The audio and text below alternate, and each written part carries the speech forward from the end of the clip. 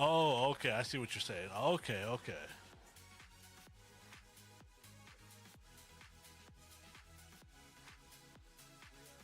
Is that Love Ness? Lovense? because he shows up Oh, after. Jade, that just gave me a headache.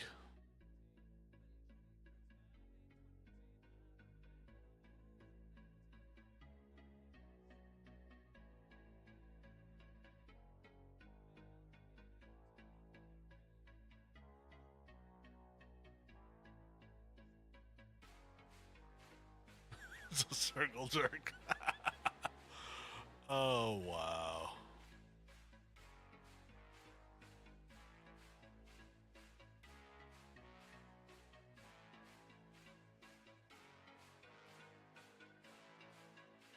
Google will know. All right, let me pull up Google. I gotta check this out. I'm not even gonna lie.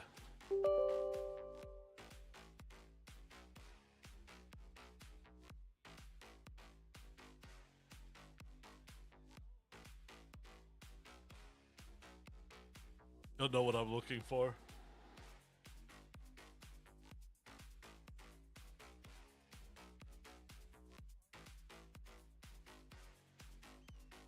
Oh, Jesus God!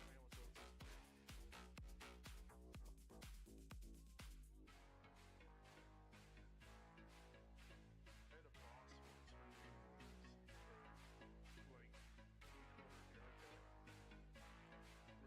right? Uma. Apparently prepared to All make right, let me look this up. he's like, no, I'm just Eric. I forgot. Very first job was called Jay.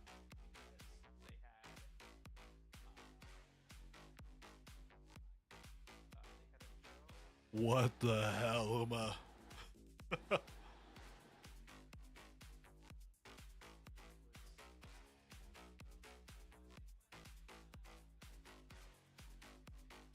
It was No judgment here, Uma.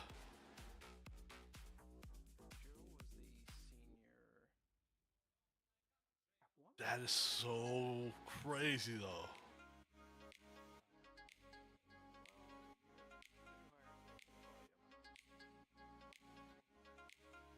new hire Yeah, I've been That here. is just, that's wild. Not even gonna lie. Which, like, that's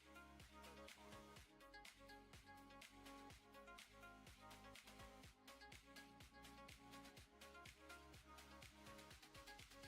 Talk to you later. Haha. Look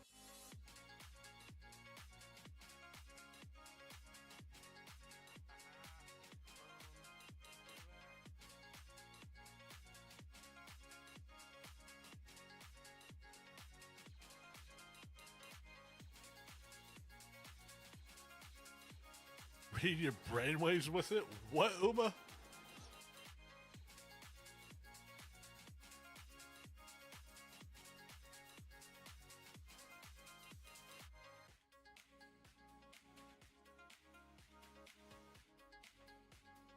It's a side project. That's an interesting side project. Do you know where the drug dealer lives?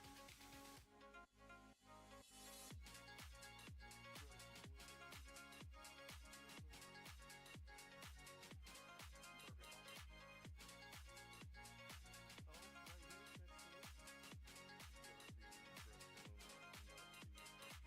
That's it. Where the drug dealer lives. That's kind of interesting, Uma.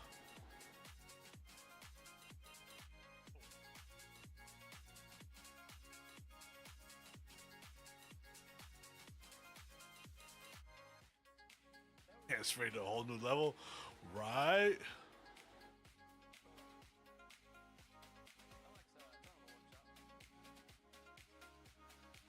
Wait, in order to use the app, do you have to be on the same Wi-Fi network, or could it just be like, oh, Alexa, turn on the workshop. someone over here can use it over there?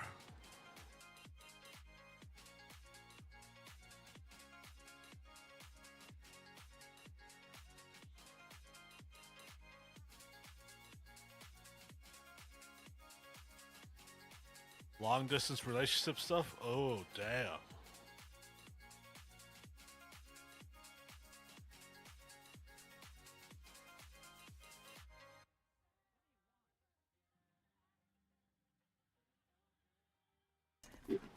All right. Oh, remote controlled ones. Oh, music stop. Let's start some more music. You're hearing T&L. Hi, friends. Welcome in. Hi, if you're new and we've not met yet. Jade Neko Variety Streamer. Alice, can you open and close the Glowforge, please? I mean, Baby Neko, can you open and close the Glowforge, please? That is I'm in the middle of... totally interesting, Uma. Open. Close. Watch your fingers. Now tap the camera on the white ring. Look on the camera. Up here. Go. Like... gentle tap. The other one. One more. One more. Perfect. Thank you. Good. You're so good at that! Nice. You're the best helper. Okay, so we're making dragon earrings on the forge. I don't even know what to think of all this stuff, Uma. That's T&L. Come on, let me share. Let me share. Exclamation T&L. That's our buddy. It's Sunday. I refuse to put clothes on a Sunday. I'm wearing my pajamas. If that's a problem for you, there's the door. It's Sunday! I stream my jammies! What's up? How you doing? The hell is this thing? Oh, shit. We forgot to do our intro song. Hey! We're gonna have some fun tonight, 'cause you can't touch my boobies. Don't be shy, yeah, it's alright, 'cause you can't touch my boobies. It goes on nipples. Oh, that was a conveniently timed statement from TNL. Something about nipples. Hell yeah, bitch. You understand? Zero shock was had at this party. Okay, so That is wild, Uma. I am setting up. I've already got the pattern done. I will. You know what? You can watch what I'm doing. Uma out here wild Right out. here. Window capture. I'll let you watch what I'm doing. Just a second. That's not the one. Wow, wow. Let's see what time What is the it. fuck is it? Is it 5:40? Oh, there it is. Yep, it's 5:40. There it is. Okay. I'm done my pattern. I'm now making copies of Lord, it, I lining them fully up, support and then I'm that, going to Uma. expand them. But chat, I So think on the we are side gonna over get here, out you of can here. see what's the engravings, what part gets Training cut, devices, what, I will you know. Totally pass So on the those. inner blue lines So, chat, we're are gonna get the out of here. engraved. Thanks for hanging out. Thanks Yeah? for coming by. Orange We're gonna find is someone to raid real fast. I think I know where we're gonna go, so just hang out with me for a couple more orange is. minutes, and Oh, we will Jesus, be I on our can't way. mute. Okay, let me turn my music on. I can't hear you over TNL because I was in there fucking around and playing. My bad. Okay, so anyway, let me turn my music back on. You can't listen to what I'm listening to because what I'm listening to is better what you're listening to, and you're not allowed to listen to what I'm listening to because I'll get flagged for DMCA's. I'm listening to Electric Callboy. I'm dancing like a ninja. Okay, so what's in the forge is black, thin eco acrylic. And we're cutting dragons as per Alice's demands. We're using the thin eco acrylic. Okay, wait. No, you know what? I want to move these up a little bit more. TNL1 raided your channel with 6 viewers. You fucker. You son of a bitch, TNL! Yay! Uma_Fuma followed your channel.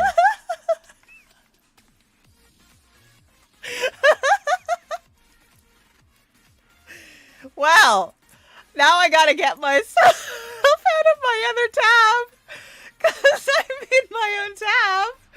Hey! Hi, friends.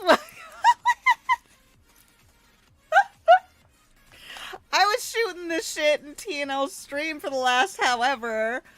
Okay, hang on. Let me get myself out of the tab. Hang on. I'm watching myself on a...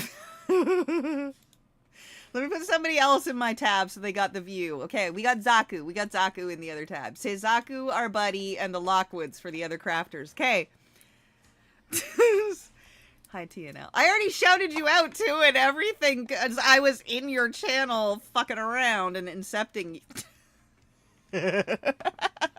I just muted it Because I was explaining what I was doing with the pattern. I finished my pattern. Wait, you know what? Here, I'll swap the screens. I'll swap the screens. So my pattern is massive. And the forge is small. Okay, watch what I'm doing because I just finished all this. Alice decided we're doing dragons. I'm in my jammies. It's Sunday. I refuse to get dressed on a Sunday. Ain't no fucking reason for me to be dressed on a Sunday. I am braless and in my PJs. If that's a problem, there's the door! Please do not be in here if you are under 18. We swear and do drugs and things. And drink and swear and talk about boobies. Oh! Did I intro song? Hang on a minute. Let's do our intro. Y'all ready for this? We're gonna have some fun tonight, 'cause you can't touch my boobies. Don't be shy, yeah, it's alright, 'cause you can't touch my boobies. Whoop. Alright. Intro song done. If I ask again in 5 minutes because ADHD and I forgot, I did do it. But we can play it again because it's fucking banging.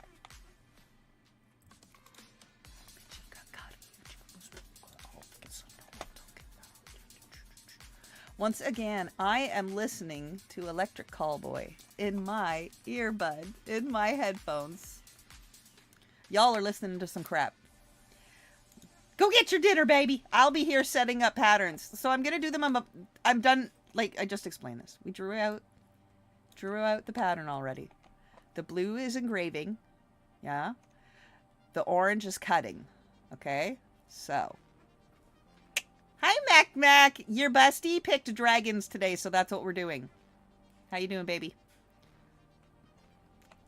Okay, so. Back to the task. Wait.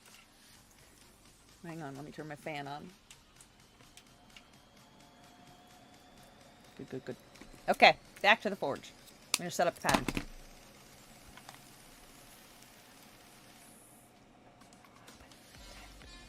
Okay.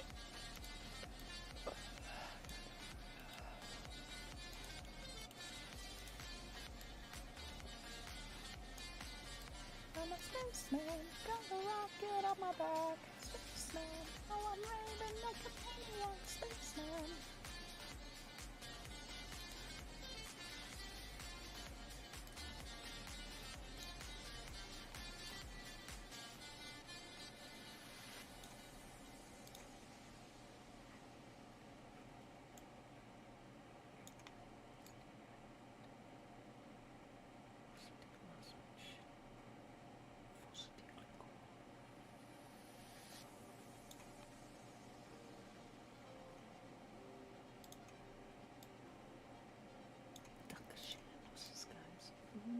Yeah.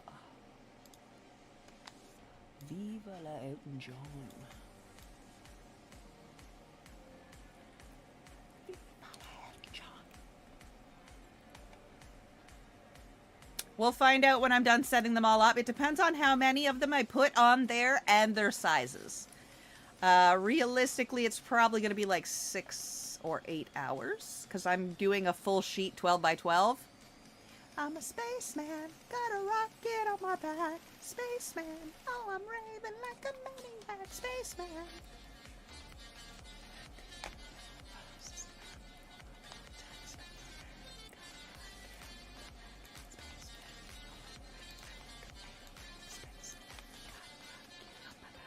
The universe is down for my rave attack.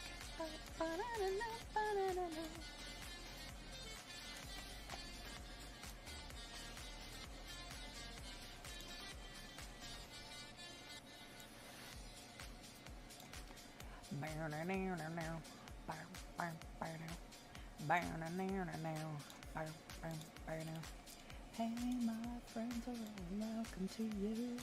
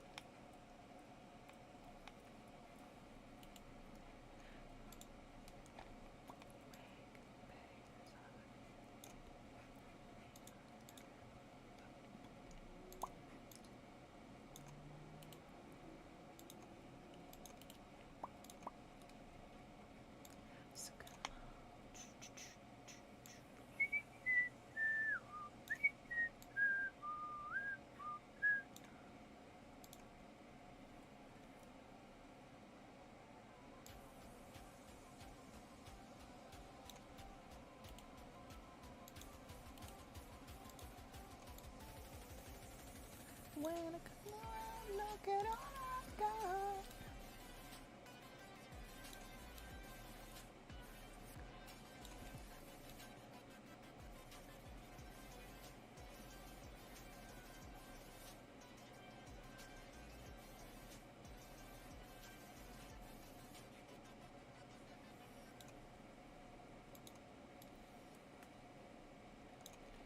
He wants to be like me.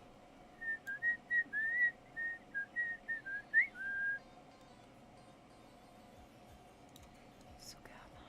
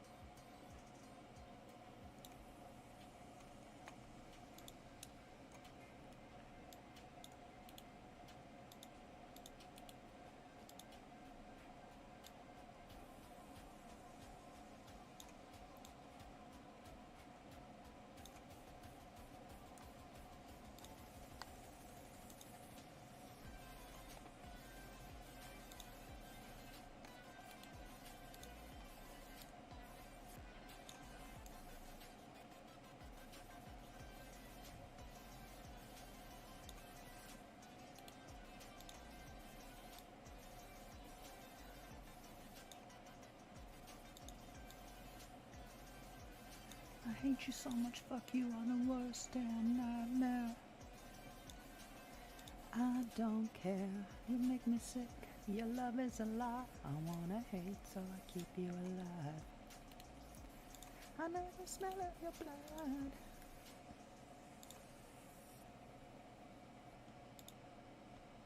Stupid sexy Flanders!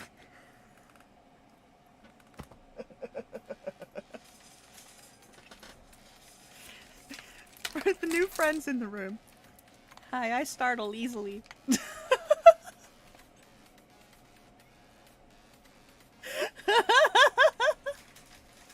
It's not that I'm scared.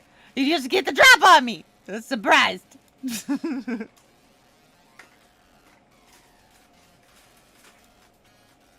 Whoa, 'cause I wanna burn them down.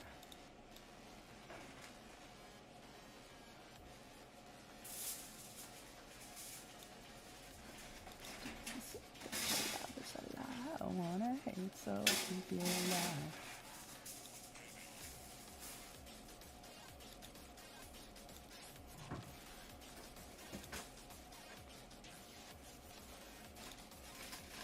You are part of my destiny.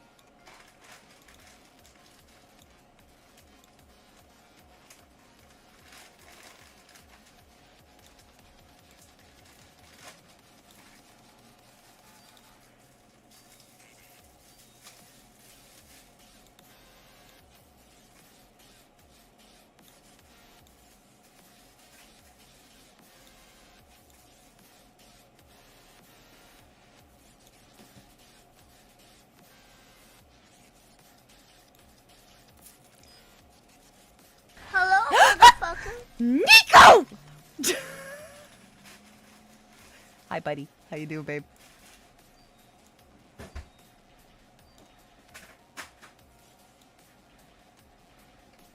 Okay.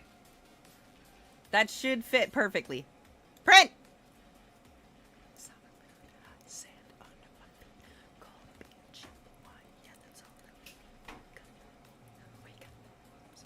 Everybody's like, oh, fuck yeah, let's do it. We got the moves. We got the moves.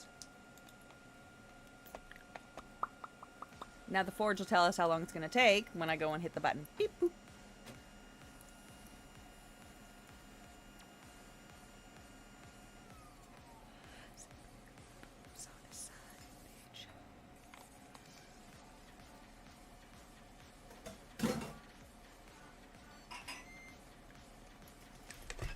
Bitch! I see that bitch, Elsabeth.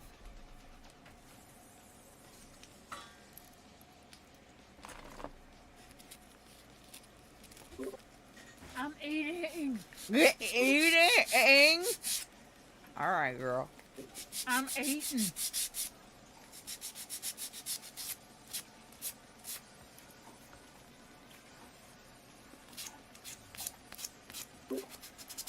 Hubby made tacos for dinner. So you're just fucking on the table? That's nice. No. Prudes. Have you thought about being less vanilla?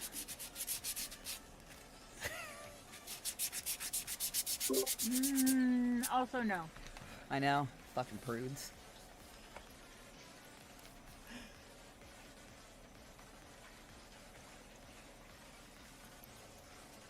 Really nice cherry wood.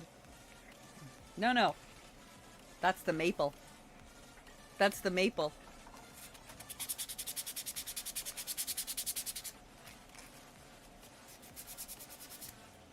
Yeah, maple. Maple.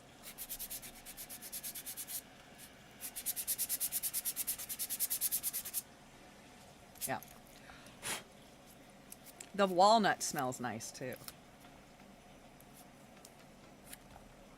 Alright, so needs a keychain and a coating. Boop. Hello, motherfucker. Fucking Elizabeth, you're in the Discord, you bitch! Hey, girl, hey. So, you remember earlier when I did that thing? Yes. So, it looks like they don't quite fit. Kind of, sort of. So, I am taking this and sticking it in the hole and making it a little bit. 8 hours, 13 minutes. Told yous.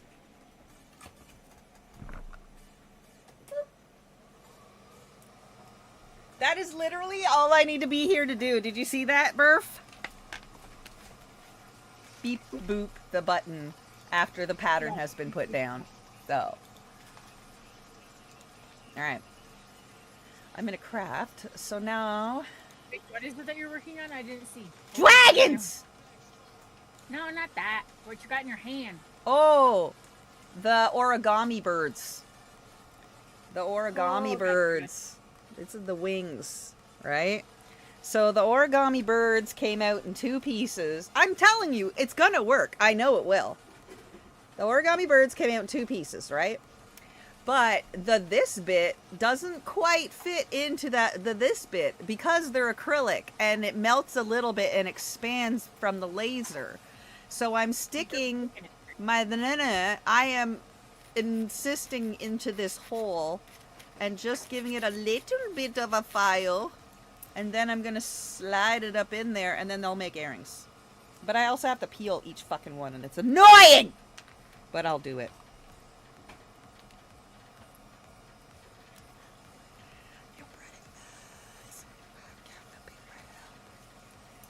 And I'm going to listen and tag Electric Callboy. Oh, you know what? We should put on something to watch. What do we got today? YouTube, YouTube, YouTube, YouTube, YouTube, YouTube. Say that cool. We were watching fucking TNL and then that asshole raided me. Fucking asshole. Had to go eat dinner or some dumb shit.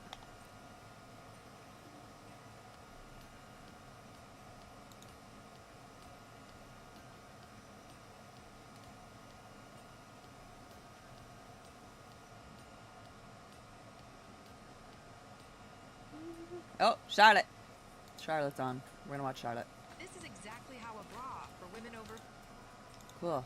Window capture. Charlotte! And every time we kiss.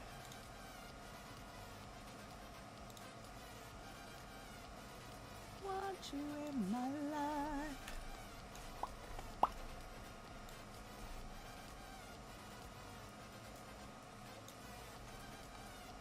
Oh, robots.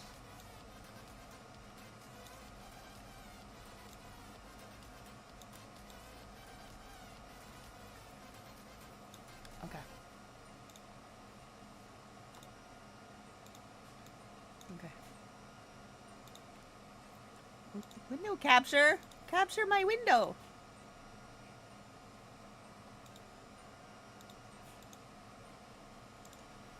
There you go. 50 should be. It's super comfortable. No. Hey everybody, welcome back. I think it's high time. We get to know each Exclamation other just a char. little bit better. So in this video, I'm going to answer questions that make me visibly uncomfortable for your enjoyment. I like to remain like a little bit mysterious. I think it's like the Scorpio rising in me. Ooh. There's gonna be some people in the comments that are like, "Why are you talking about Tyler? You talk about yourself all the time." Only within context of what we're discussing in the videos. I don't even know if I've ever done like Q&A, let alone an Ask Me Anything. So on Instagram, I asked you guys to ask me anything. No, really anything. And I'm going to regret this, aren't I? What is the worst date you've ever been on? Oh, I've been on a lot, bestie. I've been on a lot of really, really bad dates. I wrote a TV series about it. There's not a lot that I want to share just because like I've written episodes about how terrible the dates are, and more on that later because some people have asked about the series and stuff like that and what's going on with it. So I will just say one of the worst dates I've ever been on that I'm okay with sharing. I was on a date with this guy, and this is actually quite common. He did not ask me a single question. Like, it was like as if I was on a date with someone who was auditioning to giggity me. Giggity giggity. He was going on and Giggity, on giggity. and on, and after a while, I actually just like stopped talking. I was just kind of nodding, drinking heavily, hoping that it would end. And he just kept going on and on and on, and he had no idea that I was feeling like, holy crap, I really need to get the hell out of here. And at the end of the date, he actually was like, wow, this was really fun. Why don't you do this again? Absolutely not. Absolutely not. You were on a date with yourself, sir. All right, that's the only one I'm comfortable sharing. The rest, you'll have to wait to hear. Will you marry me? Sorry, I'm taken. But if it doesn't work out, I'll consider it. How are Works. you? Really? Told you. I'm okay. Yeah, I'm good. Why do you ask? Do I not seem okay? I'm okay. I swear. I'm good. I'm good. Nothing. I'm I just can't gonna paint the handle. You're lines getting with married maybe in silver. Italy, aren't you? Why do you say that? How do you know that? Hey, how are you? Okay, mentally? origami Why earring. is everyone asking that? Do I like not seem okay or something? I'm okay. I swear I'm okay. Everything's fine. It's fine. Everything's fine. I'm okay. I just opened a text from Mike and it says, I just pooped a chocolate river. Ew. Ew. When you wipe after you pee, do you lift your left leg? I'm not a dog. Why the left leg? Why not the right? Why do you want to know that? Let's conceptualize this. And now I have to think about what happens when I pee. Like, I don't know. I just wipe. I do be wiping. I do wipe in case anybody's just to clear up any rumors. What would your death row final meal be? Ooh, that's a tough one. Okay, so I'm from Calgary, right? And for some reason, if anyone's from Calgary, you would know this, but for some reason, the Vietnamese food in Calgary is like some of the best Vietnamese food I've ever had in my whole life. Tammy, my best friend Tammy is Vietnamese, and I took her to like one of my favorite Vietnamese spots, and even she was like, and she's a snob. She's a chef, and she's Vietnamese, and she's a snob. And when I tell you that she tried this and was like, she was so ready to hate it, and she did not, in fact, hate it. So I would say a spring rolls vermicelli bowl from Golden Bell in Calgary on 17th Avenue, plus a spicy sauté peanut pho on the side. How did you and your fiance meet? We met through friends. So a friend of mine was dating his brother, and I really liked the brother. Like, not like that. Like, I was just like, you're a really cool guy. Like, do you have any brothers? It was a total joke, but he did in fact have a brother. Well, 3 brothers actually, but he had one brother that was single, and he showed me a picture of Mike, and Mike was wearing this like Christmas sweater, and he looked like so happy. Mike's a big Christmas guy, and I thought he was super cute. And then, you know, I kind of like went on vacation and stuff Okay, like that. now I'm gonna and peel all these. He actually stole my friend's phone when I was FaceTiming her, and started talking to me. And then we kind of made plans to have like a double date when I was back from vacation. And yeah, we were dating ever since. Your biggest secret. How would I tell you that? I don't even know what it is. I'm kind of an open book. My biggest secret. Well, then it wouldn't be a secret anymore, my dear. It wouldn't Same. Be a secret. Do you Open book. worry about judgment from being present online? How do you deal with hate? Of course I worry about it. I honestly do kind of take it very personally. Really personally, actually. So I do take criticism, and I do try to adjust whenever I see criticism. And, you know, I always do want to, like, listen to the criticism, especially when it's, like, constructive criticism. And it's you guys that, like, you genuinely want better for me and you expect better from me. I do take it personally. But sometimes Hello, it's like, motherfucker. you can't really control what people say. Fuck you, and Silver. That's why when it comes to comments, Hey, girl. if you don't read it, it doesn't exist. And sometimes I find that Hey, like, girl. when I venture down like in the deep depths of the comment section, it's always when I'm like not well mentally too. Like I'll go down into the comment section, like the very, very bottom, and it's almost like I'm looking for the negativity. It keeps me humble. Like realistically, it does. It's like, What is someone gonna say about me today? like I'm looking for the negativity. And then I almost always get upset. So I just sort of found that like in order to be okay myself, I have to just like not spend too much time down there or only look at, you know, like top comments. The crappy thing is that I don't see a lot of the really nice things Needs coding. that people say. But I do my best to at least respond to like top comments. And Hi, girl, hi. you know, I Hey, have like girl. a 5-minute rule. Hi. I'll I'm just go gonna down try there to and clear be my down there name for and 5 say that minutes, like and it then was like that's my 5 cutoff. to I 10 don't go seconds searching before I for actually the like negativity. literally What put advice would put you the give redeem. someone who deals with crippling imposter syndrome? Oh, I have this too. I don't know. You literally started drinking in the moment that it actually showed up. It's like I wasn't supposed to be like that. I almost wore it. I don't know if it ever really goes away. You know you like to wear it. But at the I end of like the to day, wear it. you Do it on my can't be chest. I mean, grateful. what? I think it goes hand in hand with being like, wow, this is like really. Okay, neat. I'm I peeling can't all believe the it's happening birds to and me. leaving I the feel like wings that's because I better want to energy tape than the being wings. like, Or not tape the wings, yeah, paint the wings. Of course, it's happening. Maybe. To me. Let's you know, see. It's kind of like you're still humble Let me about peel it. a green But one and see honestly, if it still I don't know if fits. it ever goes away. There's been a few moments in my life where I'm like,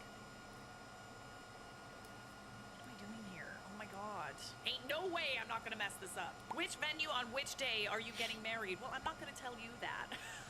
I certainly am not going to tell you that. But I will say that I'm very excited for the wedding. We haven't picked one yet. And maybe we'll take you guys along when we are looking for one. Oh, there's so many like nice comments in here. I really appreciate all the nice things everybody's writing to me. But this is about making me uncomfortable. I appreciate the praise, I do. I'm trying to make myself uncomfortable for your entertainment. Did you know that Rasputin's eggplant is kept in a museum? Is it? I'm gonna need to Google this. It is. Oh, I almost Googled Rasputin's eggplant. I know what eggplant means. Oh, it was cut off. They cut his eggplant. Oh, pickled and placed in a jar. Oh my god. Oh, that's real? Hold on. Yeah, the green ones It's on have to display be. in a St. Petersburg museum. Oh, buddy. Oh, but no, I did not know. I did not know that. That's hilarious. Green ones have Is to be this what? real? Filed. I'm so gullible, guys. Like, I'm really, really gullible. Like, what happened? Like, I don't know. green Okay, ones are listen, I'm gonna need you guys to fact check this. 'Cause that's so definitely funny. not Well, fitting. sad for Rasputin, I guess. I mean, the only thing I really know about Rasputin was You in, need to like, reduce have the you seen, size like, a little bit when you Anastasia? cut them. He was a No, very it's nice just guy. because it He was a melts scary and guy. heats up. Are you ready to be a wife? I mean, I am basically already. We're common law. Almost the same thing where I'm from. But am I ready to be a wife? Yeah. I think I'm ready. I think think I'm ready for that. I was always like a relationship girl, you know, like I kind of played the field a little bit, but it was always to like find the right guy. It was never just to do whatever, you know, like I always really, really wanted to like find my guy. I had enough fun, you know, I'm good. I've seen what's out there. How are you doing, When are ladies? you having kids? If you're having kids, Live. like soon. I Barely. don't want to get pregnant before my wedding. We'll see if I even can get pregnant. I'm old. You can't speak for What that is one. going But that's how I am. I think like after we get married, then it's kind of Yeah, like they're fair not fitting game, at all. You know? Is your hair color really all natural? Okay, so I got this question a few times. I will answer it. I feel like I've said it before, but so I think during COVID I started getting like grays right here. And this is like, I think like a lot of people, it's just like the stress, you know? Like Oh, the they stress. will Both fit my through, but you gotta grandmothers had red force hair, Okay, so one a little grandmother bit. went completely white by 40. Well, that's good, and 'cause then another they're tight and they grandmother won't didn't fall even out. have all gray Yeah. hair when she died, and she was like 94. If you haven't seen this picture of me, you know, when I was like a little kid, I've shared it a few times. Me as a naked baby. I don't want to put up on the internet. Let me see. Where is it? This is a picture of me when I was like 5. So you can clearly see I have like strawberry blonde hair. As I got older, hair started to turn a little more auburn, so it was always like ginger, it was always like red. And then I started getting like little grays here, and you can see it like when I put my hair up and stuff like that. I get like a toner, so it's kind of like a semi-permanent hair dye that doesn't like, I don't need to like bleach my hair or anything. And then I use like a conditioner when it starts to like grow out a little bit, and I put like the conditioner just like kind of like right here and like on the roots. But then it does like fade over time. So like what you're seeing is kind of like, yes, it's ginger, but it is like, I do brighten it to make it like more ginger. I wish I didn't have to, honestly. And I guess I don't have to. I can kind of just like embrace the gray. I'm not ready to. I'm not ready to, okay? I'm not ready to have gray hair. How are you doing mentally with the preparation for your wedding? Ooh. No, we're doing good. Things are like coming along. There's been like little issues here and there. I honestly think it's about to get very, very intense. Just because we haven't made any of like the larger decisions yet, and I have a feeling it's gonna like Shisa is going to hit the fan, you know, like just explode. But trying to enjoy it. God, it honestly hasn't hit me. Like I've had lots of things going on lately, and like it hasn't even hit me. You know what? I'm gonna try and enjoy it a little more. Thank you for the reminder. I know you didn't do that. You didn't remind me of that, but it's like, oh wow, I should be excited. What was the stinkiest fart you've ever had? Okay, so I make. Do I want to answer this? I make this like stir fry that my dad taught me how to make. It only has like 4 or 5 ingredients: soy sauce, chicken, broccoli, bean sprouts. I think that's it. And mushrooms. Oh, love the mushrooms. So you kind of just like make this stir fry. And the first time I made it for Mike, I put in way too many bean sprouts and broccoli. So come to think of it, I had only made that stir fry when I was living alone. So maybe I didn't realize like how bad how bad it is. God, I'm embarrassed. But I would say after I ate that stir fry with the excess bean sprouts, that was, I would not recommend that. Like, best date you've had with Mike so far? We had a few really, really memorable ones, but I guess, well, obviously the day we got engaged was one, which we will talk about. Waiting on the black lines. But I would say, other than that, I don't want a for silver on Valentine's some of them, Day too. Last year, Mike surprised Hey, me with a you trip tell New her to York, come craft with and us. went We to want her. One of my favorite restaurants, which is Give her Carbone to us in too New York, now. and it was like kind of the first trip Let we us ever went on together. filth We went her to up. Carbone, and it was the first time I had ever been I need there. what? And like when I tell you the spicy rigatoni at this Carbone, like it's the best comfort food I've ever had in my entire life, but it's like bougie comfort food. That's all I order when I go there. So yeah, he surprised me with a trip to New York, and I cried. So yeah, that was the best date I Give me your girlfriend! Are you available for birthday parties? I'm not. I used to. Me I fail used to English? Dress up That's as impossible. At children's birthday parties, the things I did when I was a struggling actor. Hi, I They love were you. aplenty. And How you doing, I don't Snacky really Pack? look like Elsa, but I can kind of sound like her, and the kids would just be like, "You're not Elsa. You don't look like Elsa." How I'm like, dare you I come know, to I know, the I don't look like chat. Elsa, but I can sing like her, which is the only thing that matters. Arsenic. Do I need to do it? Do I need to do it in? Oh, God, I haven't warmed up. Let it go, let it go. That is the best I can do. You know what? Hi, I love Never wanted to you. do I that. That was love them. terrible. I swear, I can sing like Elsa. I About can sing time like you Elsa. graced us Oh with God, your I'm presence. so uncomfortable right now. Sorry, I It's had making it worse for food. myself. Will we ever be able to watch the And watch Swipe Life? anime. My hope is yes. You haven't been here in yes, days. there are things happening with it. I've been that I doing can't schoolwork, which I'm share still doing entirely because yet, 'cause, like, I 4 don't wanna classes jinx it. pass. But I will tell you that they're all good things. And it's You're not gone doing my pretty much fucking farther witch than thing that I ever thought want it you would to go, bitch. but, You know what never happened? know. Like, you honestly never know What? these things. Like, You weren't people in here to buy remind me, ideas and then, and I have ADHD, and you know better. it's called killing the script or killing Damn. the idea. If you watch the studio, it does happen where they'll buy the rights to something and then kill She it. knows So she you knows just better. never know. You never know She what's gonna knows happen. she knows better. She was in a fucking room with me for a week. She knows she knows better. And show you guys something I made, 'cause I'm super proud of it, and I've gotten some really good feedback on it. I'd love to Whatever. show you guys. She knows she knows Are you going to better. share If wedding you are stuff not with here us? to I'm remind curious me, and that invested. squirrel I'd love left. to. That I'd squirrel love to. left. What would you like to That see? squirrel you were talking to Video and made ideas, plans with, wedding they ideas. left. How many poops per day They are left. acceptable? So rude. There is a pack of squirrels that lives in my brain, and you make sure you're talking to at least 2 of them. I wouldn't necessarily say You it's talk to only one. That guy left. He needed to get a coffee, unacceptable poo. Sometimes it's like kind of and then he Right got there, the so coffee many and poos got Mike distracted has. talking to Val. Sometimes Mike has like way more Yep. than me, Nope. and I'm like, how do you? I know you got distracted talking to Val.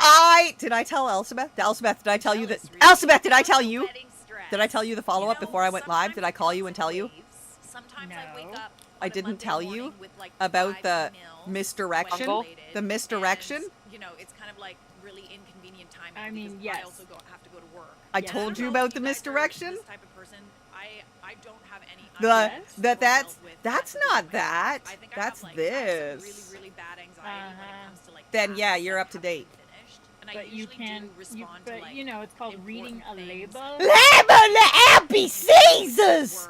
I did my alphabets at one's points. Sometimes because I have to deal with all the wedding. I knows stuff how to read. beforehand.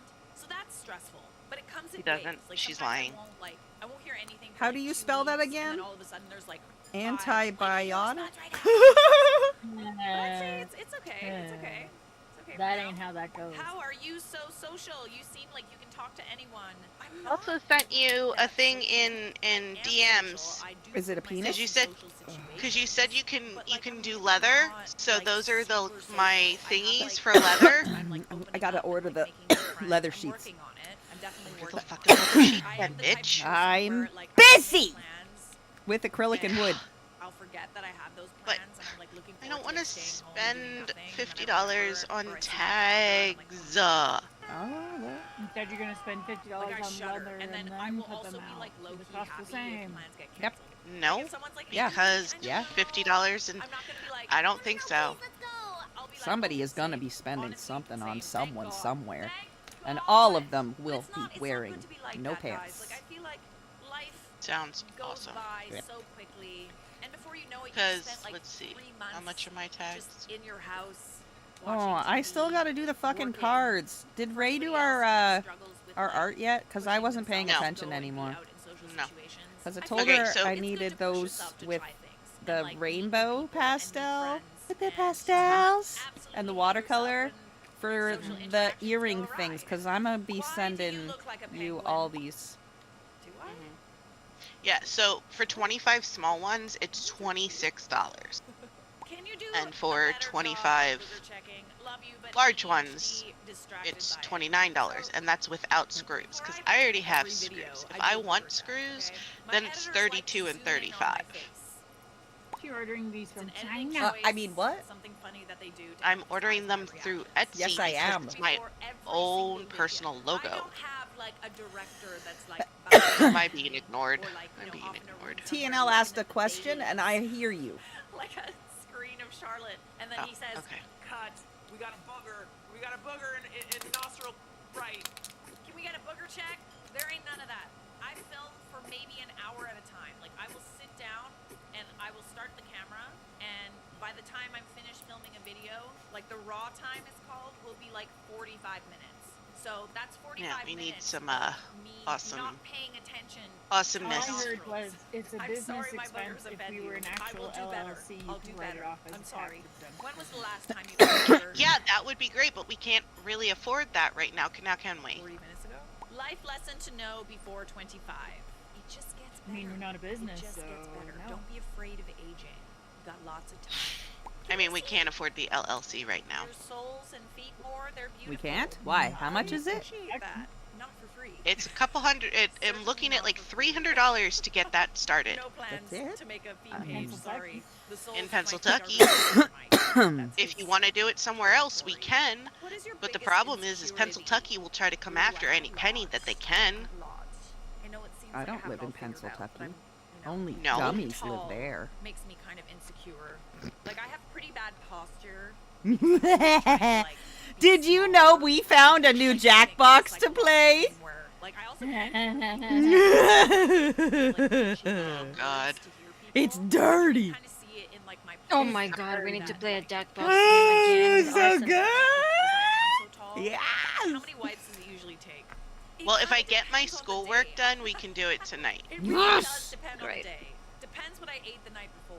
I'll leave it at that. Get your fucking Most schoolwork embarrassing- done. I got 8 hours on the working on cutter, it. so you just do But your homework there's while one you're thing chatting that with your happened to me bitches. when I was, like, a very I'm gonna young try and do child that that right still now. haunts Weep, me to whoop, this wop, day. wop, I need a beep. I was in vacay. ballet, Somebody call and him I sick wanted for to like me. perform I my, can. like, ballet recital at the Bait, school bait, bait, talent bait, show. bait, So I bait, wore but this, you like, sure you want me dress, telling them you're you never know, coming I had back? my, like, Because that's what I'm gonna little tell them. stockings, No. but Well the then, stockings don't ask me to were do it then! blue, and I have needs, and when I was those needs performing in are front of the whole Bursa-Burf school, based. everybody Thank you saw very much, my skirt doctor. went up and everybody saw my underwear. And when I tell, like, Aw, imagine damn like it. a 5-year-old kid Damn and it, you're on fine. stage in front of everyone, and literally Alice, the you whole got a school, bean. Like You wanna do the 600 bean? Kids are all laughing. Hey, Imagine.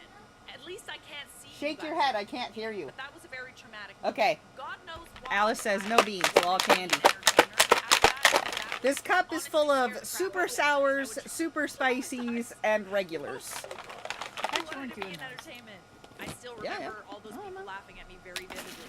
What is your embarrassing poop story? Everyone has one, don't lie. Oh, there's a lot of poop jokes in here. Ah! Like, poop Sour questions. Why do you lemon. know about my poop so bad? I ate some bad oysters once. I was on my way to dinner. It was at a fancy restaurant, and I trusted a fart. Let's You're just say welcome, I baby trusted a fart. girl. I should not have trusted that fart. We'll leave it at that. Can you stop believing anything the tabloid and the stuff media says? Take one of my candy. Do I That believe do I not don't hurt really my like teeth. about, like, tabloid You gonna stuff do your I bean? am. No. Sure, I'll do better. Thank you. No. Hello, Alice. How do I bag Hi, like Alice. you? Do Oh, not let the her way you bag a bag, hurt my teeth. I would say, is Hi, Alice. take some comedy lessons. Don't Hello, Alice. Hi, Alice. like, She laughed. at all. Gotta be That's a nice charming. face. And kind also works too. Like, don't just like treat people like shit. None of I this just like want to negative braid her stuff. hair. Okay, don't try and knock. Am I a gonna baddie bleach her down hair or and my get to hair? your level, if that's how you feel. Braid. But I would say Braid. make her laugh. Learn Braid how to it. make her Oh, laugh. braid her Braid hair? it. I'm not, I can only do regular braid. I don't know how to French braid.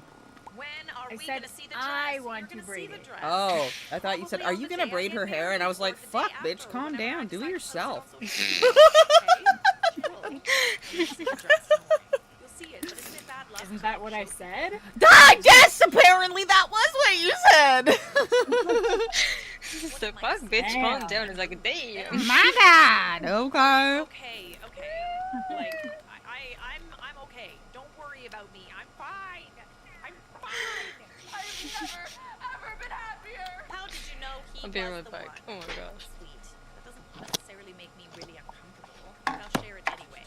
I would say he didn't make me, like, nervous, you know? I always felt, like, super calm around him and comfortable. And, like, you know, the embarrassing poo story that I shared, I told him that on our, like, second date. And he didn't run away. That's a good sign. If they give you, like, anxiety, I don't think they're right for you. I broke up with my ex because she said you are ugly. I mean, that's not a question. It's not a question, but I appreciate you having my back. I'm in love with your glow up. Oh, thank you. How have you been able to get more fit? Well, just like moving your body more is good. I started lifting weights like a year and a half ago. So I do that twice a week. I walk more. And I would just say protein instead of snacking on like carbs.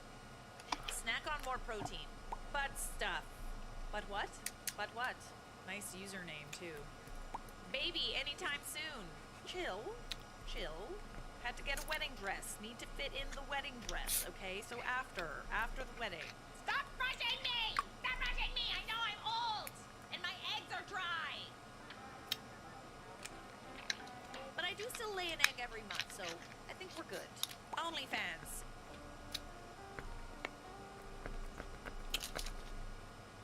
No. Have you lost a lot of friends since recovering from people pleasing? I'm proud, by the way. Thank you very much. Yes. The short answer is yes. I have lost friends. But I'm also a lot more at peace. Like to the point where I'm kind of bored. I feel like that's a good thing, you know? It's nice to be bored. Did you have some drama with some of your wedding party? I did. Still pending drama. There's always a little drama. Nothing I God, can't you're so handle. fucking loud. Hopefully it'll resolve itself. If not, that's totally fine. How big are they? Or what? How big are what? How big are what? What? I am done with it, okay? Sorry. Deep breath. Out. It's loud. In. Out.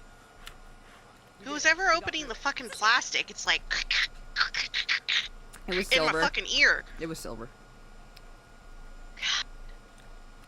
Everybody, welcome back. These are some unhinged mother-in-laws that are on another level. Arsenic is stressed out. She fancies work does that to her. Work homework. Yes, that I unalived my kids because I wouldn't speak to her. Story time edition. I was divorced for about 2.5 years. My ex-husband had lost. No, I don't like these fucking classes. I just have to do them so I can get the pretty piece of paper that says I get to make more money. Went ahead and called CPS, and I look at my phone. I'm around town, like just kind of doing some errands or something, and I want to make more money, but I don't have to get the fucking stupid piece of paper. There are 2 officers at the front door who are ringing the bell or up and pull 4 other police cars, right? So I'm at this point really concerned. Like I don't know what's going on. I'm trying to get the phone to walkie-talkie to them, and I get a phone call from one of the officers, and she says that my ex-mother-in-law told CPS she thought that I had hurt my children or unalived them because she had not seen them in weeks. My ex-mother-in-law saw the kids one time the entire time I was married to her son. 5 years. She never FaceTimed them. She never asked how they were. She didn't ask for photos of them. Nothing. When we got divorced, all of a sudden she started to pretend like she cared. She would start sending packages with like some clothes in it, something for the kids, and a card that was like, Gigi loves you. And if I would move and I didn't give her my new address, she would find a way to find it and send me stuff as like a, haha, I know where you live. Tell this officer. I go, well, first of all, my kids are fine. Here's the schools that they're at. Here's their name, their teachers' names. Have somebody go. And I looking at the screen, I can see a cop pulling off, 2 cops peeling off to go to each, the daycare in the school. So, the officer that I'm on the phone with, I go, by the way, she has not seen these children in 2.5, over 2.5 years, probably 3 years at this point. I don't speak to her. I'm coloring the wings on the black ones. And the officer goes, oh, yeah.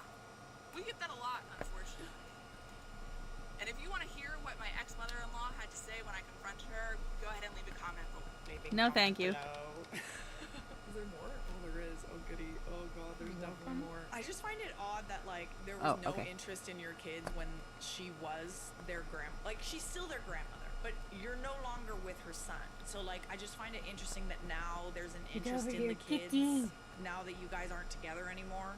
They should press charges for false claims like that, especially if they get it a lot. Yeah, I find that rather odd. Like, false complaints like that, like, you can weaponize the po-po. You shouldn't be allowed to waste the time of police officers. I would imagine it's kind of hard to, like, mitigate that, like, what is wasting time and what isn't. But I would say this is high on the list of what we would call wasting a police officer's time. I have to hear what she said. Ooh, this will be good. So I emailed my ex-mother-in-law, and I said, you have got to trifling to think that you're going to pull this off on me. How dare you? Why would you ever do that? And her response was, you don't FaceTime me 3 times a week with the kids so I can see my grandkids, and I'm their grandma, so I'm entitled to that. No, you're not. tell you that the screw you that came out of my mouth when I read her email response to me was so loud. FaceTime you? You gotta be kidding me. This woman held an intervention to tell my husband, who I had a baby with, that the baby wasn't his and he should leave me. Their whole family held an intervention when I was pregnant because they didn't think it was his baby. Oh my goodness. Why? Why, you ask? Did they not think it's his baby? Because I felt kicks at 17 weeks pregnant instead of 20 weeks pregnant, like it says on Google. Google. So I'm lying about the paternity because of something that Google says about when you can feel babies kick. So grandma, who doesn't believe these children are her own, wants you to FaceTime her 3 times a week so that she can speak to the children who are supposedly not her own. Did she make you take a paternity test too? Grandparents are entitled to nothing! And I'm a nana. I work for my relationship with my grandkids, literally. Like, imagine if grandkids, like, unless you are... No. Like, I feel like unless you're actually the guardian, like the mother and father of the kids, grandparents are literally entitled to nothing. You are not entitled to Those kids are only 1/4 of your DNA, or according to you, they're not related to you at all. Nonna. This person says, if you feel you're so entitled to something, take me to court, see what the judge says. Literally, like, no judge will allow that. The judge will literally laugh in your face. How are you not embarrassed? So I emailed her back, and I said, your son hasn't seen his kids or spoken to his kids since they got diagnosed with autism. Because he's dirt. He's literally trash, and he's disgusting. So don't you dare, first of all, pull this crap. Don't you dare ask me to FaceTime you at all. I don't care if it's Christmas. I'm not FaceTiming you. You're not my mother. You raised a terrible human being, and if you had raised a good son, then you wouldn't have this issue. You'd see the kids because he would have 50-50 custody. So if you want to see your grandkids, maybe you should go back in time and raise a son who's not a POS. Okay? And by the way, why don't you send him a message? He owes me like 10 grand in child support. If you ever dare to try that with me again, I will tell the police that you filed a false police report and I want to press charges. And you can sit in jail. You should do that anyway, girl. And I got no response after that. So I'm surprised you haven't filed a false police report anyway. Like, why not? You should be doing that regardless. Camilla Alves just revealed that Matthew McConaughey's mom basically put her through hell and tested her at the very beginning of their relationship. I'm just gonna say this right now. Matthew McConaughey.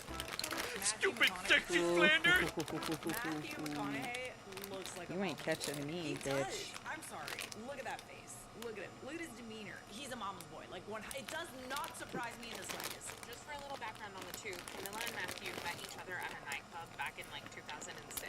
They were together for 6 years and then they got married and they have 3 children together. But like I said at the beginning, when Camilla initially met Matthew McConaughey's mom, she was basically a monster-in-law. And if you're wondering about the types of things that Mary Kathleen would do to Camilla at the beginning, well, she went into more detail. She said that when the entire family would get together, Matthew's mom would make it a point to call Camilla by Matthew's ex's name. This wasn't just a one-time thing.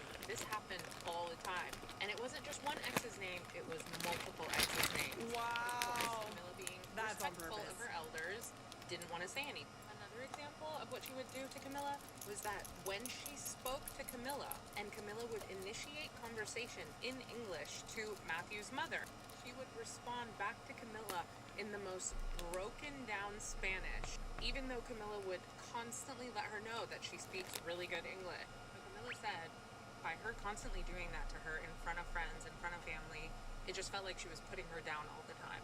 Basically, their relationship was very rocky initially, but things actually changed when Camilla invited Mary on a business trip with her to Istanbul.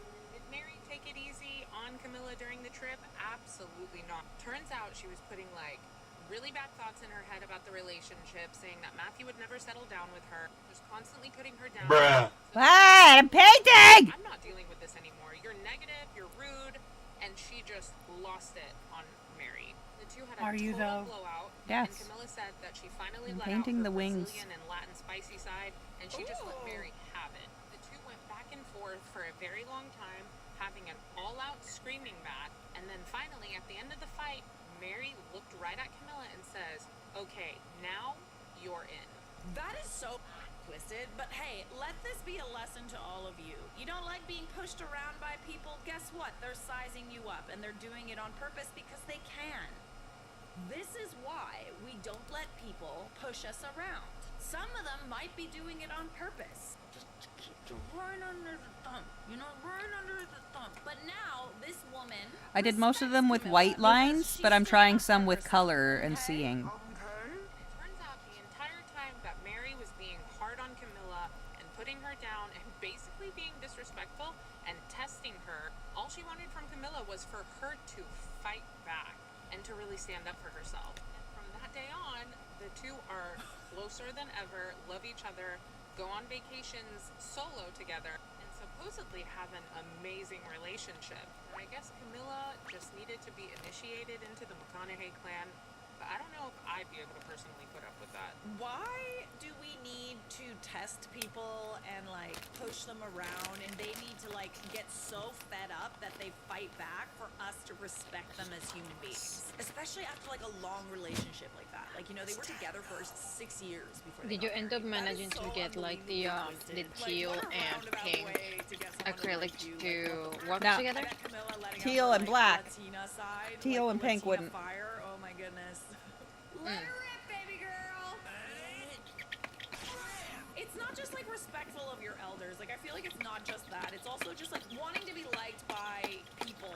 You know, like not You wanting gotta to have like, a be back. disagreeable. You know, not putting up boundaries and stuff like that. Like not asserting our boundaries. I feel like people do that because it's just like we just want to be liked. All right. But at the end of the day, I if need to it's peel at the the expense of birds. our own happiness, like it's not worth it. Tell me your husband's family doesn't like you without telling me your husband's family doesn't like you. Okay. All the females decided to wear black funeral dresses to our hot late summer wedding. Oh my goodness. Oh, look at that. Oh.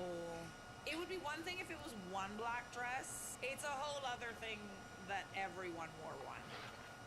You're not slick. You're not slick.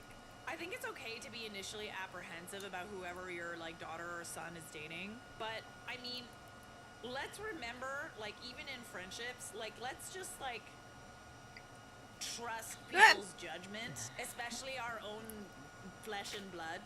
If they love somebody, then that should matter to you. Get someone to change the dress color in the photos and send them out to them as a gift. Oh my goodness, what a beautiful dress. Makes you wonder why they even bothered coming if they didn't support his choice who he was going to marry, literally.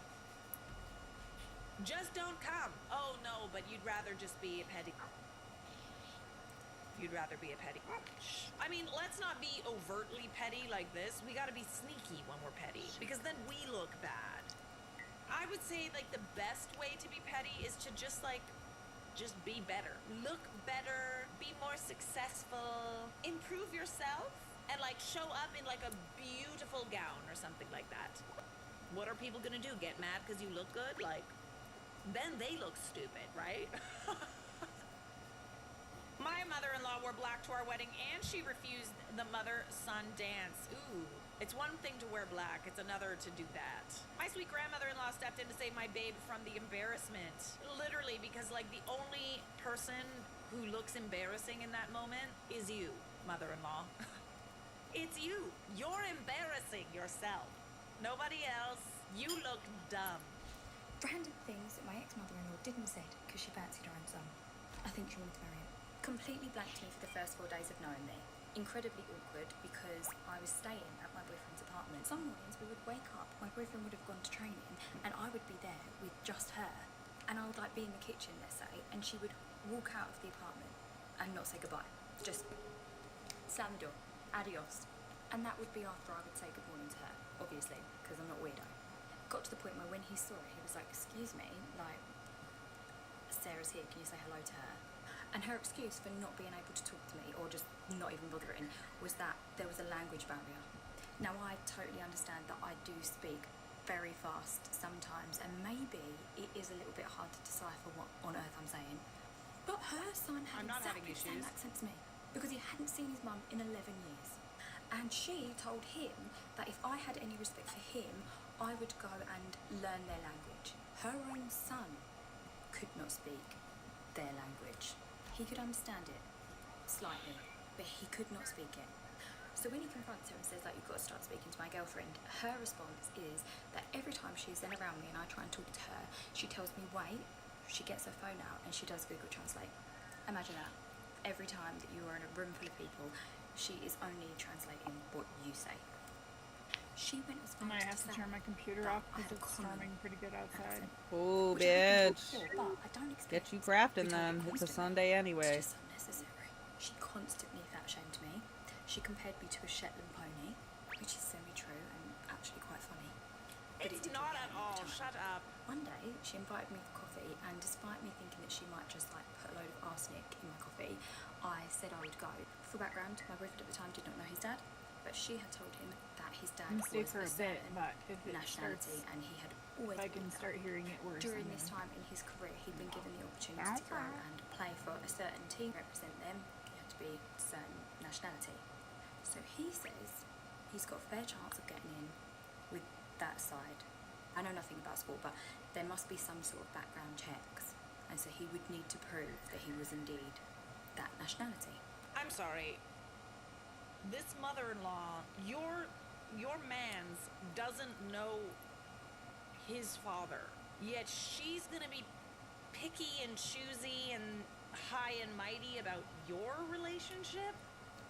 And also the fact that she doesn't have, like, I'm assuming that she also doesn't have a husband, by the way that you're talking about her. Yeah, she likes her son a little too much. At this coffee, she tells me she had lied about where his dad was from. Oh, what I'm an shaking. exemplary I can't vividly person. remember because I felt I was devastated for him, and she tells me not to say anything. Now I know some of you are going to think I'm wrong for this. He's gonna but know.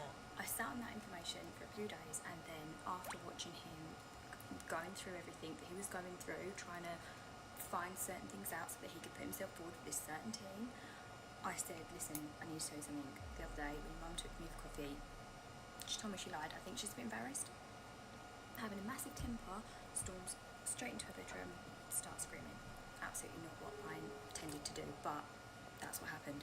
Maybe I was wrong for that, but I don't think you were wrong for that at all. I mean, I'm sorry. It seems like this person does not exactly have your best interests in mind, nor do they respect you. So why would you keep the secret that's going to result in your man's being incredibly embarrassed and getting rejected from his dream? You have literally no loyalty to her. I'm sorry.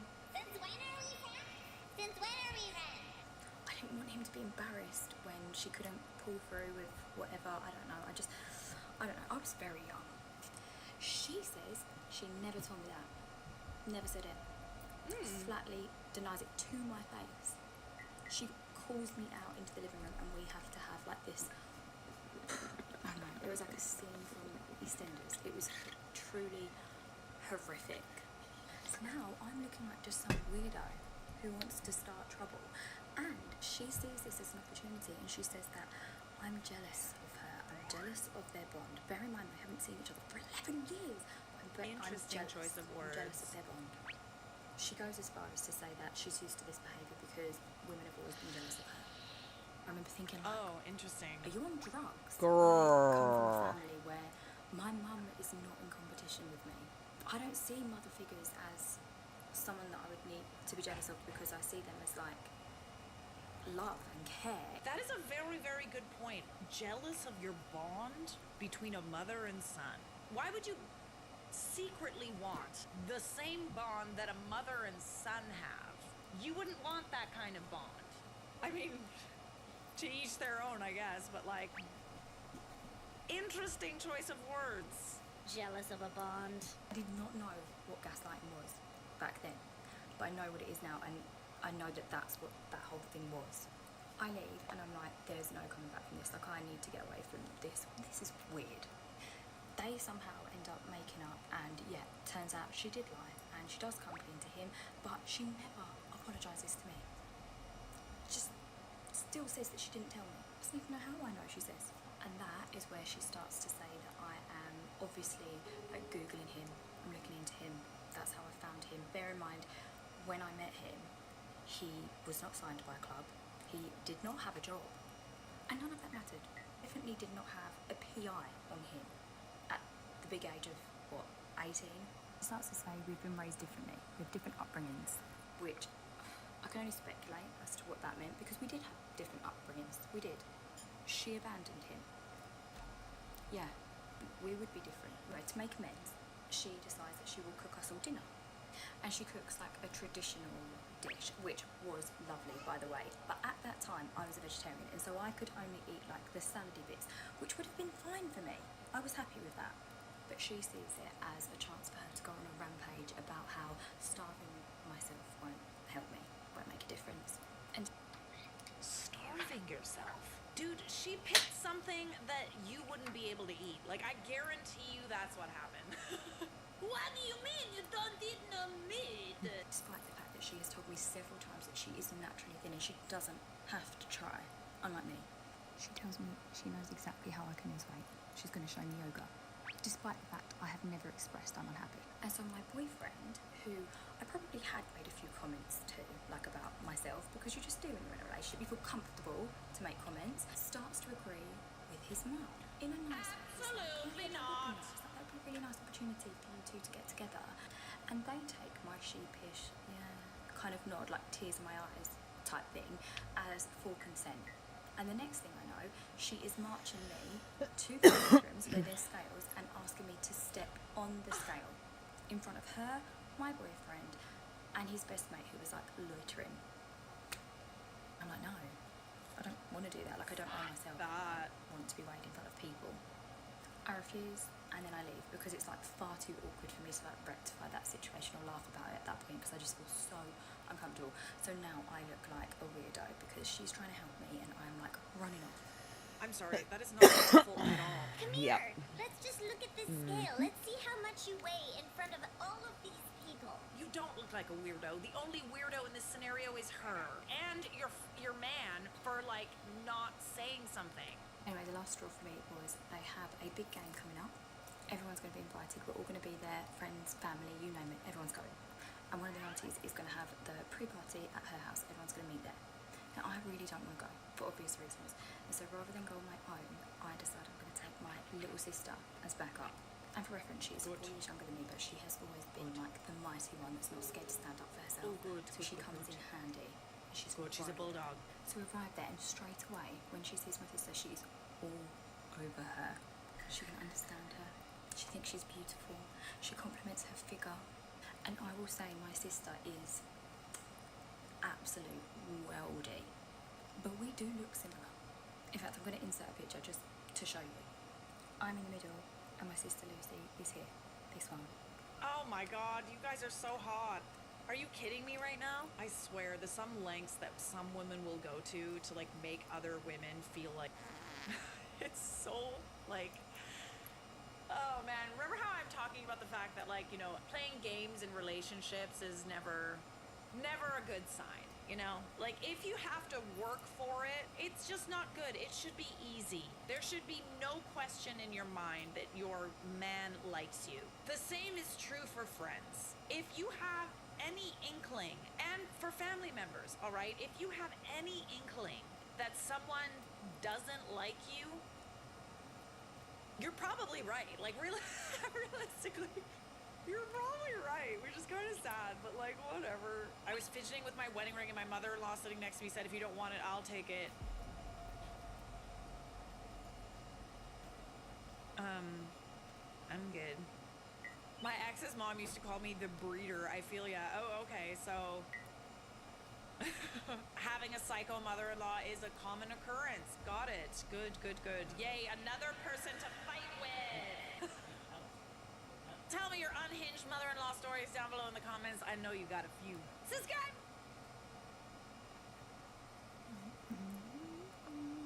We're letting Charlotte roll. Hey everybody, welcome back. Today we are reacting to some in-law wedding drama. I love it.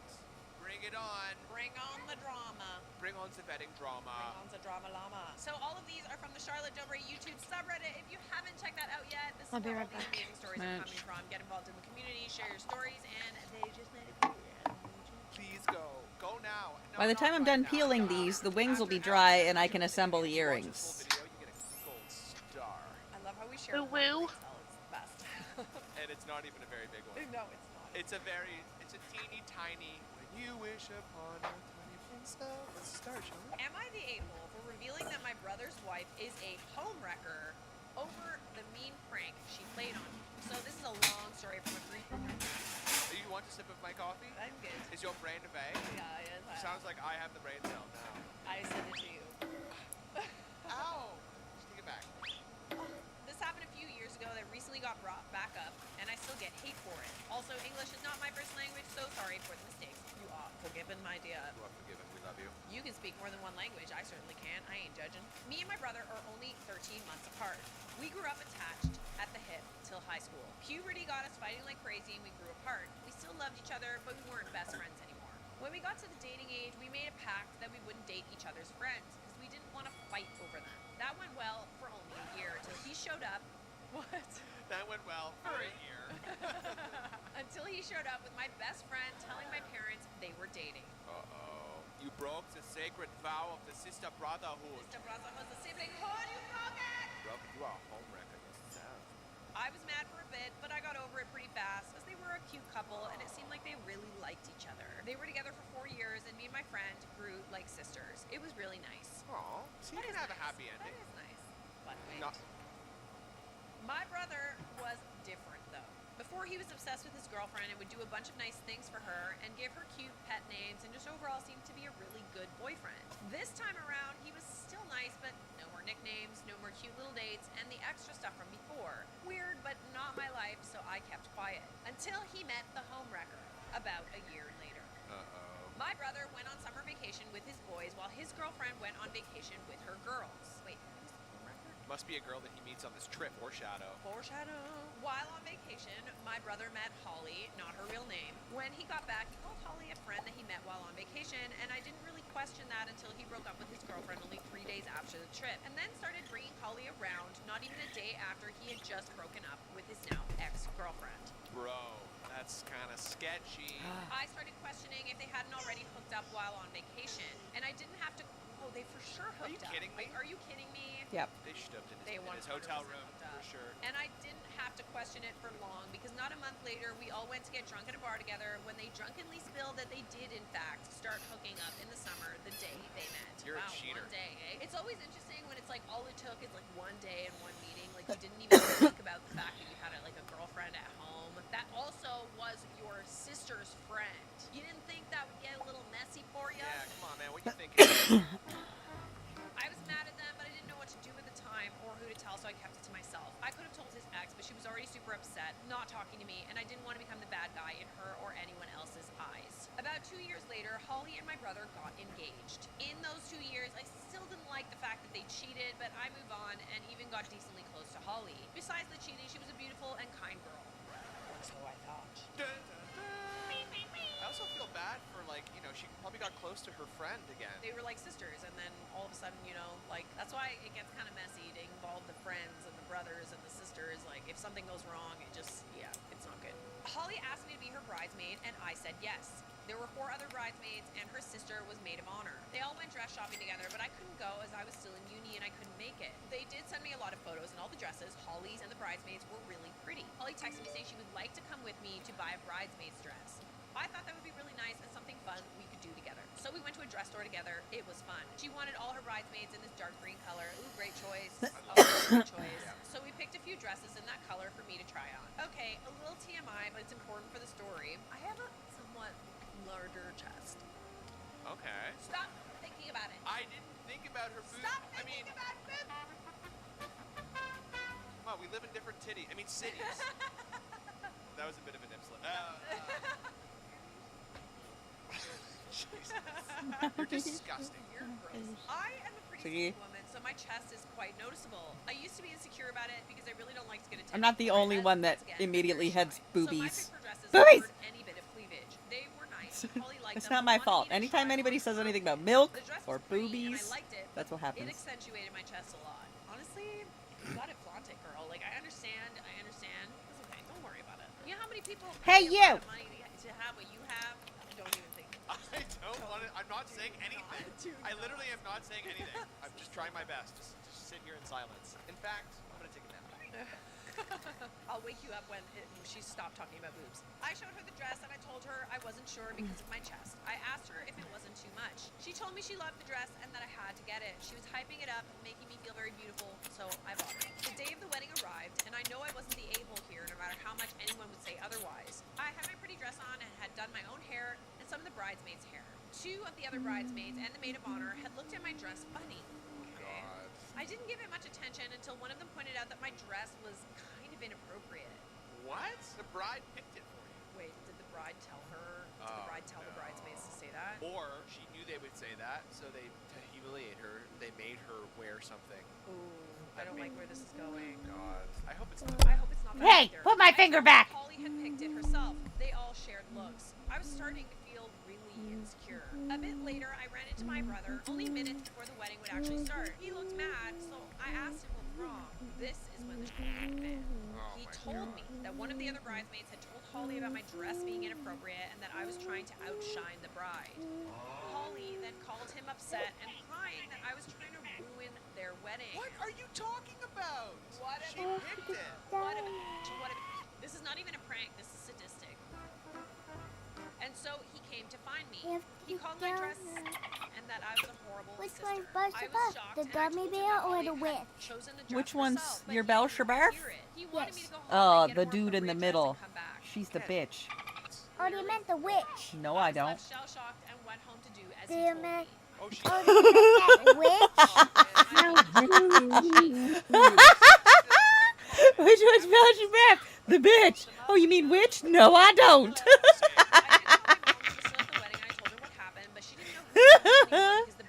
You're not wearing shorts.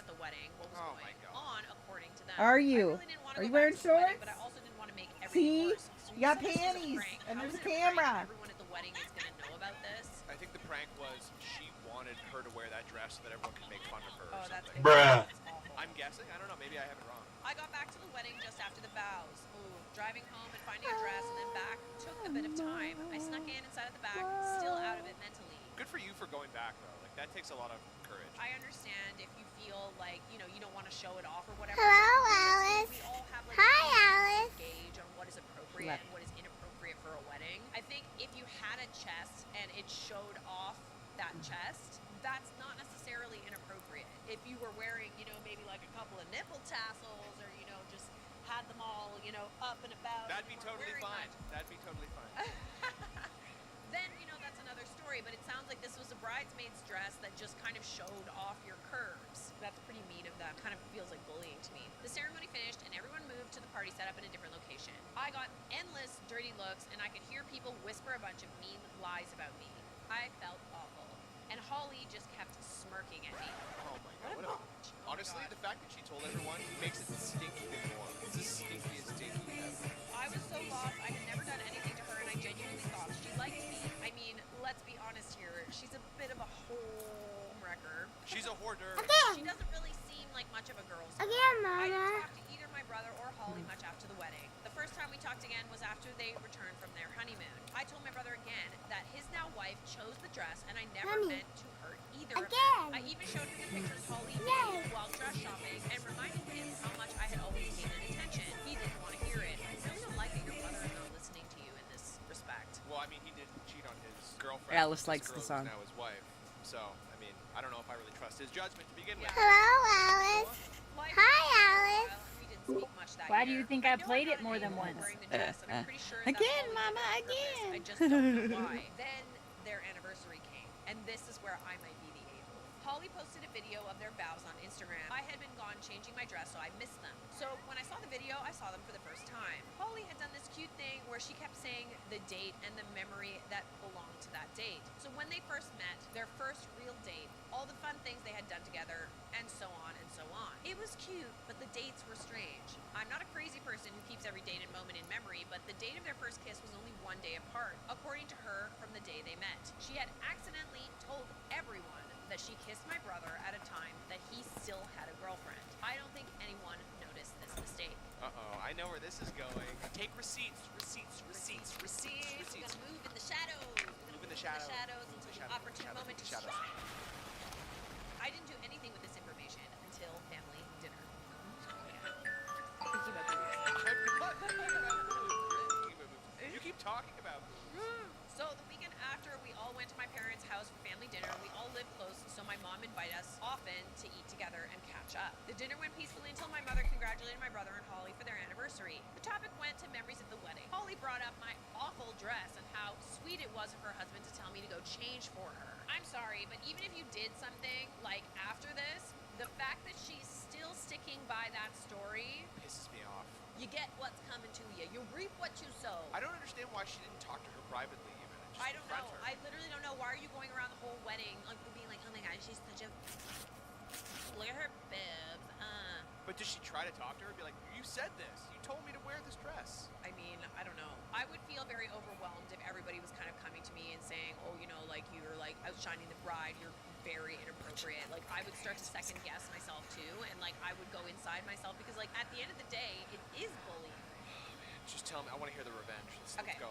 Let's hit it. So I was mad, but I expressed my feelings about the matter so much already, so I just ignored it and said drank a little too much wine. I wasn't drunk, but I was definitely tipsy and mad. I had been the bad guy all year, and I was over it. That night, I scrolled back to the wedding vow video and made a comment tagging my brother's ex and asking her if she had known that he had already been seeing someone else behind her back that summer. Oh my god.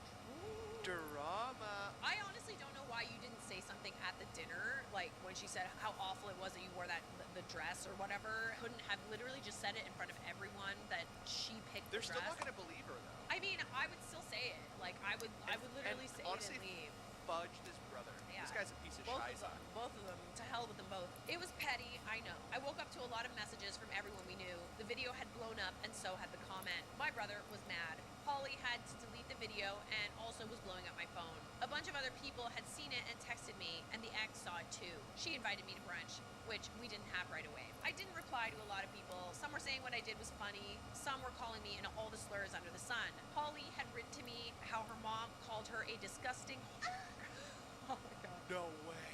So no one knew this? I guess she just found out, yeah. No way. Her mother was cheated on by her father, who then left her with Holly when she was only a small child, which was sad, but also kind of not my problem.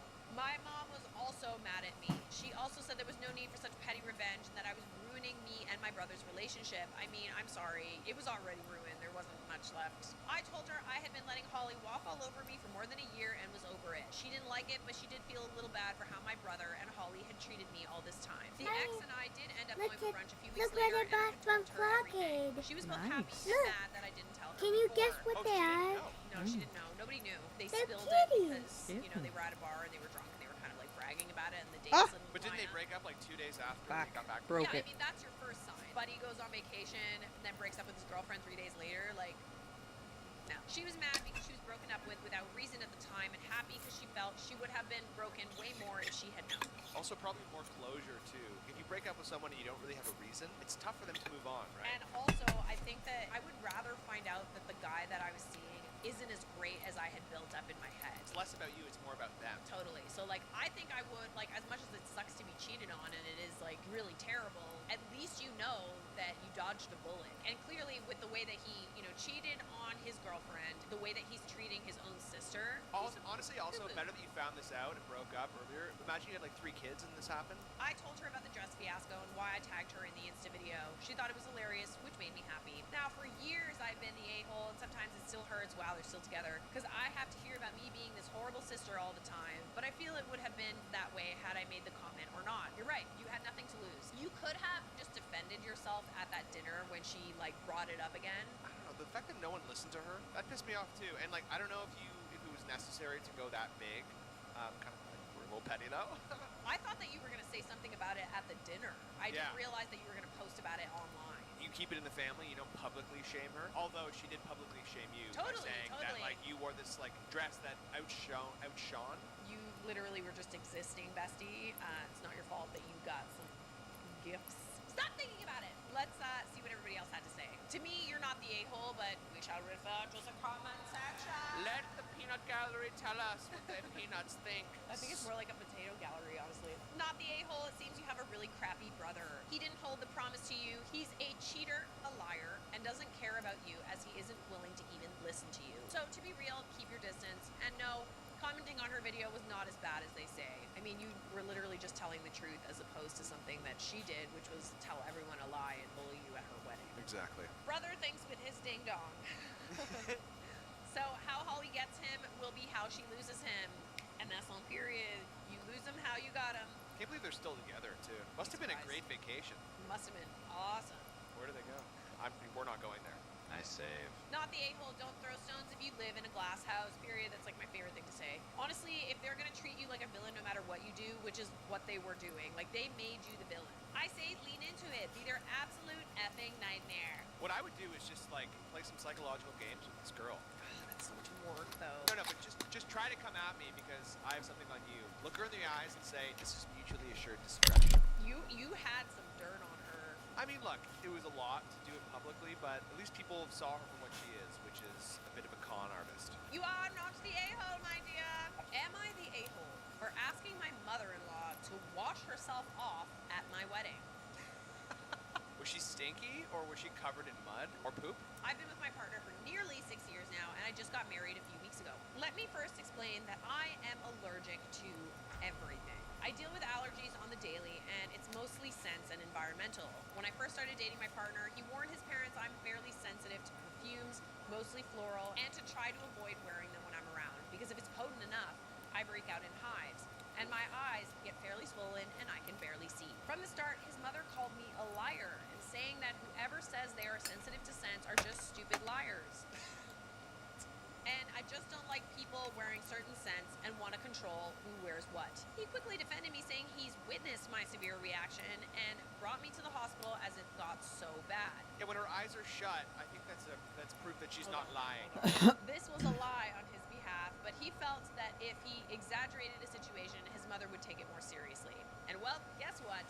She didn't. Every single supper we had at their house, it smelled as if she bathed in perfume before we'd come over. Time and time again, she would witness my allergic Alright, I'm reaction. gonna let them dry a little more. And either ignore it or blame it on the alcohol or the food. Let me make this clear, I have zero food allergies. They all know this. Anywho, I stopped attending all the weekly dinners as I didn't want to put my body through this exhausting full body reaction whenever I see them. Yes? I have a question. Part of the story kind of confused me. You said that you faked the hospital visit, but she does have reactions to the perfume? She does have the reactions, but she doesn't go to the hospital all the time, okay? But why did he lie about it? He lied about it to make his mummy To make it seem Make more her shut up. dramatic? Yeah. Okay. So dramatic. And does she actually bathe? Or is that just like a part of the story? Maybe she just takes her spoyans. Okay, continue. Thank you. My partner told him this, and his mother told him I wasn't the girl for him, because the girl for him would suck it up and accept his mother as she is. To an extent.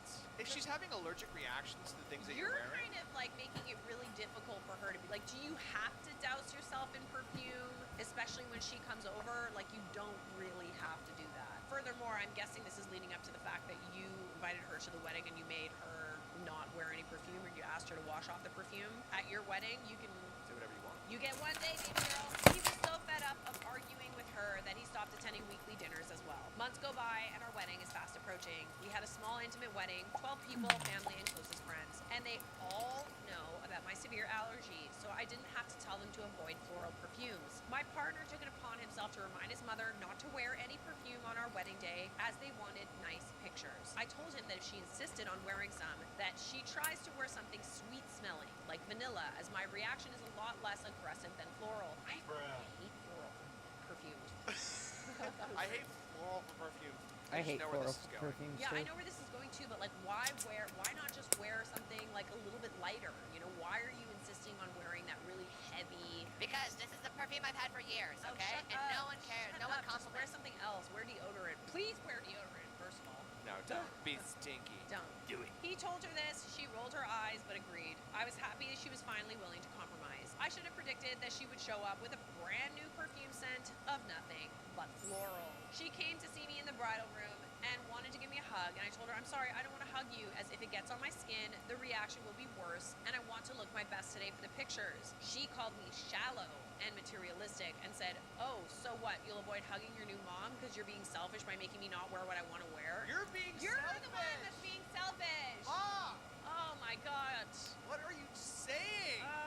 It's so ridiculous. Like, this is literally the most ridiculous It's thing. a very simple thing to do. Don't fucking wear floral perfume. Literally. Like, you're crossing a boundary, and now you're also not liking what happens when you cross that boundary. It's not like she didn't invite you, she just can't hug you because she's allergic. Do you want her to be all, you know, for the photos? No. I looked at her, slapped her in my mind, and said, well, no. I'm spending a lot of money on this big special day, and I want beautiful pictures to have around the house and whatnot. She huffed and puffed and walked away. I also wouldn't hug her because she's vegan, not just because I'm allergic to the free what she's wearing. To my surprise, my reaction didn't start just yet. A few moments later, she comes back into the bridal room, claiming she forgot something, and then went on to shimmy in front of me as she was trying to get something on the nightstand next to me, and her chest and dress rubbed up against my my skin. god, it was so deliberate Oh, too. that is so deliberate and Oh stupid. my god. What a psycho. My mom kicked her out and told her she's lucky to not be escorted out after all the years of disrespect. Mother-in-law ran to my partner's room to cry and tell on us as if she was a toddler having a tantrum. Now, I'm not sure what was said, but my partner has always defended me, so I wouldn't be surprised if he had my back. A few minutes later, I could feel the itching start, the sniffling, and the eyes swelling. I popped in my medication to somewhat help with my reaction. It mostly just slows down the reaction process. This is awful. Were the photos didn't even happen yet. Oh my gosh, this is terrible. Poor thing. The wedding begins, and so far, only my chest has started getting hives. Oh, are you kidding me? On your wedding day? Oh my goodness, that's I would terrible. literally take a hose and hose her down. I would pull her to just straight up leave. I would kick her in the face.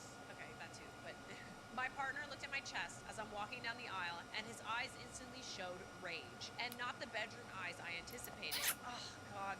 He held his composure throughout the ceremony, but after we signed the papers, had our kiss and whatnot, his mom attempted to hug us. He grabbed her wrist instantly and took her to the side and argued with her. I wanted my day to be perfect and drama-free, so I went up and told her, as nicely as I could, that she could go to the bridal room and either shower or use a washcloth to wash off the perfume. She was fuming. She was so insulted and started to shout so loud, calling me a brat and selfish. She then started shouting how tacky it was that we had fake flowers at the wedding, and it looked like a white trash wedding. Of course, she goes for the gutless chirps when she knows she's wrong. Of course, of course. It's always the gutless chirps when you know you're wrong. I personally thought the fake flowers were stunning, but, well, that's just me. Was it a rental? I'm assuming it was probably, like, rental. Yeah, but it's also like, you can afford what you can afford. You can rent perfectly nice. Yeah, there's nothing wrong with like fake fake flowers. flowers, and also, like, all the flowers at your wedding are literally going to be thrown Does she out know the that she next day. smells like white trash herself? Literally, she should rub the flowers on her She smells like a hors d'oeuvre. borders. My partner ended up kicking her out of the venue. That's tough, though. That I is mean, like, really you don't tough. want to do that. You want everyone to get along. It's especially a complicated situation. a 12-person wedding. But it's her own fault, though. Like, she refused to listen. Like, it's not a life or death situation, but it's still, like, so stupid. I hope that moving forward, she sees what happened. Like, she saw the reaction and she just doesn't wear it. Have you not been listening? She's just so stubborn that she just doesn't want to believe it, you know? After a few moments to decompress and a shot or two, yes, Just two? we took the pictures quickly to make sure my reaction didn't get worse, as at the state in that current moment, my friend who was our photographer said she could easily remove the hives off my chest and down my arms. Oh, God. That's great. Yeah, Photoshop will help with that for sure. Yeah. After the pictures, we partied it up as much as we could and actually had a great time. I'm happily married with my now husband. Yes! Woo!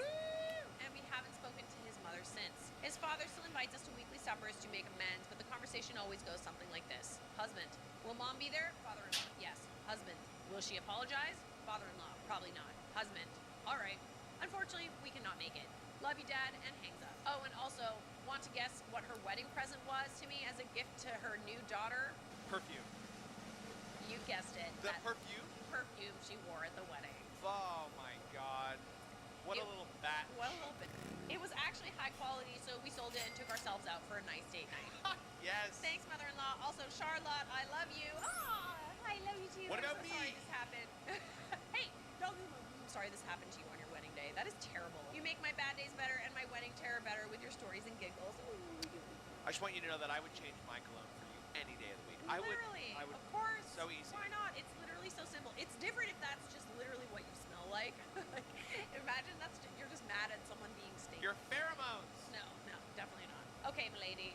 Just to like wrap things up here, I'm so sorry that this happened. This is so terrible, and you were so nice about it, and she was so disrespectful. You are not the a-hole for asking your mother-in-law to wash herself off at your wedding. In fact, like, I'm surprised you didn't tell her to leave sooner than that. I totally agree. And the fact that she rubbed herself on you, just to give you a little bit of that. So weird. She's acting. What an like, absolute insane. child. Well, I'm glad that you ended up having a great time. I Yeah. hope the photos turned out great. That's a great thing about Photoshop. You can get rid of the hives. But also, like, who wants to have hives on their wedding day, right? Like, who? Like, she's gonna be feeling that. She might, like, her throat might close up. There's other symptoms of like itchy. You know what I mean? Like, nobody wants to be like distracted by like an allergic reaction on their wedding day. Just really unfortunate. Okay, but we're gonna go down into the peanut gallery again. Yeah, first. The potato gallery and react to some of these comments. Wow, what a crazy mother-in-law. She tried to kill you. Thankfully, my allergies had never gone to the level of anaphylactic shock, but with her perfume baths, who knows? I mean, that's good to know that it wasn't a life or death situation, and you confirmed that, but it's still really disrespectful. Like, all you have to do is just not wear that particular perfume. Even on the day. Even like, on the day. Whatever, you know. What is wear she it. trying to hide? What does she really smell like is what I want. She probably smells like apple. And that makes sense because she is a...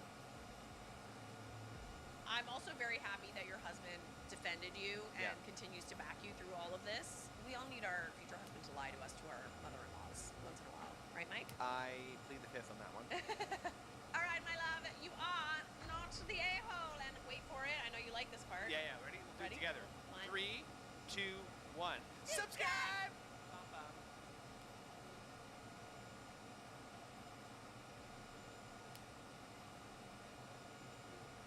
Hey everybody, welcome back. Am I the a-hole for kicking my sister out of my wedding?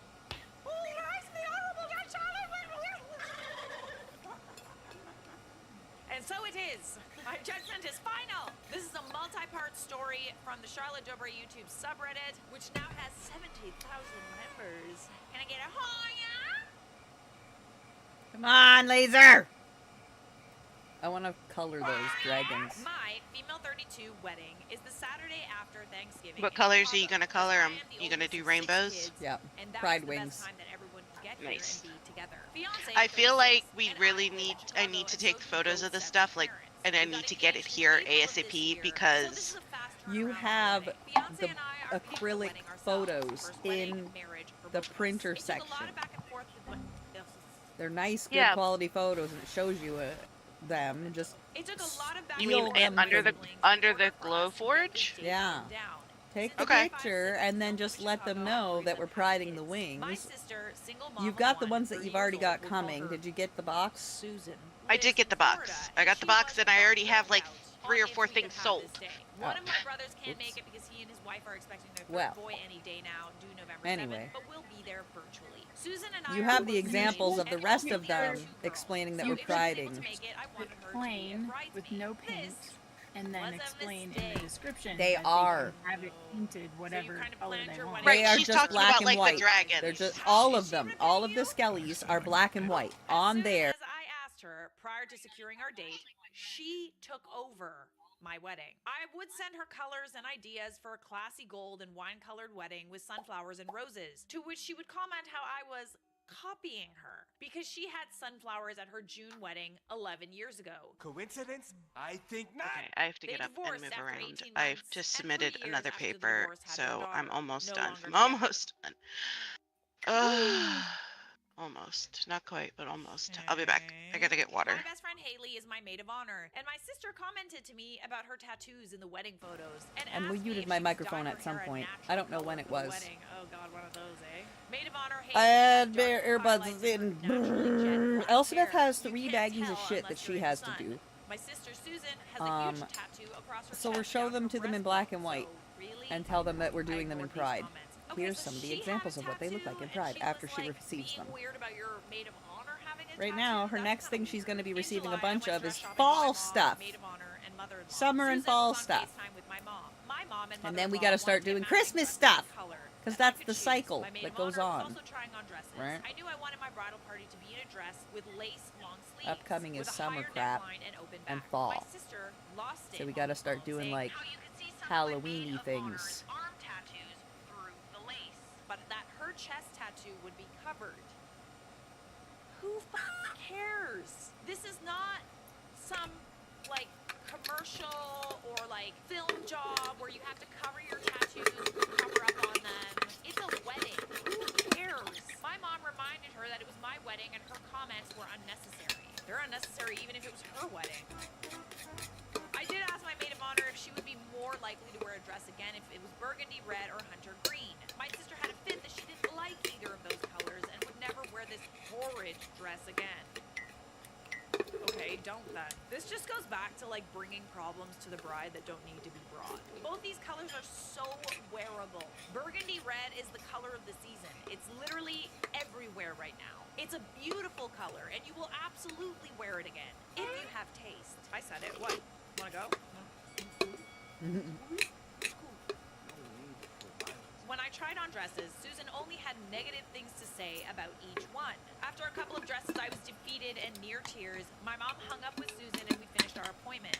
I did end up choosing a dress after Susan was off the phone and we got mom's and bridesmaids dresses. So not only is she making your wedding incredibly difficult and negative, but she's also just being downright mean. I don't care if this is your sister. I don't care if it's family. Like, you know, family members tend to think that they can say whatever they want to you and like, oh, we're family, so I can say that. You can't say whatever you want, especially not during someone's wedding. Like, what? Susan had been complaining to our mom about how she hates the bridesmaid's dress and that I only chose it so she would drop out.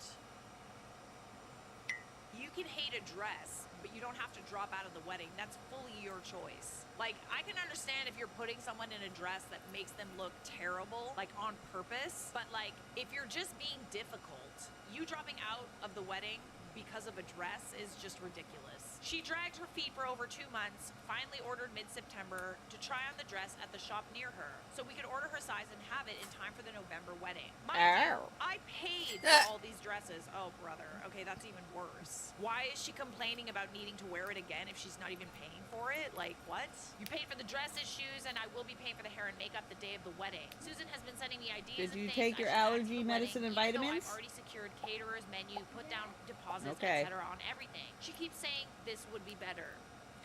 I've learned that people like to insert themselves. The amount of people that like project what they want at their wedding or what they would want to wear at their wedding onto your wedding, it's actually insane to me. I've dealt with this like quite a bit. Like, I know I've only been wedding planning for a little while, but like there's been a few issues of people being Yeah, I don't know. I wouldn't wear that. okay, so don't then.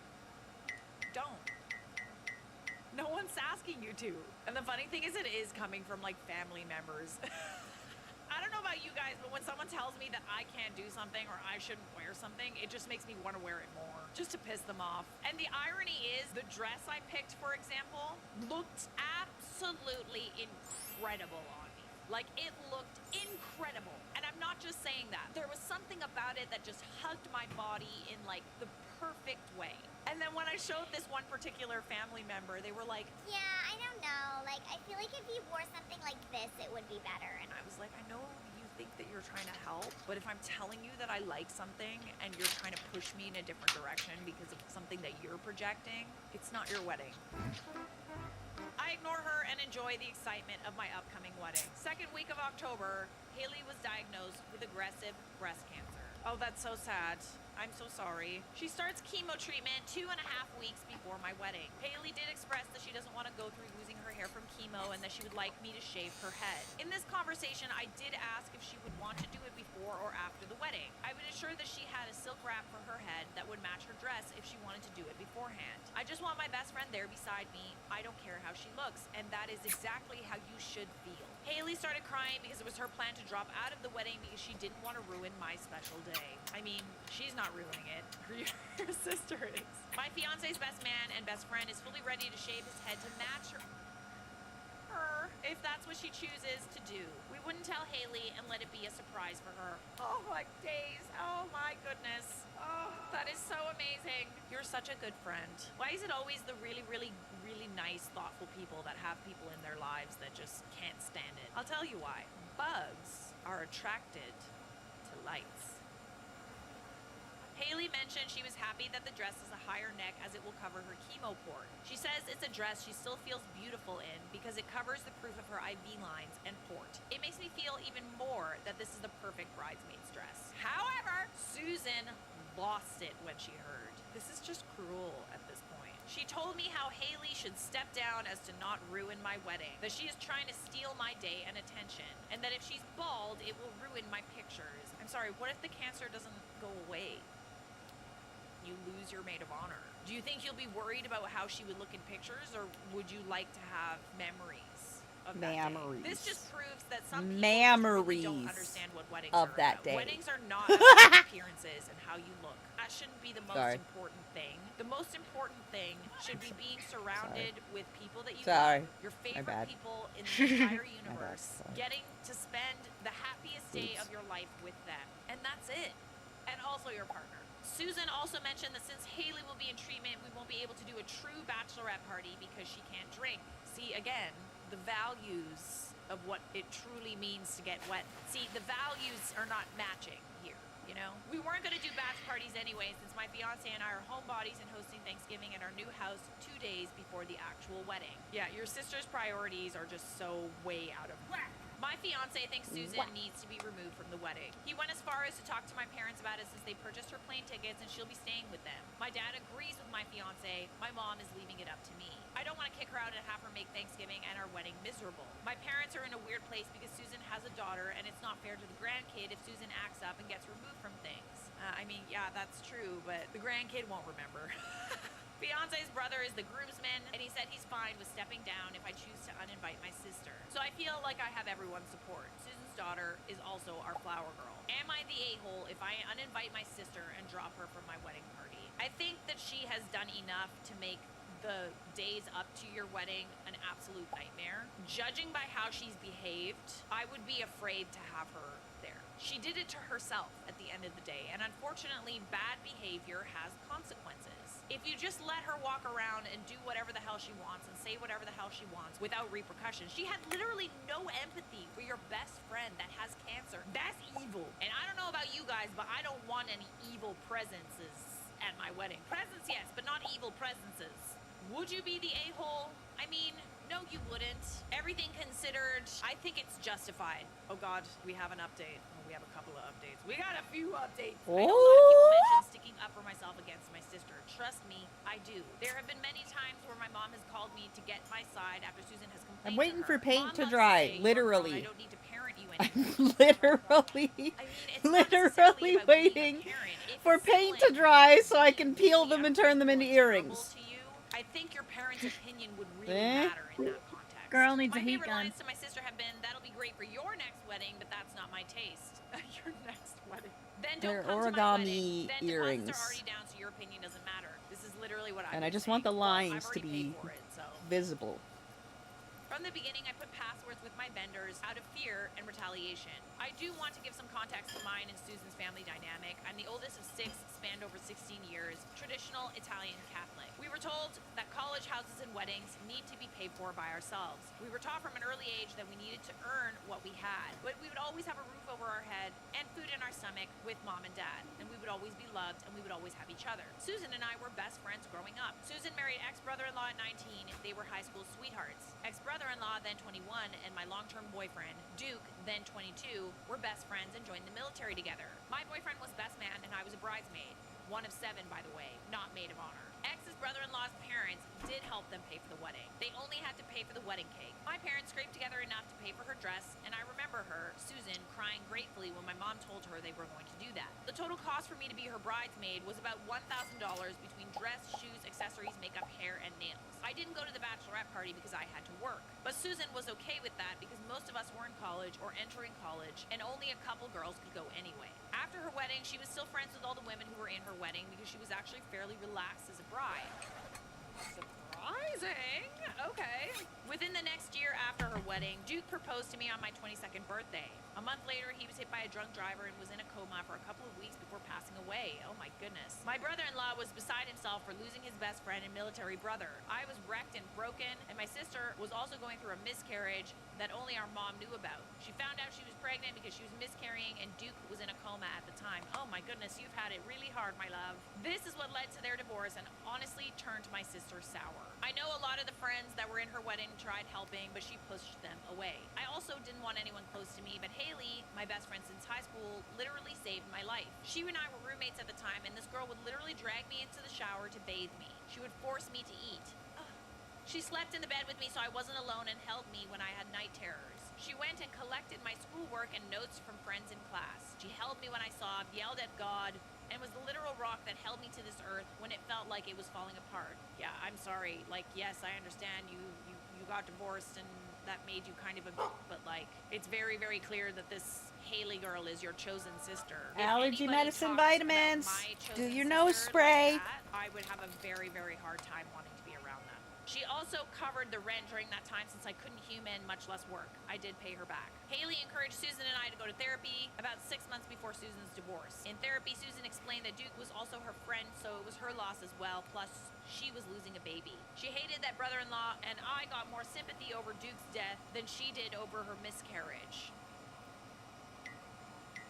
More sympathy? Oh, that is weird. It's not a competition. Otherwise, you just. She felt her pain was just as heavy, and both me and brother-in-law were not as accepting of her grief as our own. I mean, you were also trying to deal with a death yourself, so it's a little hard to be sympathetic. Judging by, like, was she sympathetic toward the fact that you lost your mans? While I did try to understand her viewpoint, I did tell her I needed more time to cope with my grief. The therapist was more of a mediator and even said we both needed to grieve and heal before expecting anything from one another, especially an apology, literally. You cannot expect someone to be there for you when they need to be there for themselves. Like, they also need someone too. Susan had the same issue with brother-in-law, and I know he blew up at her that he not only lost his best friend, but also his first child. Yeah, I'm sorry. If I had just lost a best friend and someone was rightfully upset about losing their child, but then said things like, what about me? What about you? We all need to be patient with people who are going through grief, okay? They're not gonna behave the way they normally behave. I focused on school, my career, and myself the rest of my 20s. I didn't date for fear of growing close to someone else I might lose. After Susan's divorce, I did apologize for my part in not being there as a sister when she miscarried, and she apologized for her part in not allowing me to properly grieve Duke. Over the years, Susan and I tried to bond and grow as sisters. I was the first person Susan told she was pregnant because she was scared. I helped her tell mom and dad. I was there when my niece was born and stayed a couple days to help until mom could come down. She's come out for my graduation and birthday parties, and I helped her move into her house. This is a sisterhood we're trying to build long distance. My fiance and I have been friends for years. Met in college, I was 27 working on my master's, and I would bring him around as a friend. Everyone in my family, Susan included, told me to try a relationship with him to get back into dating. My brothers knew that fiance had a thing for me, so they were more like wingmen. That was less than 2 years ago, and now we are here. Susan is currently in a relationship. They've been together for about a year. He does pharmaceutical sales or something, so he does well for himself. She lets everyone know that her boyfriend makes more than my fiance. There it is. Who is making about 10K less than her boyfriend doesn't matter. Working 30 hours as a physical therapist as he finished his doctorate. Hope that gives important context. She's been a horrible attention-hogging person her whole life. She's also a smart, beautiful woman, great career in veterinary medicine, owns her own 3-bedroom home in gated community, etc. You could very easily say she's more well off than I am based on outward appearances. This weekend was a busy one. I received multiple phone calls from my vendors, sharing fun stories about someone pretending to be me. First, it was the bridal dress shop. We have had the dresses for over 10 days already. My impersonator called to cancel my dress order. Impersonator. Let me guess. It was his. The bridal shop owner told me, I hope you don't mind, but I've been doing this long enough. I have funds with these kinds of people. She said she opened our account and saw that we had a note on our account for a passcode and that our order had been picked up. So she knew it wasn't me. Bridal shop asked her if she wanted to return the whole order or just the wedding dress. She said the whole order. Then she said, okay, I completed that. You should see the receipt for cancellation in a moment and refund in the next few days. The impersonator loses it, saying, actually, I need to change that email address. Clearly, she didn't think that there would be a paper trail of what she had done. Such a rookie mistake. She told her she couldn't change the email address, but she could forward to the new address. Apparently, the impersonator hung up on her. Then she called me to send an alert. The bridal shop recommended that I share it with my other vendors to see if they did the same with them. Like I mentioned, we had a password with all our vendors, so I sent out a blanket email to everyone, letting them know that someone was trying to cancel our reservations, but we were still on for our wedding. The fact that you had to do this, now I'm paranoid. I feel like I need to do that. I talked with my brother, who just had a baby, to see how they were doing, if they received our baby gift, and ended up talking with his wife, we'll call her Mary, about Susan and the wedding drama. She told me Susan called and accused them of stealing her baby name. But they named him after both of their dads. Her dad has early onset dementia. Their new baby has Mary's dad's name to honor her dad, and also because they share a birthday. So, your sister's just going around, well, you copied me. Are you 5 years old? You're a grown woman. Get it together. Mary tells me she wants my brother here for the wedding to show his support. I was touched that she was willing to allow him to travel when they have 3 little ones at home. But she also said, you deserve to have your brother there. You only get married once, and this is my 3rd kid. Oh, my mom and dad will be here to help. That is so, like, it's just like, everybody is just so kind and accommodating, except Susan. Jesus, Susan. Fiance and I had a meeting with the caterer and hotel event coordinator to confirm where we were on numbers, especially with my brother now being able to make it. I mean, you can swap one out for the other. It was really important to Fiance and I that we have enough food for our reception dinner to feed the waitstaff, bartenders, and other vendors in attendance. We are doing 2 hours of small bites with a cash bar. Wow, that is so nice. Wow, we want to feed the waitstaff. Ooh, that's kind of nice. I kind of like that. Mostly because we were worried about guests getting too drunk. Cough, Susan, cough. So wait, Susan's still invited at this point?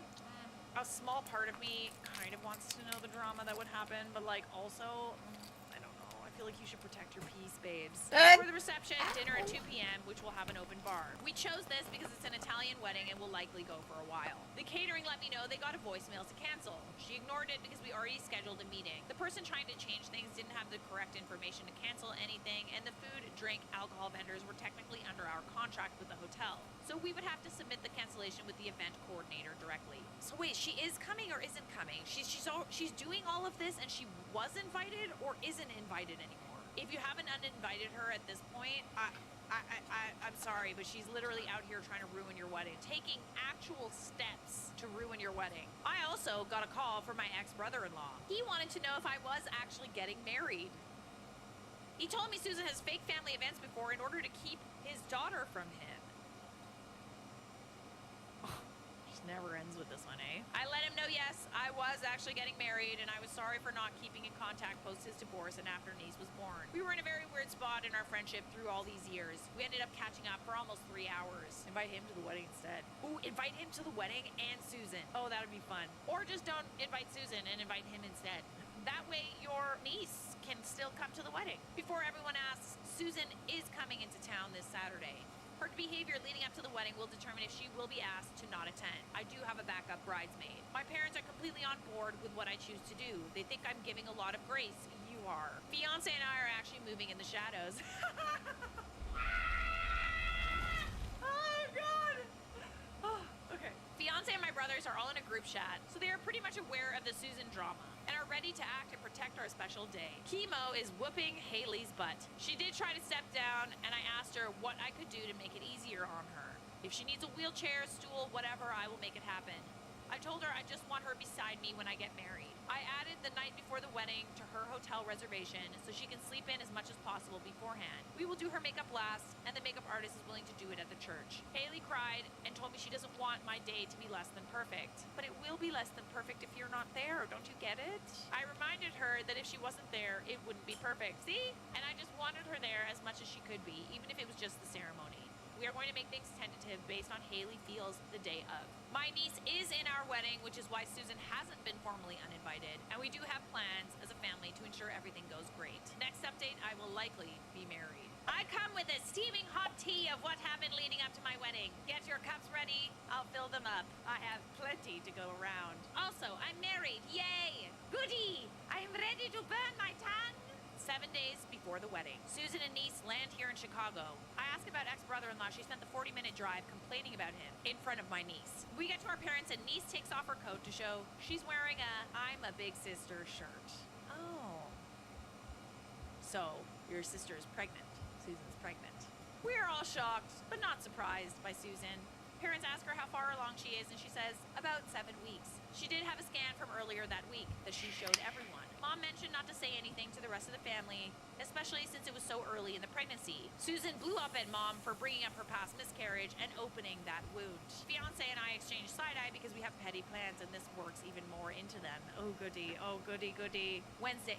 3 days before the wedding, prepping food with Mom for Thanksgiving. I was at their house because we were doing a lot of baking. Susan is complaining we haven't had her try on her bridesmaid's dress yet. Mom assures her that we can do it Friday before the rehearsal, that we are focused on the holiday first. Susan decides that this is the perfect time to ask me about the cost of the wedding, reception, new house, honeymoon, and how we are affording it all.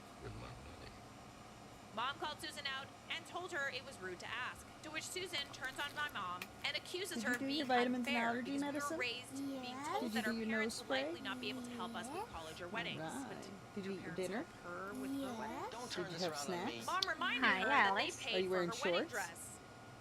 I remember, which was $2,500. Okay, stop doing and what you're also doing written them then, a check you for weirdo. $1,000.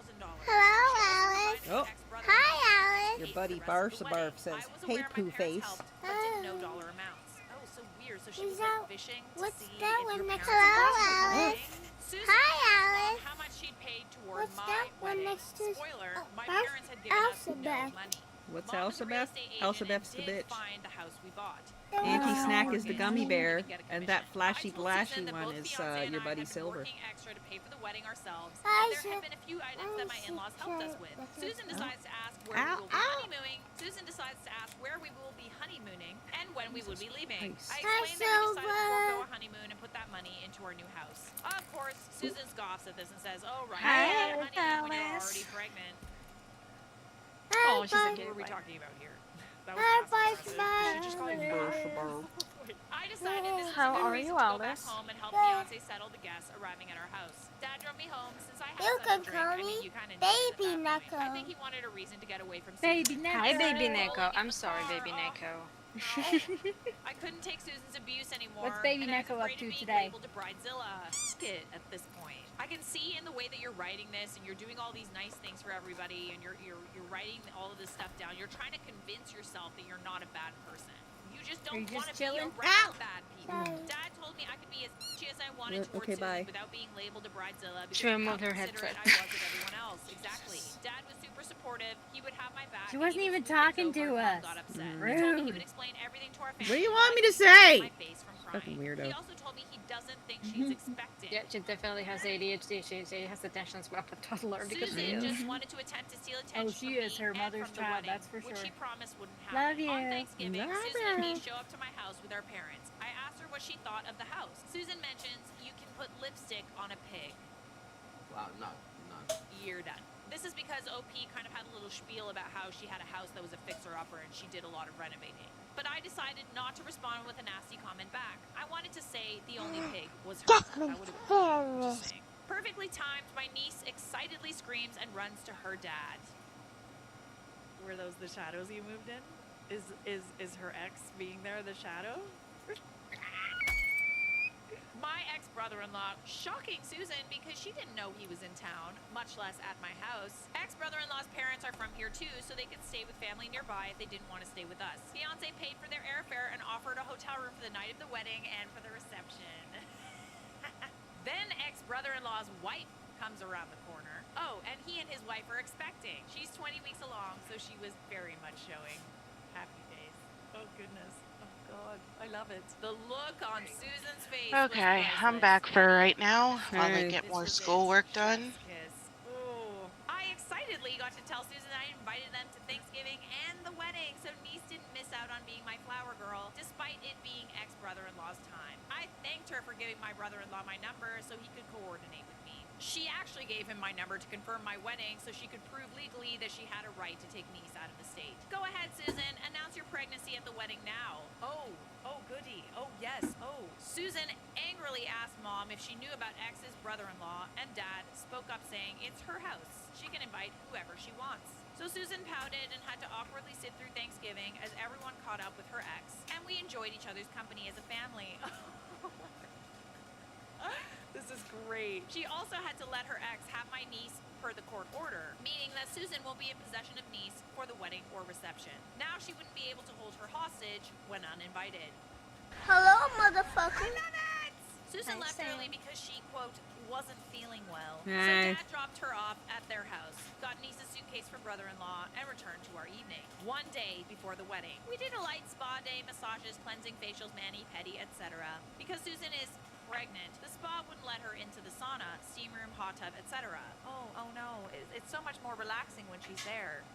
Do I detect a note of sarcasm? At least that was the reason I gave when I uninvited her. She didn't argue about it. Mom told me Susan had gone out with her friends after being dropped off at their house the night before, and that she was so over her childish antics. After the spa, we all went back to my parents' house to hang out for a couple of hours and pick up Susan before the wedding rehearsal and dinner. At this point, Susan had been defeated at every turn. My sister-in-law and Susan are the same size and build, so we would have spare dresses on hand when I finally notified Susan of her demotion from the wedding. Mom thought that it would be best if I told her at the rehearsal because she was raised better than to start hell in the church sanctuary. Anyways, Susan bombarded us in the entryway of Mom's house, demanding to try on her bridesmaid's dress for alterations because she couldn't find it. Mom told her the dresses weren't there. Susan responded, well, they aren't at my house, so where are they? I did have a what the f moment realizing she had gone through my house.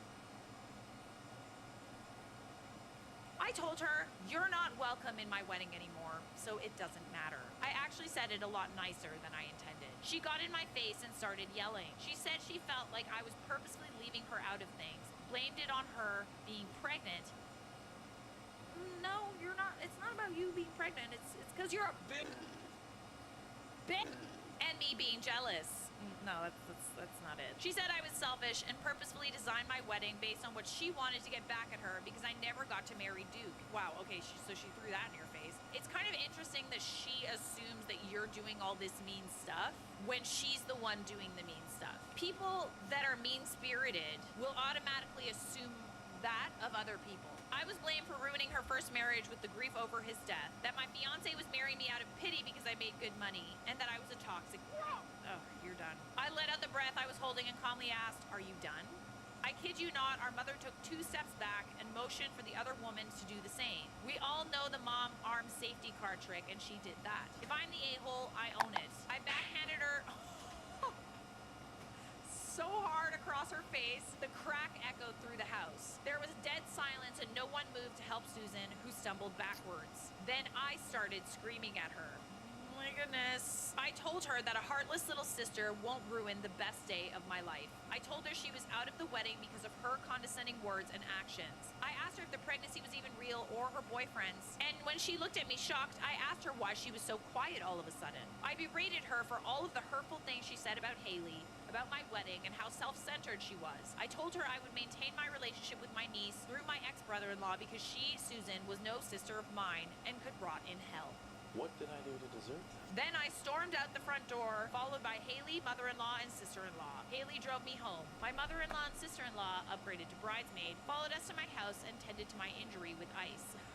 So you hurt yourself with that slap, I see. Mother-in-law insured fiance was made aware, told him he would see us at the rehearsal, and he invited us ladies to dinner and their bachelor bowling night. I wasn't sure if I needed the ER for my hand, so we declined bowling. I also slapped her with my right hand and am right-handed, so I wouldn't have been able to participate, but hey, I saved my wedding band hand, and that's on period. My mom texted me, I'm proud of you. Shortly after I left, Mom had my back. Dad, who was with the guys, laughed, shrugged, and said, about time someone knocked some sense into her.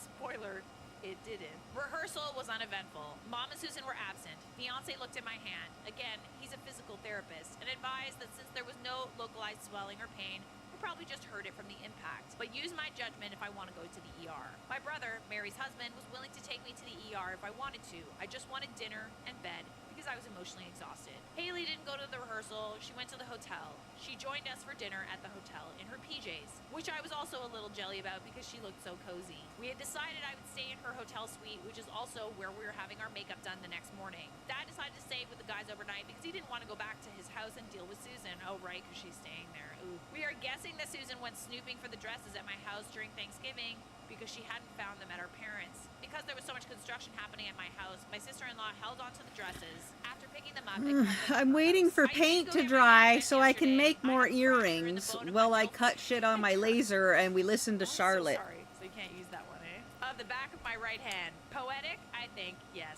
Hubby reminded me that where you've broken your bone, it heals and becomes stronger in that area. So I'm dedicating that middle finger to my sister. Period. Fracturing me and making me stronger. Ooh, I love that little analogy. That little metaphor. On the wedding day, makeup and hair started at 4 a.m. 9:30 a.m. wedding. Oh my goodness. And the cocktail hour started at noon. Dinner served at 2 p.m. until late because Italian wedding. My God, I cannot even imagine. That is so early. Wedding ceremony starts. Hubby cried as I walked down the aisle. Haley stood strong beside me. She would have the other bridesmaids fix things like my veil, dress, train, etc. when needed. She was adamant that she would make it through the day.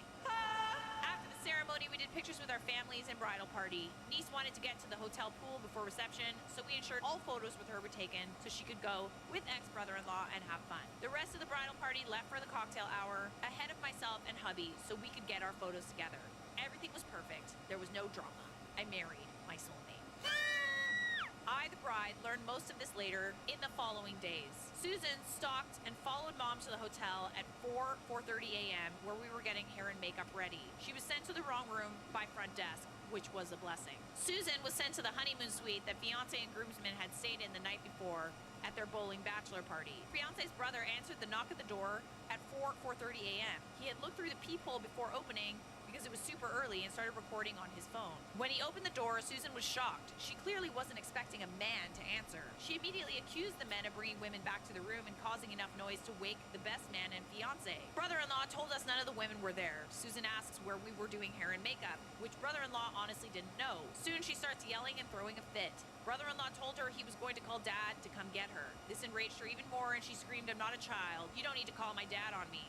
No, we need to call the police on you is what we need." Other hotel patrons came out of their rooms to see what was happening. Brother-in-law pleaded for help and told him to call the desk for security. She left before being removed out of fear. Don't worry, Susan showed up at the church too. My brother saw her get out of the passenger side of an unknown vehicle in a white, sparkly, strapless, tight dress that showed off her chest tattoo and barely covered her bum, paired with a short veil clip in her. Wow. You did that. You really did that, eh? She had a white fuzzy coat over her arm. It was 18 degrees Fahrenheit. She was promptly confronted by my brothers in the parking lot as Dad oversaw from the vestibule. They took her veil, saying I needed something borrowed. Not sure what they said to her, but they harassed her enough that she squirmed back into her car and left. Once removed from the church property, she decided to go to the hotel and bash me and the new hubby to the vendors and tell them the wedding was canceled because he and his groomsmen were caught at the honeymoon suite with some ladies that morning. Vendors continued as usual. You have no power here. Then Susan showed up to the cocktail hour. I do want to note that the church event was small, with maybe 50 people total, and the reception with friends and family was about 175. Susan loudly complained how tacky it was to have a cash bar at a wedding. She's newly pregnant, remember? Began to berate the staff over the bite-sized portions because she was hungry. You're not even invited, dude. You're not supposed to be there. She demanded to know what was taking us so long to get there. Many people took photos and videos of this behavior, and they said they did it because anyone who shows up in white is looking to cause an issue. This is where we could see her face clearly and the fact her makeup couldn't cover all her bruised face/eye. Susan then cries and complains to Mom in the bridal party about how she's been treated. Mom apparently challenges her and asks how maybe her actions deserve said treatment, and she wasn't doing herself any favors with a white napkin dress at her sister's wedding. Then Mom asked Dad to go get her a drink from the cash bar, so she takes this opportunity to run away. He didn't make it back with Mom's red wine before everything went down. Sister-in-law speaks up and tells Susan that she has extra dresses in the car and that I didn't uninvite her from our reception. Susan will have a seat at the table with my brothers so they could essentially babysit, but she needed to be dressed acceptable. This was something I discussed with sister-in-law the day before while icing my hand, but it was only if she had done nothing to foil my wedding. I guess Susan was chill for a little bit and stood with everyone quietly. Haley got to be the lucky person to let Susan off by simply letting her know that sister-in-law was in the bathroom with the new dresses. Sister-in-law made a comment about how fake Haley's wig looked. She hadn't shaved her head and her hair was in a beautiful loose braid. Haley told her to either change or leave, but she preferred if she left. Susan then pushed Haley, saying it was her fault I removed her from the wedding party. Haley was luckily pushed into a man who caught her before she fell to the ground. Absolutely not. Well, my dear, I know you have one more update to post, but that was a long one. I'm tired. So would you be the a-hole for uninviting your sister from your wedding? Absolutely not. Subscribe!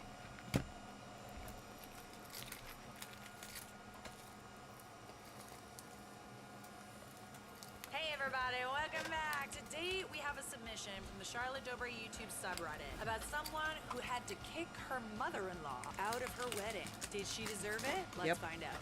Mother-in-law falsely accuses father-in-law on our wedding day, then was removed from the venue after insulting me for my health issues.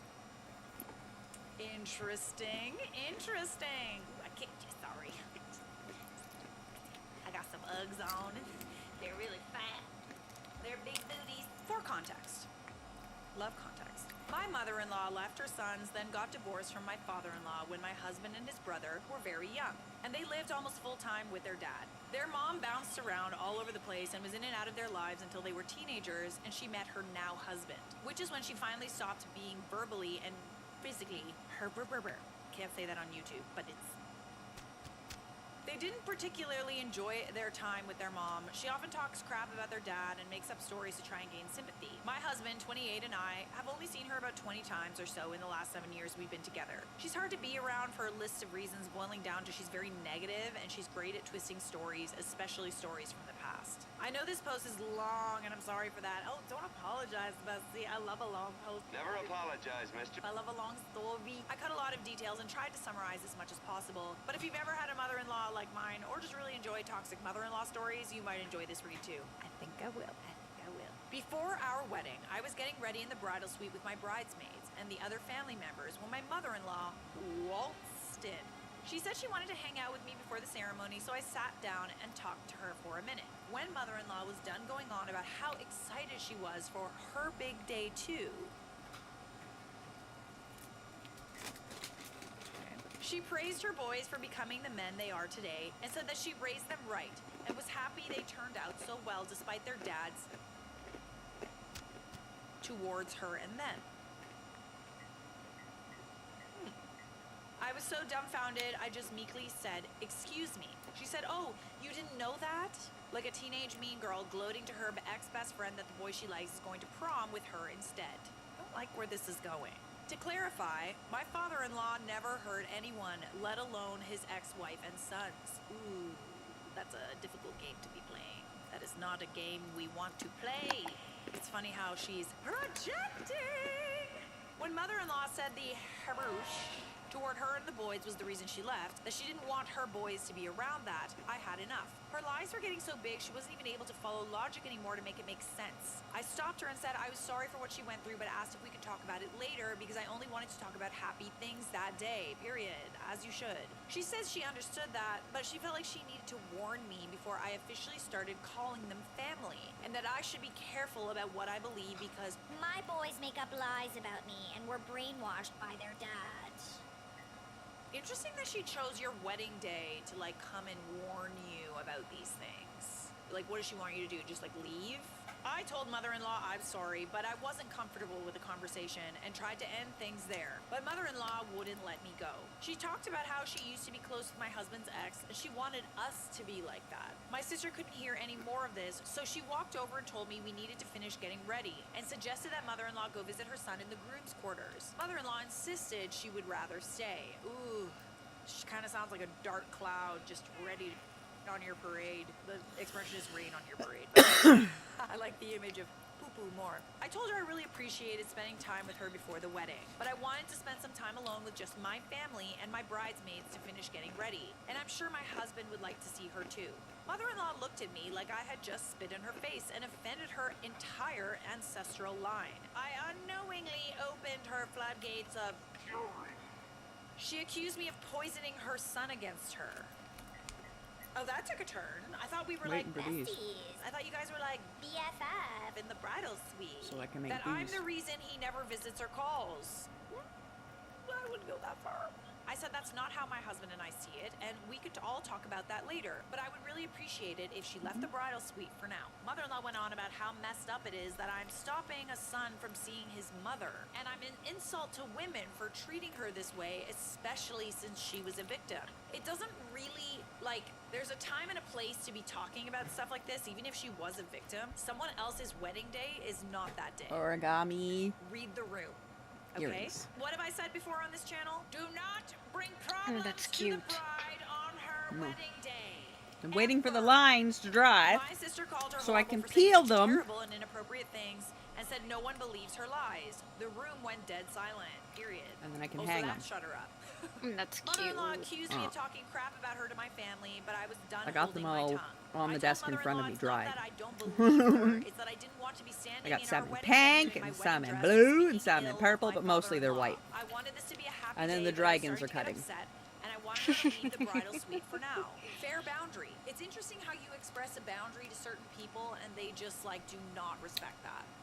She was still accusing me of alienating her son against her when my husband and brother-in-law walked through the door with a bridesmaid who had left to get them. The cavalry is here. I was so relieved to see my husband. I didn't even care about the fact that our first look picture was now ruined. He asked what was going on, so mother-in-law turned on the crocodile tears and said she didn't know how things escalated so much. Classic playing the victim. You're not a victim. Not at all. She was only trying to have an honest talk with me, and the next thing she knew, I was trying to kick her out of the wedding. I wouldn't say that that's you an honest hydrate? talk. I would say that's more of like a No. talking about her family and trying to convince you not to marry into it. I would say that's what There she you go. was doing. She said, I'm so sorry, honey, but I just feel like I'm always being excluded from things, and I just couldn't take that from her, not today. I think she respectfully told you, before you got irate, that she didn't want that kind of energy around her, and I think that is a fair boundary to express. I reassured him I was not trying to kick her out of the wedding. I only asked her if she would leave the bridal suite while I was getting ready because I was feeling uncomfortable with the topic she was discussing, and she wasn't dropping it like I asked. I mean, yeah, you kind of only told her to leave after you said that, like, please don't talk about this, it's my wedding day, like, I'd rather only talk about, like, happy things today. I want to feel, like, happy. I was in near tears, oh, bestie, from the situation and my anxiety. So my husband asked what exactly made me so upset. I told him I didn't want to talk about it right now. My husband asked his mom to apologize to me for now, and she said she would after I apologized to her first. For what? I told her I was sorry she was hurting, but that's all I was going to apologize for now. She briefly reverted back to her toddler days, waving her arms around in a temper tantrum. Do you see how rude and disrespectful she is to me? Your dad and her turned you both against me. My brother-in-law cut her off, asking what their dad has to do with this. My sister said that he didn't want to know, and she didn't even want to repeat the things she said about him. My husband asked if that's what upset me, and mother-in-law insisted she felt she had to warn me about him before we had any kids. It's gonna be a no from me, dog. My husband said that was ridiculous because no one's talked to her about having kids yet. She said she knew my health issues would make it hard for me to get pregnant. Absolutely not! What is your problem? And maybe that's a sign I wasn't meant to become a mom because I would be a horrible mom after the way I treated her. You're done. And if it turns out I'm barren, she hopes my husband will take a step back to look at all the other red flags he ignored. Oh dear. What a high-stress situation. This is like literally the exact opposite about like, you know, what this like. The bridal suite is a very like symbolic thing, you know? Like you're surrounded by the women in your life. They're uplifting you. You're all getting ready for this, honestly, one of the most important days of your life. It's supposed to be this very uplifting, nurturing experience. It's not supposed to be an excuse to talk about people and like this like negative energy. Like it's an absolutely not for me. My husband said the only red flags he ignored were hers, and that stops today. He chewed her out for insulting me and trying to use my health issues against me. He called her out for her negative comments and selfish and manipulative behavior and said that's why they don't make more of an effort.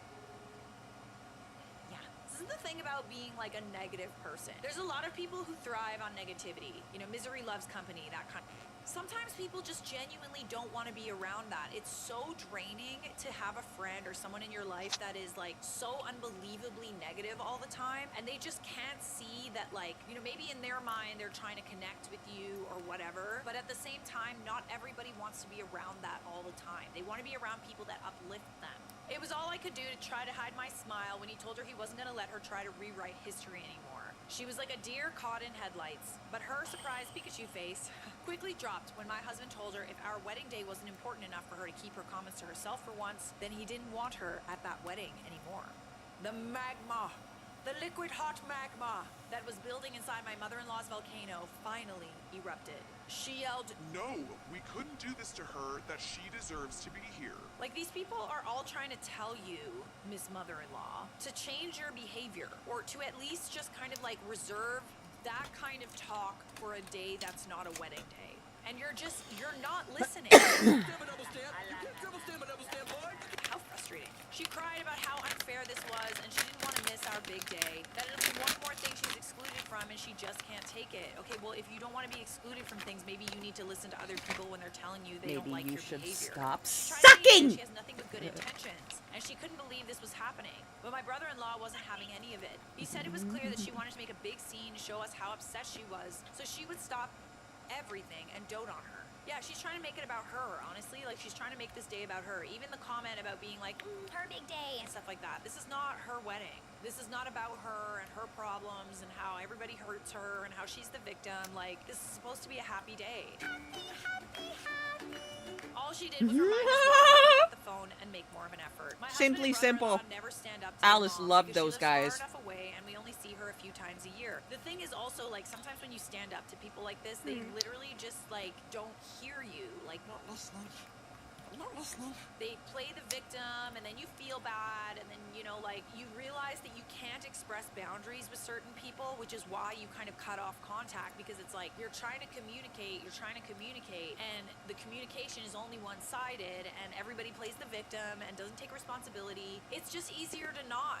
She lives far enough away, and we only see her a few times a year. They never really set any boundaries with her. They find it easier to deal with her toxic behavior in the moment and just move on. So witnessing all of this was like a beautiful Haley's comment for me. I know this is like super negative, and maybe she's like, you know, in some ways kind of ruined this moment for you, but I also feel like this kind of had to happen. When mother-in-law said she wasn't leaving until they worked it out, my sister opened the door connecting the venue to the bridal suite and stepped away to make room for 2 security guards. Woo!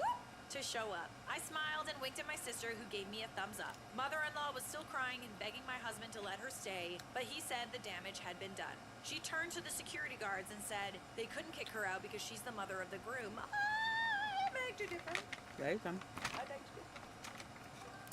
My husband corrected her and asked her to leave. Security asked her to go with them, and she gave us all dirty looks, then started hyperventilating her protests. My husband asked her to please leave again and told her that he'd give her a call after some time. She gave my husband one last dirty look and said he'd regret this before finally walking out with security. Ooh. Mine Someone said, tells me there's a part enjoy your life of lies! I know this was And I long. was If you're like, still here, thank you for reading it through. okay. My husband and I are going to take some time before he reaches out to her. I'm really on the fence if I even want a relationship with her after all that. Would you leave the door open for her, try to work it out, or would you steer Like a clear fucking of her Disney altogether? villain or some shit. I actually feel like it's quite Okay. common for people to not only gaslight but play the I victim will. when they feel attacked. Doesn't always mean that they're like a Why is it of narcissist. lies? No, It's you know more what? of just like a feeling I of don't like, even you know care. when you like tell a little Okay. kid that they've done something wrong and they're just kind of like and they start crying. It's kind of like that. I think that they this have was a the very most heightened fun. situation. It might be worth talking to her once everything has calmed down, and you could give her like a chance to apologize, but I wouldn't hold your breath. I wouldn't hold your breath. Lots of people are saying steer clear, she's a nutcase, and lots of people are saying cut off all forms of communication with that awful human being and stay far away from her. I mean, yeah, I think that it's easier said than done to do that with regards to like a mother-in-law, future grandmother, or whatever. If things I mean, calm let's be down honest. and she still doesn't I'm take any Yzma responsibility for and her you're Kronk. actions, then you cut her off. I'm not saying that Yeah. Yes. you shouldn't do Yes. that, but, Yeah. like, Abso-fucking-lutely. like, Yeah. Abso-fucking-lutely.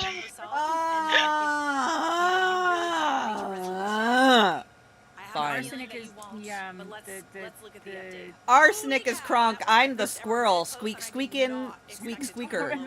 I wish I would have gone I'm ahead the and squirrel. Yep. Arsenic is Kronk. that I deleted in an Yep. attempt to keep the There you go. Absolutely. And There you Elizabeth go. is Kronk's wife. He's my and I'm Squeak Squeakin', Squeak Squeaker. Yep. Mhm. Oh, I know you're not accusing Absolutely. Dad. It sounds like you're accusing Yeah, him. that's what Yeah, she you're said. Yzma. Mhm. Laid a hand on That's Kronk's unofficial wife. Don't even. Mhm. when I was present, and it was absolutely Sam say hey.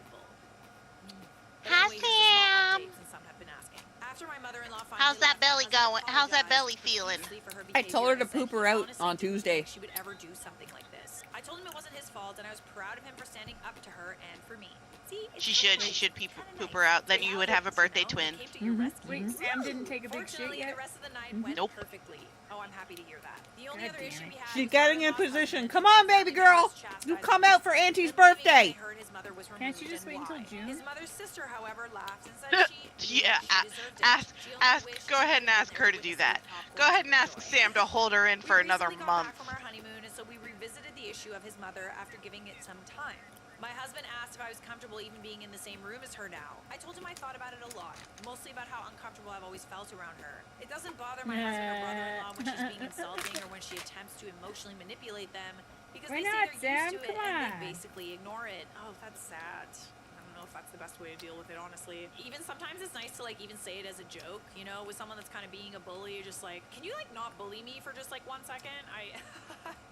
It's been hard for me to sit there, and it makes me feel uncomfortable that I'm going along with what I know are Jada lies. just So now that shopping. he's finally talked about it, to the elephant in the room, I would probably feel more comfortable around her now if she were to actually show remorse for her Sam, behavior and if I respect our could, I boundaries from would, here on but out. that is And to not. those who are worried, he's I not did doing that. It was quite terrible. mind at ease when I tell you my Yeah. husband already made it clear he will never feel comfortable having her around our kids unless we are also present. Does not But who knows recommend. at that point if we'll be comfortable letting her around them at all. I've talked to my husband more than a few times about why I think he should start standing up to his mom, but I never pushed the issue after he told me the reason he doesn't is because she did something traumatic when he last stood up to her when he was a teenager. See?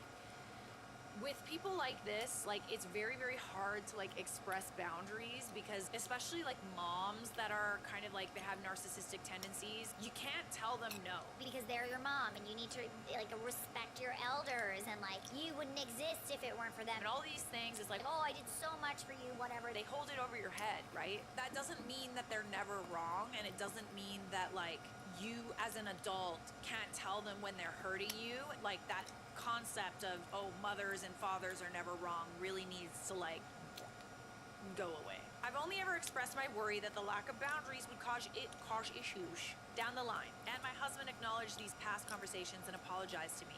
He said he wishes he made his boundaries clear with her, so maybe she wouldn't feel like she could get away with doing something like that during our wedding. It seems like you have expressed boundaries, and with certain people, they don't respect them. That's the thing. Like, it doesn't matter how many boundaries you express to someone, they don't listen. That's why the no contact thing or the low contact thing is so important.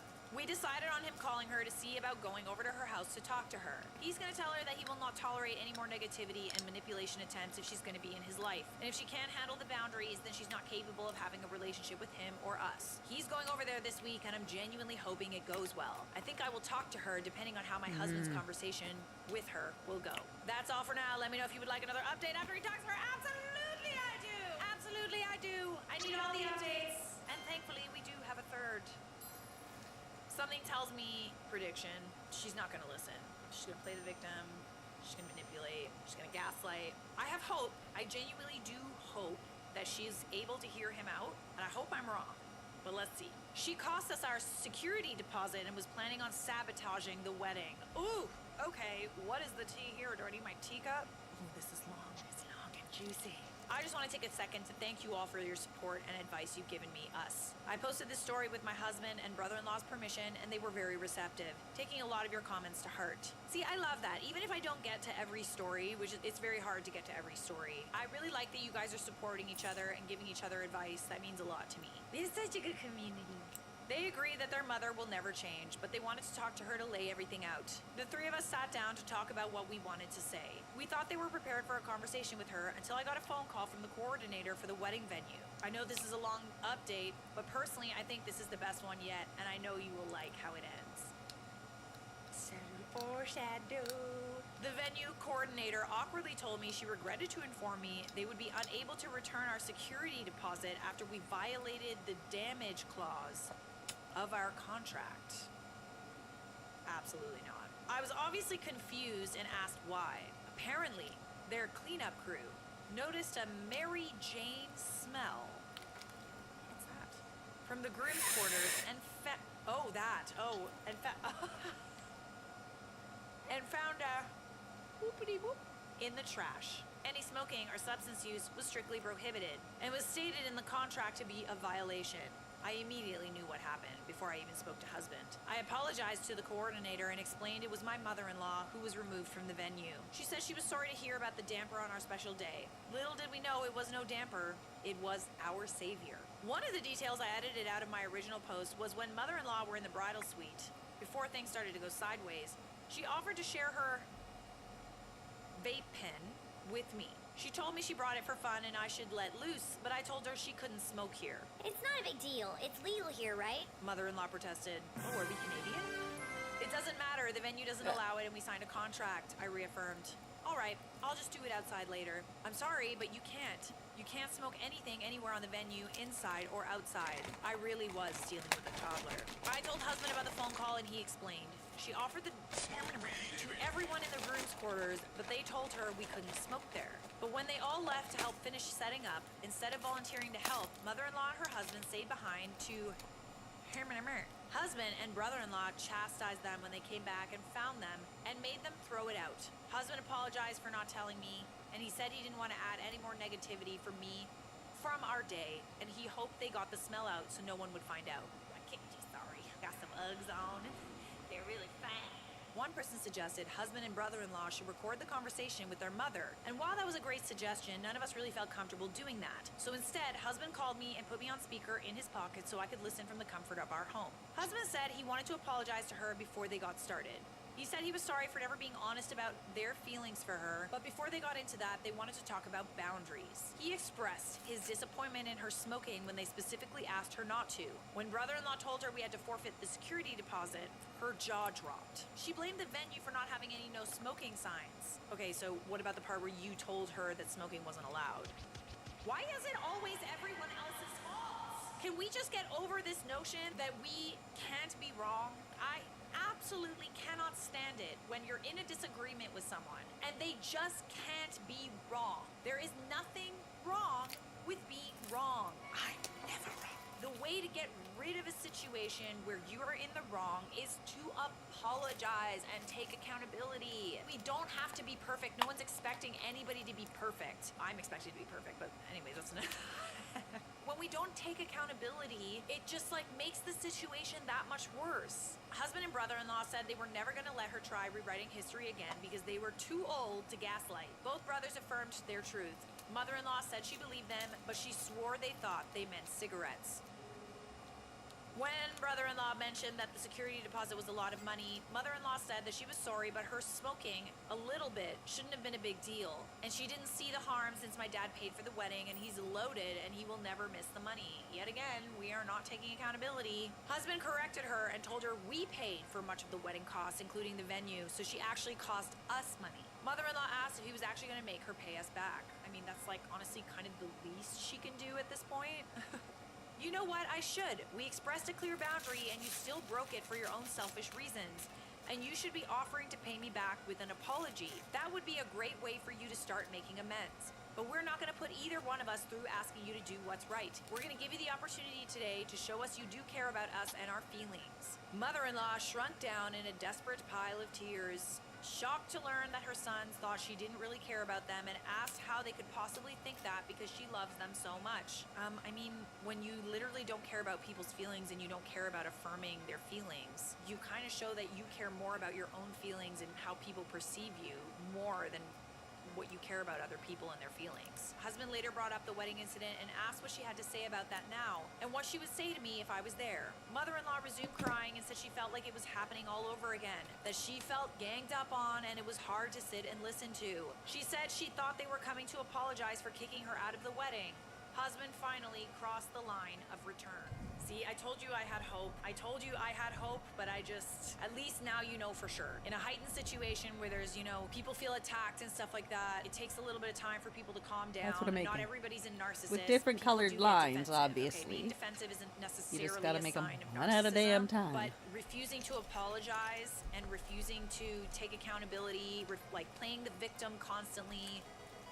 I ain't a doctor, I ain't gonna diagnose, but with people like that, there's literally no hope. Like, there really isn't. He said he wasn't surprised that she thought that. He admitted that what they were trying to say is that she's selfish and is hard to be around, so we always have to walk on eggshells around her. But they love her and they still want a relationship with her, and while they weren't asking for her to change, they were setting and asking her to respect their boundaries with no pushback when they enforce them. I think toddlers take rules better than my mother-in-law took those boundaries. She argued and yelled everywhere she could. She told them that moms don't need boundaries. I beg to differ. And she was appalled that they thought it was okay to treat her this way. She raised them better than this. Just because you have a child does not mean that they are indebted to you for the rest of their life, okay? Yes, you raised them, you probably did a lot for them, etc., but that doesn't mean that you're never wrong. I am your mother! It doesn't absolve you of having to take responsibility when you hurt people. She admitted she knew she wasn't the best mom when they were growing up, but she tried her best and loved them with all their heart, and that's all that matters. She told them they don't know how bad things got for her. When she would disappear, it was because she was protecting them. Brother-in-law said that they might believe that, but asked what excuse she had for the herb. Mother-in-law was horrified again at the accusation and fiercely denied any herb.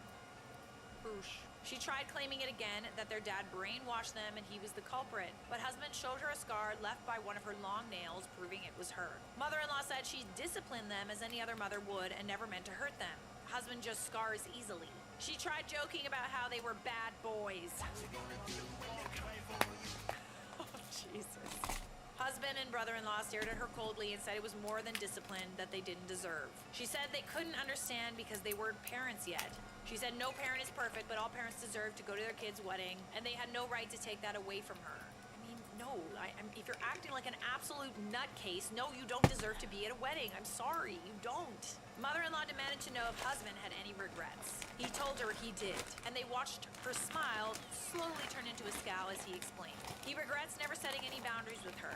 He regrets spending the last 10 years of their relationship pretending her behavior was okay. He regrets never being honest about his feelings with her. But if he had, maybe she would have second thoughts about trying to ruin their wedding.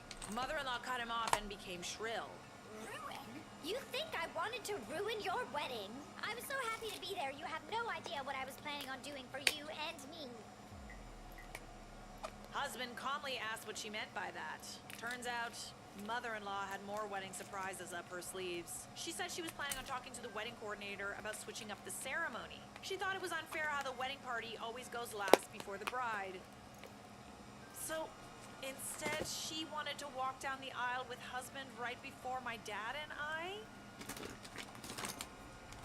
Oh, she's deluded for sure. She was even going to tell the coordinator to ask the guests to stand for their entrance so he would get as much attention as I would. Oh, God. She's clearly delusional. Like, as much attention? Also, one of my bridesmaids had to drop out because her due date was the same week of my wedding. I didn't want to replace her, so there was one extra groomsman. No big deal. But mother-in-law knew this, so she said she was going to stand in her place for her as my bridesmaid after just walking down the aisle with husband. Well, if her tirade didn't make you want to get rid of her, doing all of these things probably would have. Just out of curiosity, where in the lineup did you plan on standing? Brother-in-law asked. Right after her sister. That's where the bridesmaid would have been, right? Oh, I'm just gonna make myself a bridesmaid. Oh, like, you don't have a bridesmaid, so I'm just gonna be your bridesmaid. No, bestie. No. It would have been a wonderful way for me to be a bigger part of your wedding.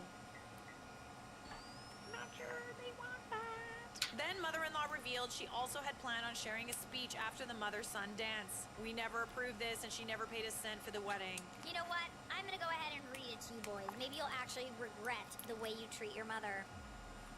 Unlikely. Her speech started with her introducing herself and making a joke about how she was glad to be finally at his wedding, so maybe people would stop mistaking her as her husband because she had him so young. Oh my God. She went on about the benefits and challenges of being I a almost young lost mom. my Okay, applesauce. so making it about her. Holy she talked shit. about how she was forced to leave her ex-husband and leave her boys with him, and it was What the did you almost hardest lose decision your she ever applesauce had to about? make. She missed She them at said every moment something they were gone, gross. and every morning she woke up praying they were saved. Okay, this is not what a speech at a wedding is supposed to be like. You're supposed to talk about the bride and groom. For sakes, do not make it about you. Mother-in-law said parents aren't always ready when they have kids. And she's humble enough to say she wasn't Who at said first, something but gross? she thanks God The for mother-in-law her boys every day speech. because a mom is who she was meant to be, and she never would have found that or herself without them. Cool. It was a speech about her. She talked about how she went through more gross. struggles than most, but she was proud to say she raised two of the best men that she knew. She ended her speech with how her boys were the light of her life, and she can't wait to see what life has in store for them next. Husband asked if she really planned on doing that without all his permission, and she said It wouldn't have been a surprise if she told him. he and his brother stood frozen, speechless. So mother-in-law said, "See? That's how much I care. I told you I wanted to be more involved in the wedding. That was my way of showing you and me how much I love you both, and you ruined it." Dear Lord. She confessed that no parent is Sweet perfect, and she knew Jesus. she wasn't, but she tries to do better, and they can't see it because their dad painted her as the bad guy.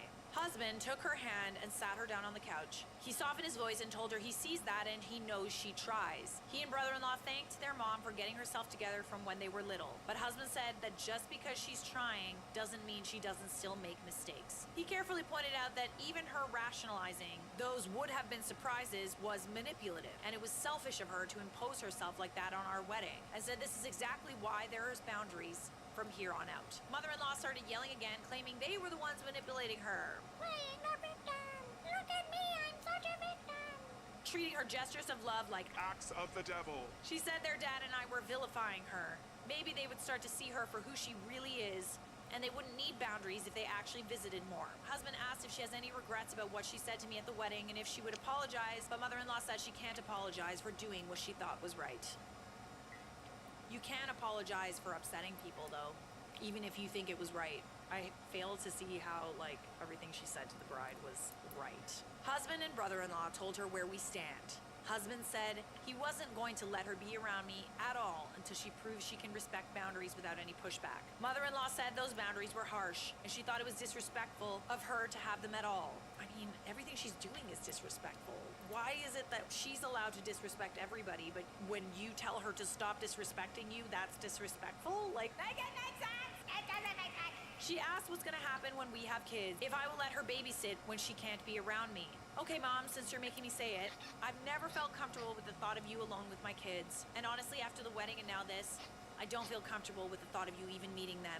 Until and unless you prove you can respect boundaries. And these are my terms, not OPs. Mother-in-law yelled more, added in cursing, raving about how this isn't happening. And life hates her because she didn't get a chance to really be a mom, and now she won't ever have a chance to be a grandma. She called them horrible and selfish, and they have no right to say this or do any of this to her. Brother-in-law pointed out they're not even asking her to change. They just want her to respect their boundaries, and they don't think it's a lot to ask. It's not. It really isn't. This is ridiculous. It's preposterous. Husband asked if there was anything she wanted to ask of us. She asked for the opposite of every boundary he and brother-in-law had just set for her. And more phone calls and visitation, of course. Oh, and she wanted a full apology from husband, brother-in-law, and myself.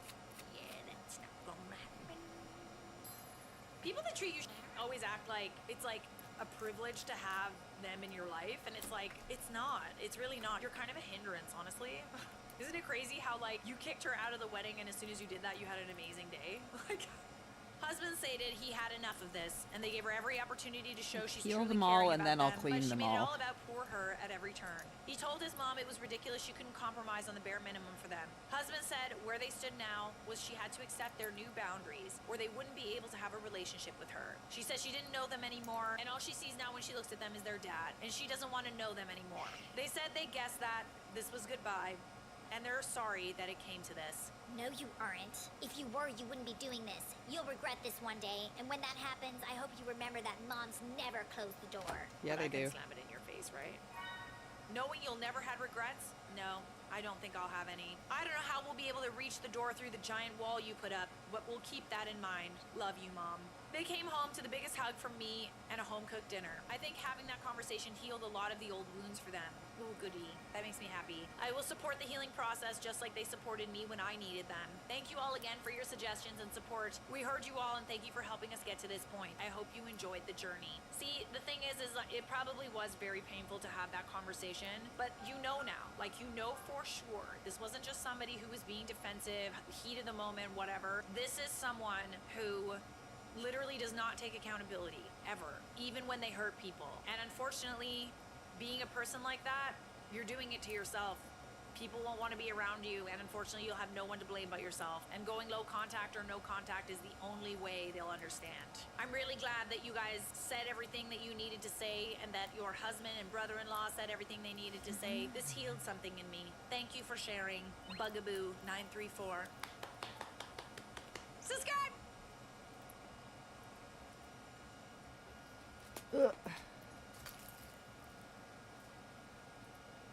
Hey everybody, welcome back. This is some of your wedding petty revenge my back. that ate and left no crumbs. Am I the a-hole for putting my mother-in-law in her place during my wedding? Oh. This happened a few years ago, but it's still brought up in family gatherings, so I'm wondering if I was wrong. Well, I'll tell you, honey, I'm here to let you know. Strap in because it's a bit long. On this bumpy road together, I want to provide all the context. My husband, 35 male now and 28 male before, and I, 32 female now and 25 female before, have been together for almost a decade now. But my relationship with his mom has always been rocky. From the start, my mother-in-law, let's call her Linda, made it clear she didn't think I was good enough for her son. She would make snide comments about my career. Oh, you're just a teacher? My looks. Your hair is unique. Even my cooking, despite her barely being able to boil water. My husband always supported me, but he also didn't like confrontation, so he often tried to smooth things over without fully addressing her behavior. When we got engaged, Linda's antics went into overdrive. She tried to hijack our wedding planning, claiming she knew what was best, and that it was her son's wedding too. You're not entitled to someone's wedding just because you birthed the person in the wedding. At first, I tried to include her in minor decisions to keep the peace, like helping pick out flowers or giving input on cake flavors, but she took that as a green light to try and take control. She started calling vendors behind my back, suggesting changes, and even attempted to add guests to the list without asking me or my husband. Absolutely not. The breaking point came a month before the wedding. Linda called me in tears, saying she hated the dress I picked out for the bridesmaids. A simple, elegant navy blue. She demanded they wear something more appropriate. This is the picture for reference. There's literally nothing wrong with this dress. It's actually a really nice dress. And navy blue is one of those colors that like you could wear forever. It's not one of those like typical kind of wedding colors that's probably gonna go out of style. What about this is not appropriate? I don't get it. I took this picture from Pinterest and hired someone to make the dress, and thankfully my bridesmaid loved it. I even told them they could add any extra fabric or change how it looks to their liking, just keep it the same color. When I calmly explained that the decision had already been made and the bridesmaids all loved their dresses, mother-in-law snapped, saying, Well, if you won't listen to me, maybe I won't even bother coming. I love it when people say that and they think that they'll be missed. Cause you won't. What do you expect people to say? Oh no, please, please stay. It won't be the same without you. In a good way. I told her that was her choice, and I hung up. Fast forward to the wedding day. I was nervous but excited, trying to focus on the joy of marrying the love of my life. As I was getting ready, my maid of honor came rushing in to tell me Linda had shown up in a long white gown. A white gown. Not off-white, not cream, straight up bridal white. I felt my blood boil, but I don't want to cause a scene or let her ruin my day. So I took a deep breath and came up with a plan. I pulled my photographer aside and asked them to take extra pictures of Linda throughout the day. Group shots, candids, you name it. Anytime someone asked me about her dress, I would smile sweetly and say, isn't it amazing how confident she feels in that outfit? Not everyone would have the guts to wear something so bold to a wedding. Ooh, a taste of her own medicine, eh? Love it. I even made sure to compliment her loudly in front of the guests, saying things like, Linda looks so radiant today, doesn't she remind you of a bride? She couldn't exactly call me out without looking ridiculous. Later during the speeches, my maid of honor accidentally mentioned how much she admired my mother-in-law for wearing white because it takes so much courage to make a statement like that at someone else's wedding. Linda's face turned redder than the roses in the centerpieces. I'm sorry, what did you think people were thinking when you showed up in a white gown? I need a What break. did you think? Because if I see someone wearing white at a wedding that is not theirs, I immediately think energy. It's giving... Here's the kicker. I had the photographer include a special section in our wedding album titled Linda's Big Day, filled with all the photos of her in her white dress. I made sure to send her a copy as a thank you gift. Ooh, that's cute. So that's what that really was about. Planning her own wedding. Vicariously through you. It's been years, but Linda still complains that I embarrassed her on purpose and made her look bad. She made herself look bad, bestie. You just pointed it out. She claims I should have told her directly to change instead of playing games. She shouldn't have shown up in a white dress to someone else's wedding. You can go about life blaming people's reactions to your disrespect, but let's not forget what you did to deserve that reaction. Some family members agree with her and think I was petty, but others say she deserved it. My husband is firmly on my side and said I handled it better than he would have. So am I the a-hole for being petty and putting my mother-in-law in her place at my wedding? I mean, you were petty, but she also did something to kind of disrespect you. You didn't overtly say things like, wow, that is just so embarrassing. You gave her a taste of her own medicine. Like all the backhanded compliments that she gave you, you know, that are just like, oh, you're just a teacher? Your hair is unique. You should have said, oh, that dress is unique. Oh, that fashion choice was unique. But guess what? That proves that all those backhanded compliments, because that's what you did, you gave her a backhanded compliment, were backhanded in the first place. Oh, interesting choice. You're probably the a-hole in Linda's eyes, but let's be honest, she's also an a-hole too. I've never understood like why people do this. Like, is it to draw attention away from the bride? Like, it's a very obvious choice, right? What we choose to wear really does say something about us, how we present ourselves. So what exactly is this giving other than either extremely ignorant or... Let's be honest, you wouldn't have even done that petty revenge if she didn't show up in the white dress, okay? That album would not exist. Not at all. She humiliated herself. Not the a-hole, I agree with others, she's just mad you didn't give her the reaction she wanted. What reaction was that, though? That's what I don't get. Did she expect the bride to just, like, cry in a corner? You killed her with kindness, giving her all the attention she apparently wanted. Bravo. That's a very good point. She wanted attention, she wanted to make the day about her, and she got it. It is decided. You are not the a-hole, my dear. How my sister married a narcissist, and I got the last laugh. So, my sister, let's call her Oakley, has high-functioning autism and was pretty shy growing up. She went to study abroad for 2 years. During that time, a guy in her class, Tyler, developed a crush on her. Oakley wasn't interested, though. She lived on the West Coast and he lived on the East Coast, so she thought they'd never see each other again. Fast forward to when they both returned to the States, and surprise, surprise, Tyler has transferred to her school. He starts hounding her to date him, but Oakley says no. Tyler was super emotional, in touch with his feelings, and Oakley, well, she was logical and cut and dry about emotions. Eventually, he wears her down and they start dating. They go on a few dates and Oakley decides she likes him. She tells him she wants to keep seeing him and he ghosts her for 6 months. That's not ideal.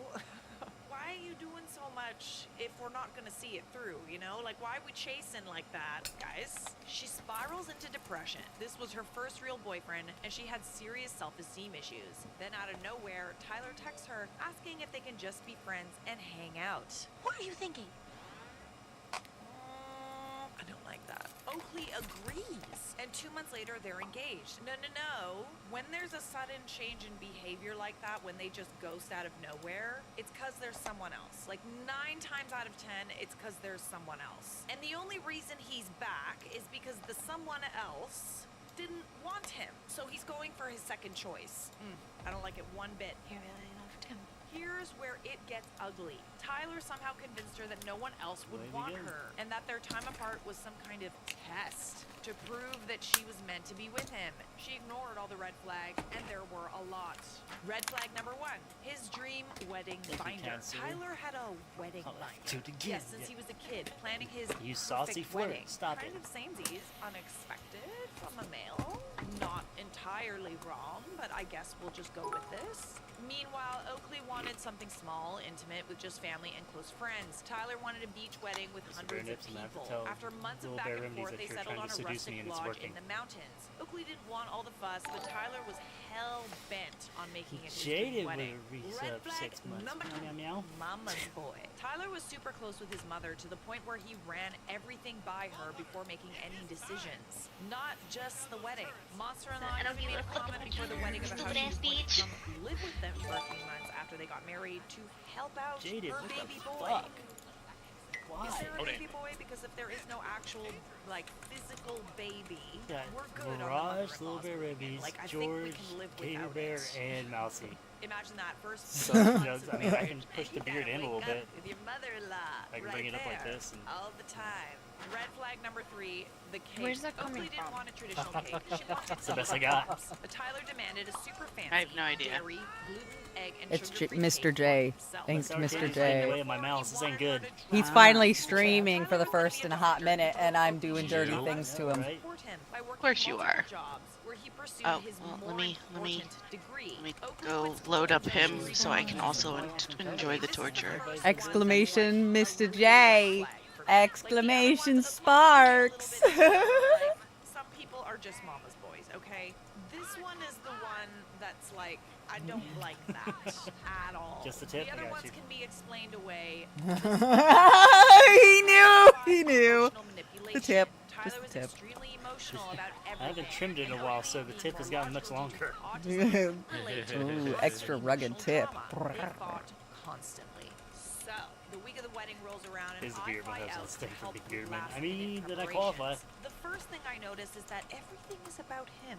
My parents hated him, which, to be honest, probably made There we Oakley go, dig her appreciate it, there heels we go. even more. And they were pushing her hard to reconsider. I told her I had her back no matter what, and I'd be the bad guy if she needed me to be. Then, the night before the wedding, Oakley, a virgin, asked for advice about giggity-goo, and mentioned how Tyler said they didn't have to do anything on their wedding night or honeymoon if she wasn't ready. Yeah. You're not ready.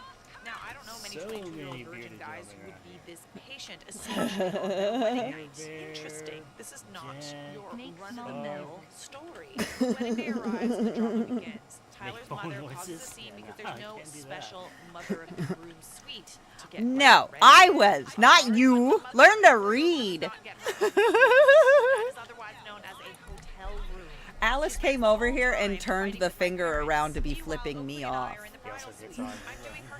What a little bastard, right? I'm ready to take her away in the getaway car. Alright, negative view. See, what things can I do to him? Oh, I want to do all the things to him. At the reception, Okay, that I don't want to do, but Okay, I'm gonna do this. his mom and dad each gave 20-minute speeches about how it was the best thing ever. Fuck, if we lose, I will too. Furious. Then, instead of dancing with Oakley for the first dance, Tyler dances with his mom. What is happening? Fast forward. Oakley catches him in their bed.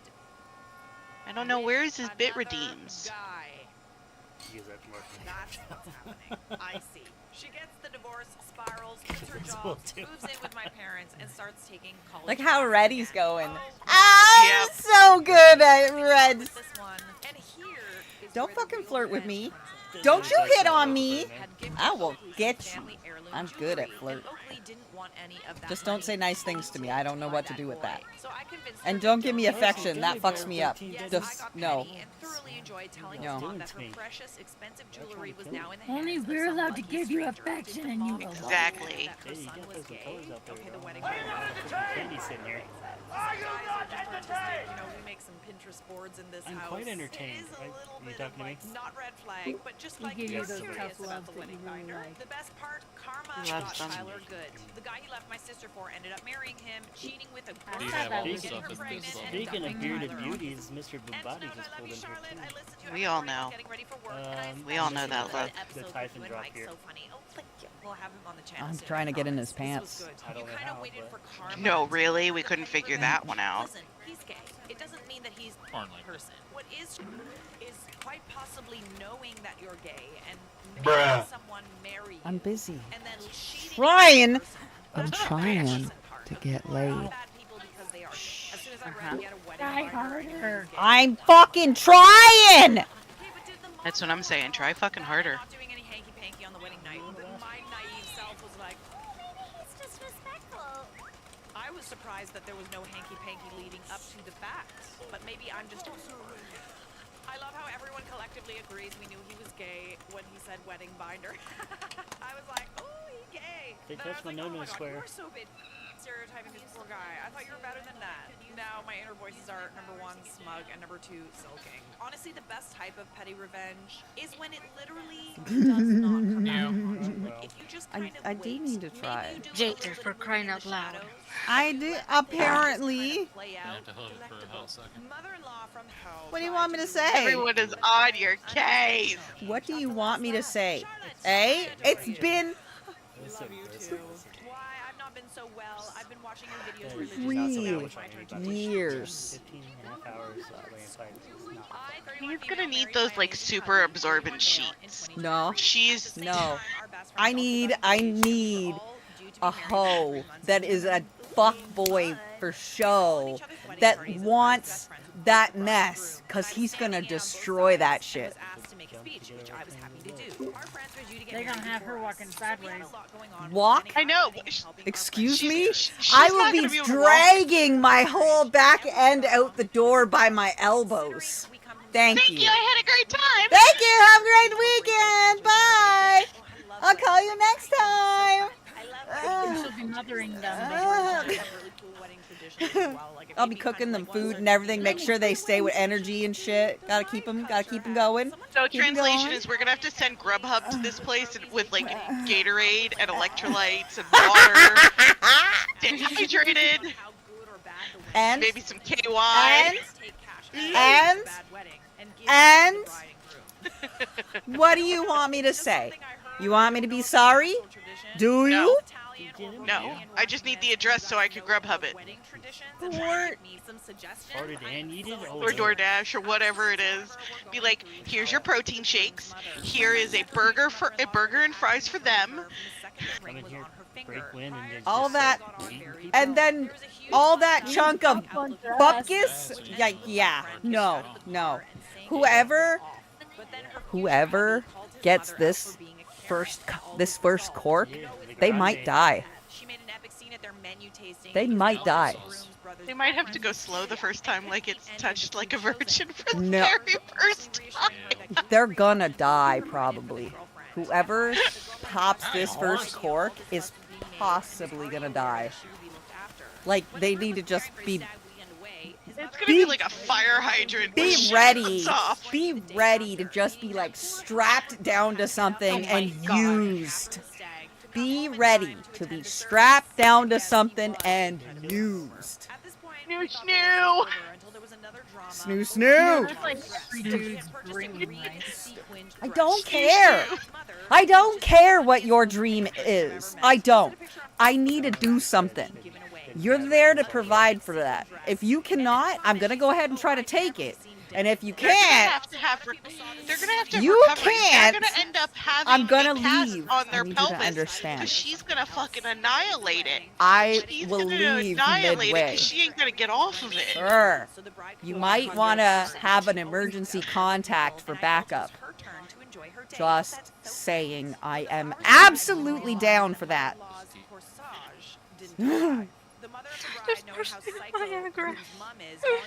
If I wasn't bleeding out of multiple holes, I would have made Arsenic pop the cork while she was visiting. But I was bleeding out of a lot of places. Sorry. Now out my ears. Are you telling me you wouldn't do me a solid? Seriously? I mean, Seriously? literally, I think I've gotten to more bases than anyone else in the last 3 years. 14? You definitely thoroughly investigated more than anybody has in 14, that's for damn sure. And all you was doing was making sure it was thoroughly cleaned. Because I was not able to hold myself upright and wash things at the science. Friendship. Y'all. Can we Yes. state how much of a friendship that is? That is. You do not emergency contact somebody that is not worth that contact. I got my hoe to come do what I needed. I've told you, if you don't know what a fucking bestie is for, then stop calling somebody something that they aren't. Okay? You hear what's coming out that bitch's mouth? And she did it. She did it. Not a blink, not a question, not a flop, nothing. She was there and did it. No. Never flown. I have never flown. I have never flown whatsoever, and I went my first flying trip. It was a 5.5-hour fucking trip. And she was scared. A week. I was excited and nervous. I wasn't necessarily. I was scared TSA was going to deny me for one reason or another. I wasn't scared about flying. I was more nervous about my fat ass in a tiny seat. She accommodated a child under 10 for a week to come take care of me. Under 5 at that point. I said under 10 and it is still correct. Y'all do you understand what a bestie is now, friends? That is what I'm saying. There's friends, there's acquaintances, and there's besties, and lately I have been having to yell at the children to understand what a friend is. Because there's been some misinformation, it seems, because y'all are calling friends what are abso-fucking-lutely not friends. That is not a fucking friend. What the shit? A friend, to me, a friend is someone who I've had friends in my life where they have helped me do and get through funeral preparations. Those are friends. Those are friends. People that abandon you in those times when you need somebody just to talk to you, they're not friends. Yep. Like, I know I said you could come to me, but I can't deal with you right like that. No. Yeah, No. Anybody that comes into the conversation with an apology right off the hop about what? Don't fucking apologize for calling me a stupid shit. The fuck is wrong with you? I'm sorry to call you, but what? Yep, guilty as charged. What the fuck would you call that? Hi, my friend in support circle. I need support. I'm sorry I called you to super do your job. You gonna fucking call the milkman to redo your sink? What the fuck is wrong with you? Yeah, that's my title and job. That's what I do. Your friend. We answer the phone when you need us. Because that's a friend. Except for when we're at work. No. You lying piece of shit. This is recorded. She's trying to cover her ass. Just go with it, okay? Do they see this recording? God. Play the game, Jaded. Play the game. Hello. Is it an emergency? No. Hold on. Okay. Guys, I gotta go to the bathroom right now. Hello? I could fucking hear all the shit in the background. You know she's like under a... Hello? The fuck are you lying to? The children! You lying bitch! Shut up. Dude, don't eat. I would answer on the toilet if these bitches are an emergency. Unless I'm actually... I call when I wake up. If I've missed it, I call the second I wake up. This morning? This morning. I'm not gonna wake up. Alice turned off my afternoon alarm. I didn't know they were home. And I was tired. I was gonna sleep the entire day. How many times have I called you and I'm like, I woke you up and you're like, yeah. Yeah, and how many times? How many times has it been the bus is outside? It sounds like Hello. Yep. Yep. That's exactly it. Okay, And but she's like, to oh, be fuck. okay, wait, pause. To be fair, have you or have you not had a conversation with me while I am not awake? I mean, I'm Yes. sorry. Have you Yes. seen the elves Thank from you. Lord of the Rings? Are you all like blonde and gorgeous too? Like at My 4 then o'clock fiancé this was just morning. happy to marry me, What? and his No, only request I'm was fucking for his telling own you. outfit. In the And same most room of the as me, suits, the apparently. ceremony and details were up to Or me. apparently called my phone and I answered and then said stuff and then hung up and then they talked again when I came back up and I was And she was never married. Why do I feel like this is not going to So she basically Where'd you wants go? to You like plan just a wedding, but disappeared. They went downstairs. Everyone. No, they went downstairs for dinner or some shit. I don't remember what it was, but apparently I said no. Mom suggested the theme Sleeping. to be Bridgerton. This isn't even just like we No. don't like That theme happened weddings. while It's like, she no, was we in don't like recovery. your theme. We'll go with a different theme that we like for the wedding that isn't ours. Night, Their Sam. whole group had Bye, Sam. Love you. watch parties watching Night, the Sam. show. My sisters were there, and they even got excited about Bridgerton and tried to convince me against my nerdy dream wedding. Tried to convince you. I think that people mean well for the most part, but it's funny how people like push During you in recovery, certain she did that. directions Where I'd be to like, have your wedding do in you a want way your that they medicine? would No like. sleep. I think Okay. No. if the bride and the Or, groom yes. ask your And then back to opinion, sleep. then you could give your opinion. It's a PTSD response. It's a PTSD response. I sleep when I'm hurt and in painful or like distressed. I sleep. His mother said that if we didn't Yeah, have it's called being Bridgerton, they human. were all leaving. Yep. Good. I stood my I mean, ground I while had Mom 2 and sister alarms tried to set calm things rotating down. on It my ended with his phone mother and family every. members leaving. Oh no. They were set to every Don't 6 leave. hours. My sisters 3 had hour my back, difference. and my mom was proud of me for standing up for Tylenol, myself. Yeah, it's narcotic. one thing to be like, Tylenol, oh, like, narcotic. I didn't realize you wanted to do a theme wedding. Are we like spitballing I here? woke up in the Maybe middle there's, of the like, some other fucking things night that to you make might sure like this bitch had her doing. medicine. Here's an idea. It's Yep. not that kind of environment. We're not ideating Because someone's wedding. They didn't have that you on a isn't pump? yours. It is not up for Nope. discussion. I No, planned she the was on wedding pills. without his side of the family. Gross. They left lots It of voice was messages calling me rough. stubborn or begging me It to was let rough. her have It was rough. Oh, you are It was rough. They wouldn't have been able to put me on a pump. I got the Why? feeling they were just Because backing it her becomes up too out of overwhelming for loyalty me as and I had to messages kind of constantly be taking apologetic tones Benadryl that and she had to it's keep not checking her me to wedding. see if I was Yep. reacting Have, like, a anywhere. Bridgerton And if I was theme. starting to get Don't too bring red or that too into itchy, we someone would have to else's skip wedding. the good ones and take an extra I didn't tell Tylenols my husband instead. a thing because he's the type to get Yeah, but the overwhelmed pump and goes get right rid of into the your problem, IV. which in Doesn't this matter. case would She didn't have. meant She didn't uninvited have an large IV. We were in the chunk of hotel. business. Wow. Instead, I sent out the gross. invitation with the Ah. dress code colors. Yeah. Forest And it green doesn't and matter dark either way. gray. I can't have an Keep IV this pump in of mind. codeines. I'm allergic. I asked his close cousin Yeah, if she was it was- interested in being the bride. it was- other She things said she besides couldn't. codeine. and Morphine asked is if it was too late to worse. do the theme It his causes an mother instant wanted. migraine and a nosebleed. I'm not allergic to it, but that's just what happens. Now, what is wrong with people? Ketamine is Are fun. people Oh, okay? Are you okay? This I like is that so one. Delighted delusional. is I said good. I would Delighted rather is him so than good! have any other wedding than the So wedding good! for years. I like Delighted. I could do my So Lord of the good. Rings theme, as his yes was I stronger go than go with 1,000 that no's. one The though, harassment because got worse, that and one's then as the good. date grew closer, radio Basically, the silence. synthetic version Keep in of mind, morphine. my side of Basically. the family was a great. But I have to My be careful with bridesmaids that were one all in their too. caplets and dresses, and I had my custom Yeah, elf ears literally touched it by a was friend. 2 Tylenol I bet or the photos are gonna be 2 epic. bennies. Since my friends all like the same nerdy stuff I do, the theme was exciting for them. I The have day a comes limit when on I'm what I ready can to walk take down for the extra aisle bumper after my makeup, medicines, and I along was with my dressed in handfuls of perfect pills I'm sparkly taking white dress and anyway. silver cape with my hair And and it's jewels. Oh, I bet you look stunning. Like, these Tylenol accomplished or women are just like, the restricted amounts I of walked in and straight the away, codeines. my eyes were on my husband. It wasn't So they until didn't the give you reception T3s. that it occurred to me that a large It was just percentage over-the-counter of women at my Tylenol. wedding Yep. were wearing white dresses. They could have at least given you the Tylenol that they have in Canada with the muscle relaxer in it. Those are wonderful. I'm going back to get them. They were I wedding brought dress home. adjacent, I brought and the back shock 2 bottles caused with me us to when we drop went up my there. bouquet. They are My mom confronted his awesome. mom about it, and the response his mom gave And they're was over that the the counter. dress was gray, like the invite stated. It was white.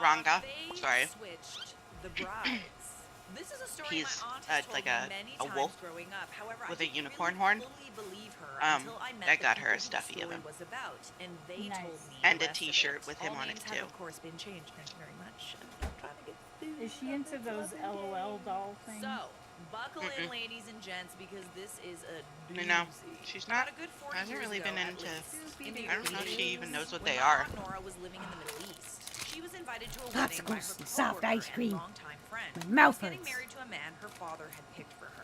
At the time, especially in that area, arranged marriages were a common practice, where two Mouth families hurts. Well, would if you combine wouldn't their wealth keep by doing having those their things, children you know? marry, therefore increasing their social Getting my status teeth fixed? in the community.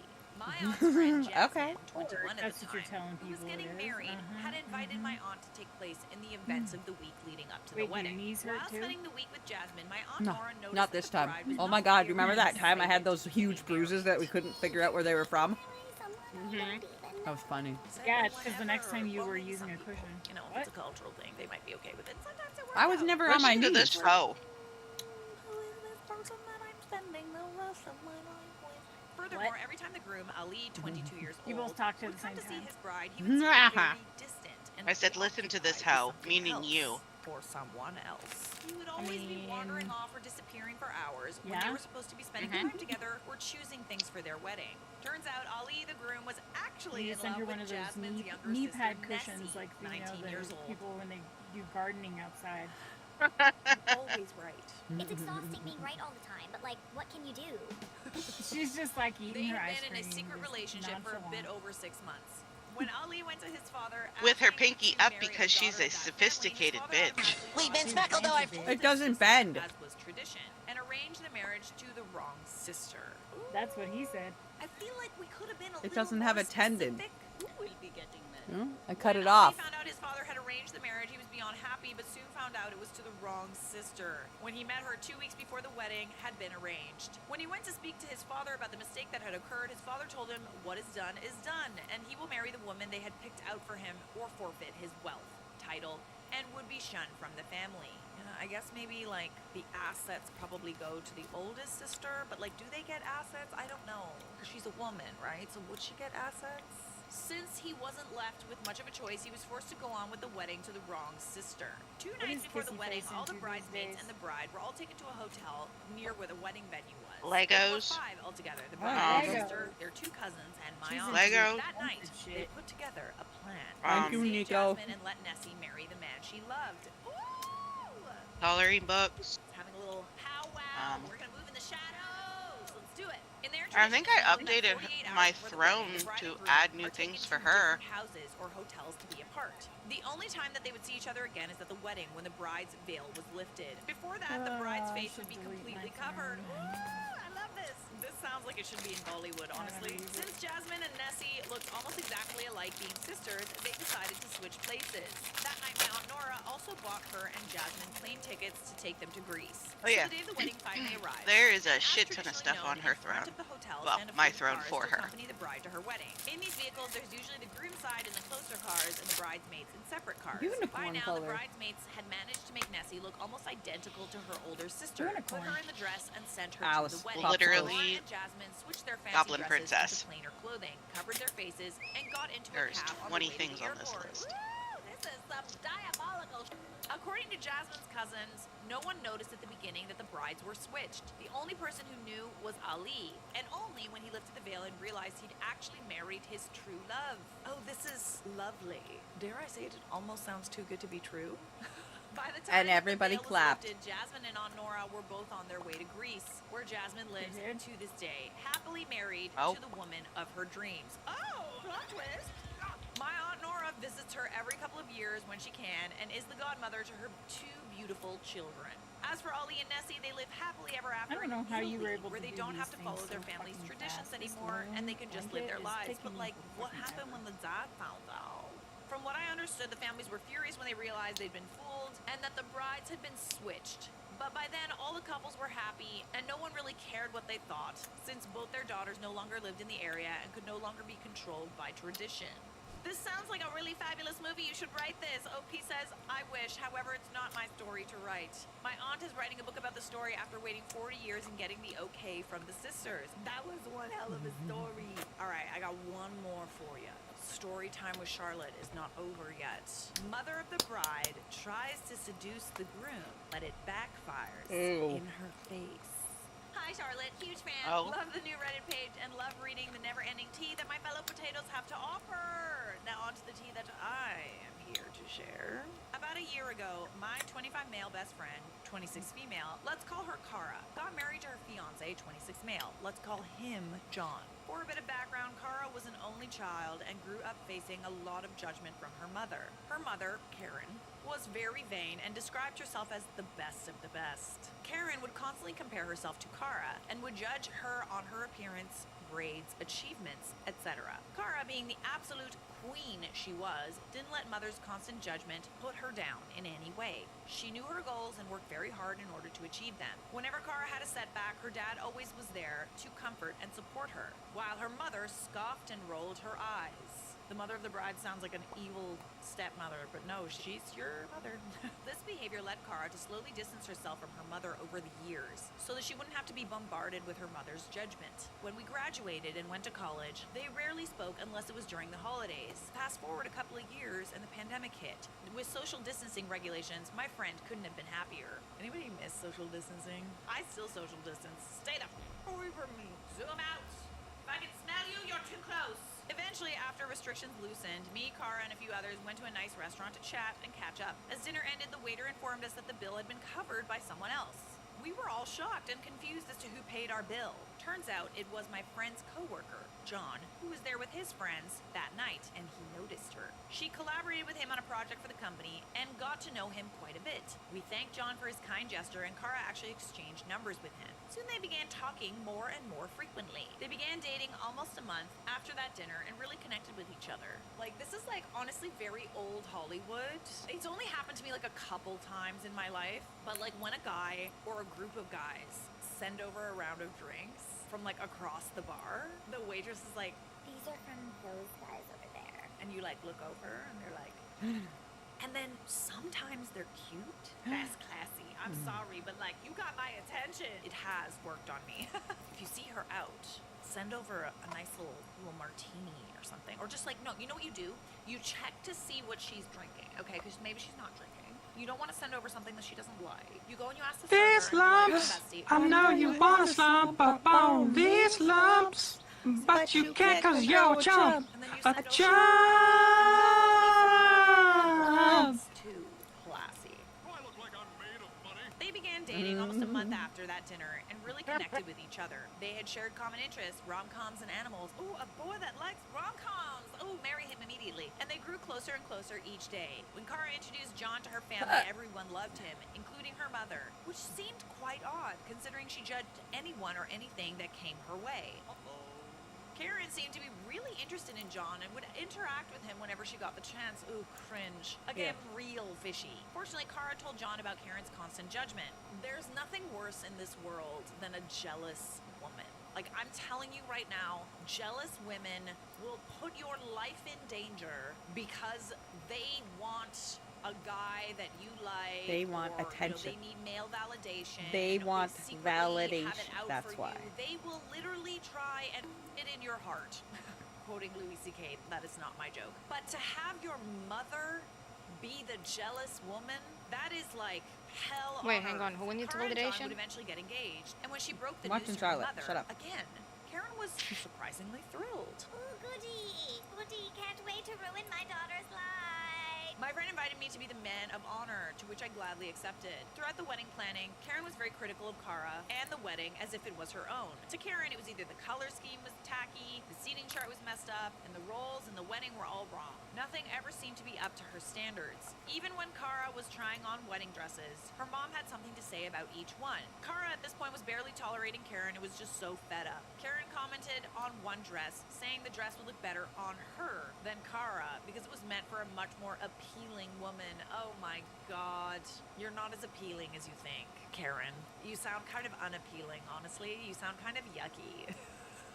Oh, hell no. I was fed up with her to the point that I asked her her if anything appealing would ever come out of her mouth because me and everyone else were done listening to her bullcrap. She backed off finally after she received many death stares and side eyes from the wedding party. Even the people at the dress shop were side-eyeing Karen. My friend found a dress that looked absolutely amazing on her, and she knew it was the one. Karen protested, complaining about the dress, to which Kara just told her to shut up. See, with those kinds of people, it's like, no, you want me to be honest? Like, I'm just being honest. No, you're being hateful because you're a jealous, Fast forward to the wedding, spiteful sack of garbage. Note that the color scheme for the wedding was ocean blue and turquoise. Karen shows up in a tight race car red dress. Okay, I think that you could probably wear red to a wedding if you wanted to, unless there's like some sort of subtext there. Is like, it's an obvious, right? Like if you don't really like know the bride and the groom or whatever, and like, or you know, you're friends with them, it's like nobody's gonna read into it, but I would read into that, especially because it's tight. That's what she said. Nobody notices her for a while. She disappears. 15 minutes before the ceremony, people are wondering where the groom is, when all of a sudden someone very loudly yells for help. Me, Kara's in-laws, Kara's dad, rush over to where the noise is coming from. It was from behind a locked door. We get it unlocked and see Karen topless. How are you not embarrassed? She was trying to kiss John. He had called for help because Karen was chasing him around and trying to seduce him. I was shocked and gagged. The in-laws were disgusted and Kara's father was furious. Karen rushed to get reclothed while Kara's father was screaming at her, asking what in the hell was happening. I helped John back to the ceremony, and the in-laws called for security to get Karen removed. Well, long story short, she was removed while Kara's father yelled at Karen, calling her a cheater and saying that they were getting divorced. I mean, I probably would have divorced her before this point, to be honest, but like, okay, it's fine.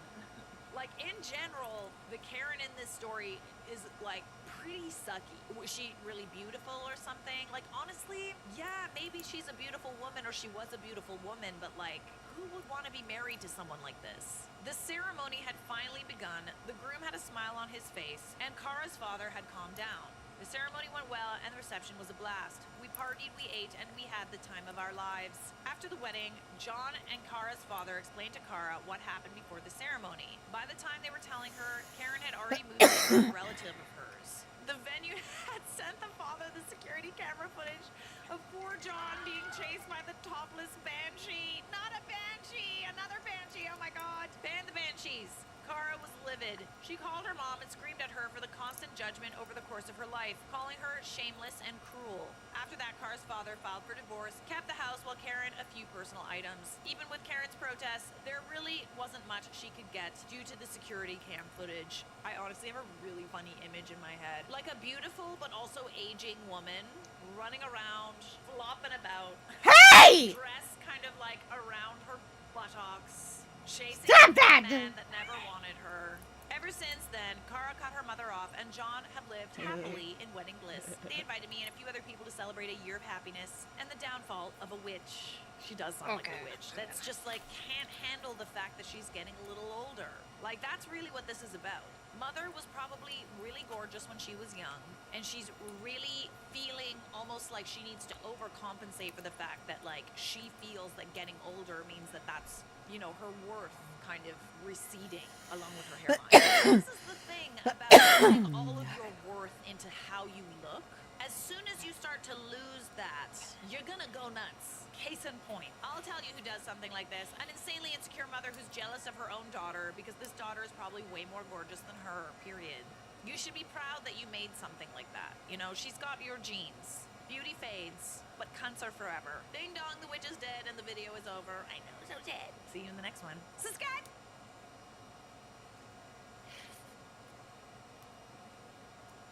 Let it go. It'll play on Hey its own. everybody, welcome back. These are some entitled You're done? bridezillas. No, it'll go on its own, I said. Compilation! Shut up! Mommy's girl! That's messed up. The day I caught my fiance cheating 2 days before our wedding.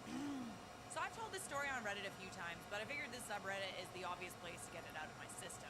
For reference, I'm now 31, but this happened in 2014 when I was 26, and my ex-fiance was 25. F. Let's call her Barb. Yes, let's. Barb. We met in college and dated for 3 years prior to our engagement, Fucking with the wedding Barb. date booked by the 4th year. Neither of our Oh, parents were such well a off Barb. financially, and she Oh! was in school. So the financial responsibility fell on me, which which totaled $20,000 that was paid in full 4 days prior to the wedding. Leading up to that nightmare of an evening, we had our typical mid-20s relationship issues, with bouts of poor communication, excessive drinking on weekends, and an occasional fight over trivial BS. Aside from that, we had a great relationship and spent a ton of time together figuring out post-college life and planning for our future. As I said above, the wedding and reception venue cashed my check 4 days before the wedding, and the contract stated that Alice, your bedtime alarm went off. Why are you still up? a couple dozen from out of state. Good night, Tuxes I love and you. bridesmaids' dresses were fitted and paid, and everything was falling into place. Now let's go to the inevitable storm of events that you're interested in before I keep rambling. What are you looking for? Oh, You looking for all your dudes? I'm just hungry and I wanted a taste. Kiss me! The night in question was a Friday evening in our new apartment that we Night, moved into Alice. 2 weeks prior, and we decided to for your have about a bedtime dozen friends over to Night, visit Alice. and head out to the bars in town. Included in this group of friends was my buddy, whom I've known since kindergarten. We'll call him Ricky. Ricky Barbie. Have a good sleep. Make good dreams. Barb and I, Barb, but make it Canadian. Barb and I Barb. had spent Barb! time with Ricky Sleep, for the I'm last going 3 to years, and bed. he was Good definitely Bye, love you, bye. my pal. Bye, love you, It's bye. generally awesome Bye, when your love, bye. significant other gets along with people in your social circle. The night started at a local hookah lounge that was BYOB. So by the time we left there, a 1/5 of Jameson and a 30 rack of Yingling were gone, and everyone was buzzed. The next 3 hours were spent between 2 to 3 bars that resulted in the entire group devolving into a drunken, belligerent mess. All right, sounds kind of fun, but also dangerous. Once the bars closed, most people went home, with the exception of myself, Barb, Ricky, and another couple who came back to our apartment for a nightcap. Once back at our place, the couple only lasted another 20 minutes before calling it and making their way home. So I was left with Barb and frickin' Ricky.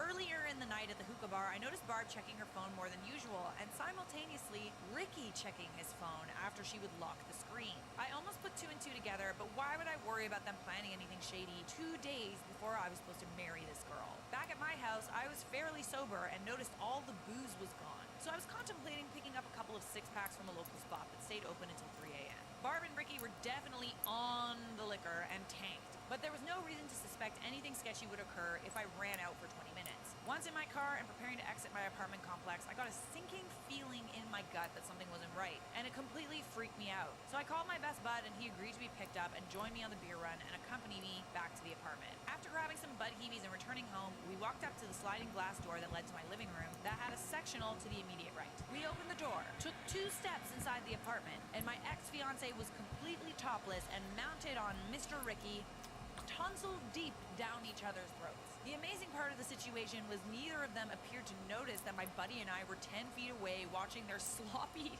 drunken escapades. After 7 to 10 seconds of attempting to comprehend the situation, I lost it. I dropped the booze, threw her backward off Ricky, completely topless, and landed 2 hard right hooks to Ricky's eye and cheek, while he was still laying on his back with the most terrified look on his face. To put things into perspective, I'm 6 foot and 220 pounds. And This purple's not dark enough. He is 5'6", 140 I'm gonna pounds, redo the purple and maybe the pink because it's just not dark enough. Okay. Sorry, didn't know this was a thing. And was asleep for at least 5 minutes. Let them while dry. I was losing my mind over the situation. Wait, he fell asleep? He passed out? What? Without thinking, I called our parents about 10 times until they woke up and demanded they come to pick up their cheating daughter immediately. Their house was 5 minutes down the road, so they walked in shortly thereafter while I was laying into Barb about her unforgivable, disgusting decision. As you should, bestie. Her parents frantically walked into me, screaming at Barb and Ricky, out on the couch, and my buddy mediating the situation. The first thing I told everyone was the wedding was off. I demanded the ring back, and I said I'd rather lose $20,000 than spend the rest of my life with a cheating B-word. Her parents spent the next 20 minutes attempting to talk me out of it and occasionally defending Barb's actions, saying things like, why can't you forgive her, or isn't it too late to cancel the wedding? Meanwhile, Ricky woke up and the right side of his face had swollen to the size of a grapefruit, and his left eye was completely shut. Kicking him out of the apartment was tough because he was too drunk to drive, so I called his brother that was 20 minutes away and spent that time laying into Barb, Ricky, and her parents. Surprisingly, I was able to stay level-headed enough to express my thoughts in such an extreme state of rage. By the time Ricky's brother picked him up, Barb's parents shuttled her home. I had systematically picked apart any objection, opinion, or plea for reconsideration expressed by everyone in the room. It felt really great. I love that for you. I know it's not happening to me, but if it was, I'd be proud. I'm not going to pretend the following months were easy and everything worked out in my favor. 2 months later, the pharma company I worked at decided to lay off my entire division. I had racked up thousands in credit card debt to pay for the wedding, unemployment haunted me for 5 months, and I was diagnosed with major depression. Life was effed up for a few years, and I wouldn't wish that on anybody. But now I'm 31, and things have settled down, and I couldn't be happier. Thank you for letting me get this off my chest. You know what? At the University of Arizona, we believe everyone Fuck you, Arizona. I don't give a shit. None of your fucking business, Arizona. No. Start your journey at No. wonder.arizona.edu. No. Thank you for sharing. That's super. You don't even know me. What I don't Fucking understand is Arizona. in that Get moment out of why here. everybody was trying to get you to change your mind. You having problems? Fucking Arizona. Once a cheater, always a cheater. I also don't understand the sheer stupidity of hooking up with someone when your fiance is going to be back in a few minutes from getting liquor. And he's stupid or something. I think you made the right decision. Cheating sucks. It sucks to break up with somebody, but like realistically, you're never going to be able to look at her the same way again. Like, not only did she cheat, but she cheated on you 2 days before her wedding. That's literally unforgivable. Bride demands bridesmaids return the pre-wedding gifts she gave them after her wedding was canceled because she was cheating. Am I the a-hole for not returning my bridesmaid gifts after the wedding was canceled? Hello everyone, I'm 27 female. My friend Jessica, 28 female, was supposed to get married over the summer. She asked me and a few of our other friends to be her bridesmaids by giving us gift boxes with things for the bachelorette party, which is going to be a long weekend in Mexico.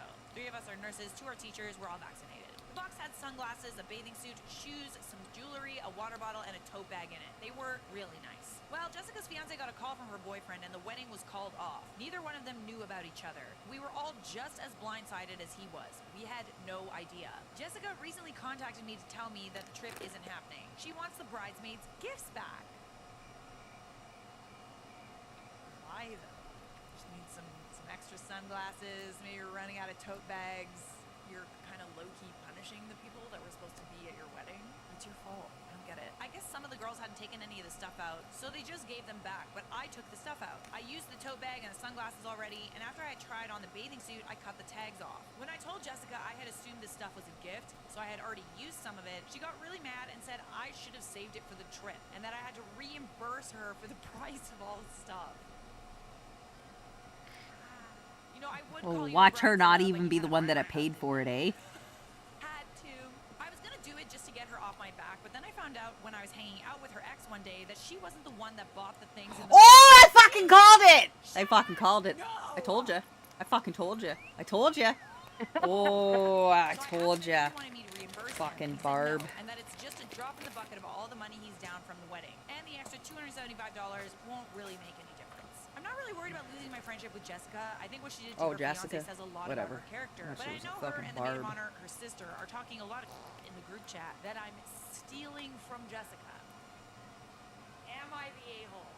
Stealing is an interesting choice of words considering she's Okay, now I gotta let them dry again. Yet she's the one demanding to be paid back. No!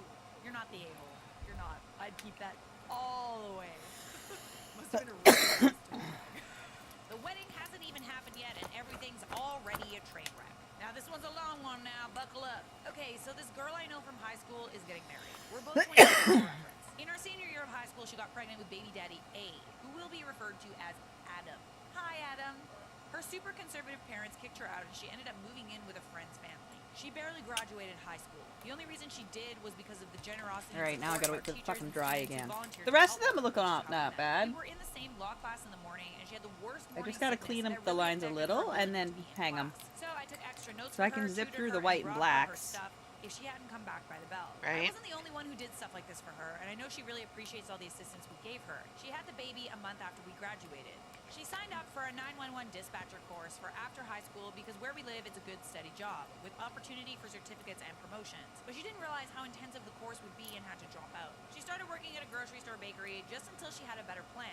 Adam started an apprenticeship while working part-time at a hockey rink and proposed to her literally the day of her 18th birthday and brought up marriage because it's the right thing to do. I don't really agree with that, but this isn't about me, and she was always refusing. She started started cheating on him after a while. We're all 19 now, and eventually leaves him for another guy because she's pregnant again. And it's far more likely that this guy, baby daddy B, who will be referred to as Brad, is the father of the child. Neither of them can afford lawyers, so getting any kind of custody agreement is a mess. And then their parents got involved and they did a 50-50 split. Still not made official. She has the baby that does turn out to be Brad's, and everything's okay for about 9 months. When she finds out Brad had been cheating on her with his TA. I know it's a long one, but I'm invested. Are you guys invested?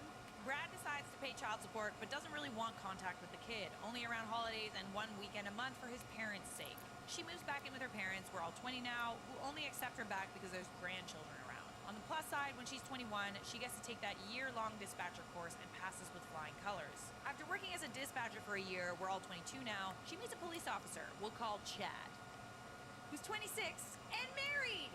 Whoa, wait. And Adam's second cousin. I can't remember how they're related, just that Adam and Chad are related somewhat distantly.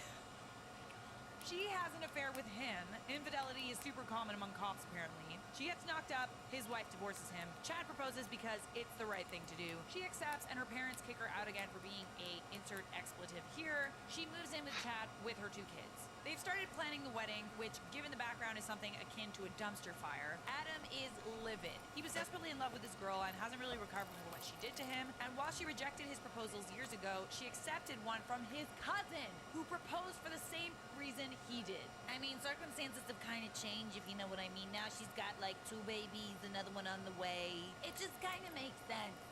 Adam has basically made a call for loyalty in the family, dividing everyone who should go, who should give money, etc. Plus, they're having trouble planning anything because of COVID. Her parents have outright said they're not going, along with half of her family, and her younger sister has been going around sabotaging what plans they can make. She asked me to be a bridesmaid. I said that I couldn't because I live in a different province now, but the truth is, I don't want to be wrapped up in that cluster in any way. I'm just watching the arguments and events unfold on social media because this is quite honestly the most entertaining thing Lol. I've seen all year. It's weird to me that she even asked because we're not friends.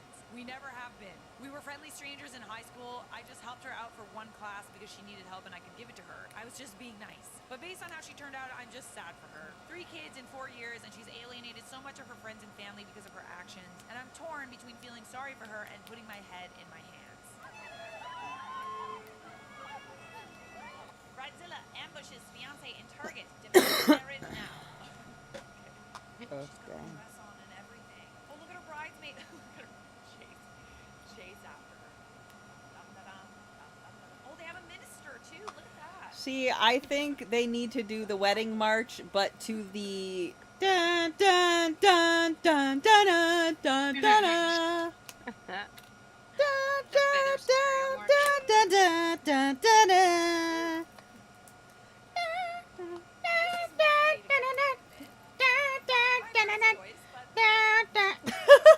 Choosing beggars Yeah. BYOB except for groom shotgun wedding. Multiple posts today asking for donations for both the wedding and baby shower, not including the insane gift registries, so they don't have to provide anything for their guests.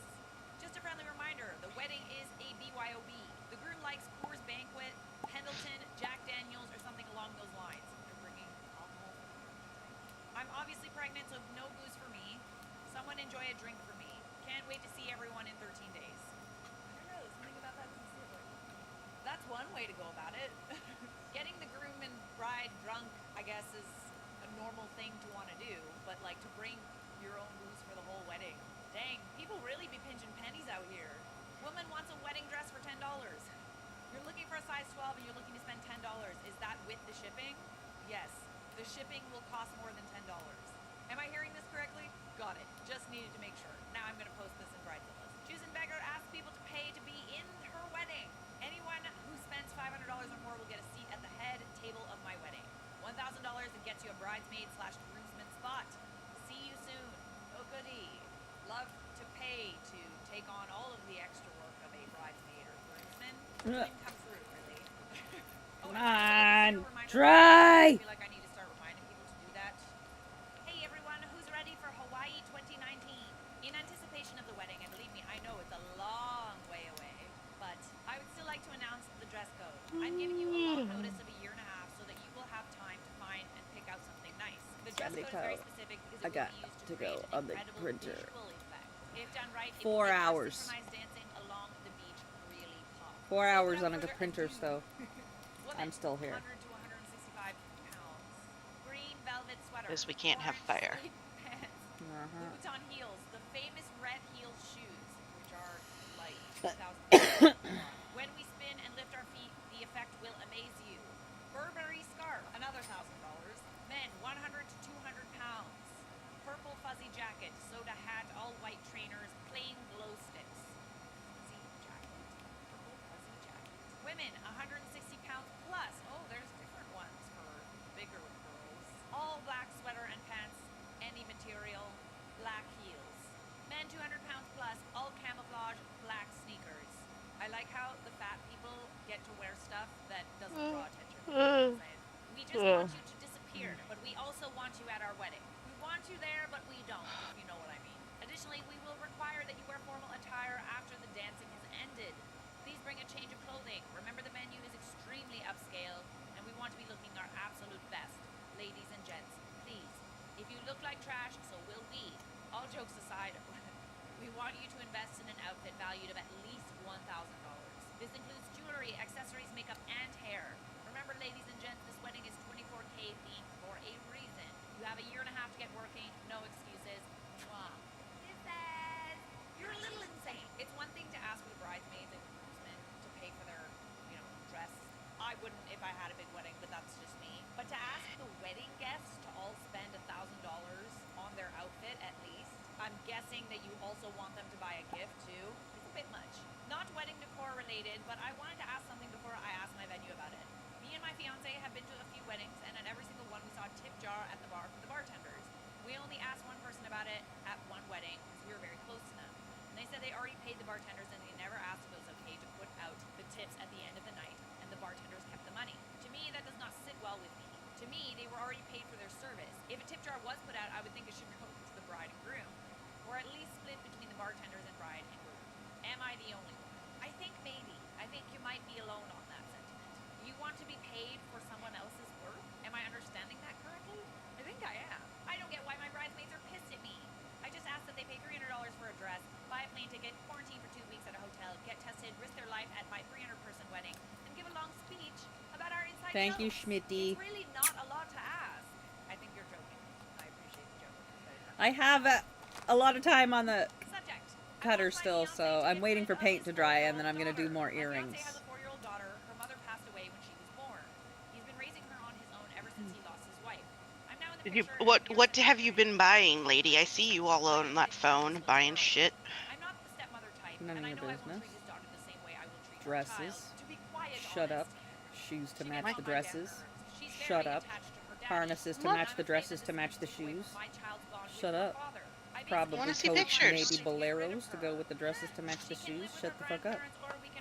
I want to see pictures. I'm pretty sure I already showed you the stuff, didn't I? I don't know how to approach the situation. Did I not that's show a you tough all the one. stuff I That's buyed? a tough one to approach for some Oh. people, Possibly. But I need to find a way to Well. convince my fiance to let her go. The mochi pan dress? I'm just trying to look out for my child and make sure I don't think so. all of her daddy's There. attention without having her I got this one. intervene. Please help. Well, firstly, I would say to stop being a dick. To me, this is kind of the definition of evil stepmother. The fact that you can't see that is kind of insane to me. Y'all, I don't know what to do. My sister is legitimately so pissed at me right now. I got my And, color swatches in, and I fell in love with the color Dusty Rose. This Now my is, sister I'm said pretty she's sure I trying showed to you find my my 3 wedding dresses, where because this is my out least forever. favorite While of I the want to be 3. sympathetic, she isn't even engaged. Mhm. How would you guys handle Yeah, this? I know. I'm sorry, do you own a color? Is it possible to own a color?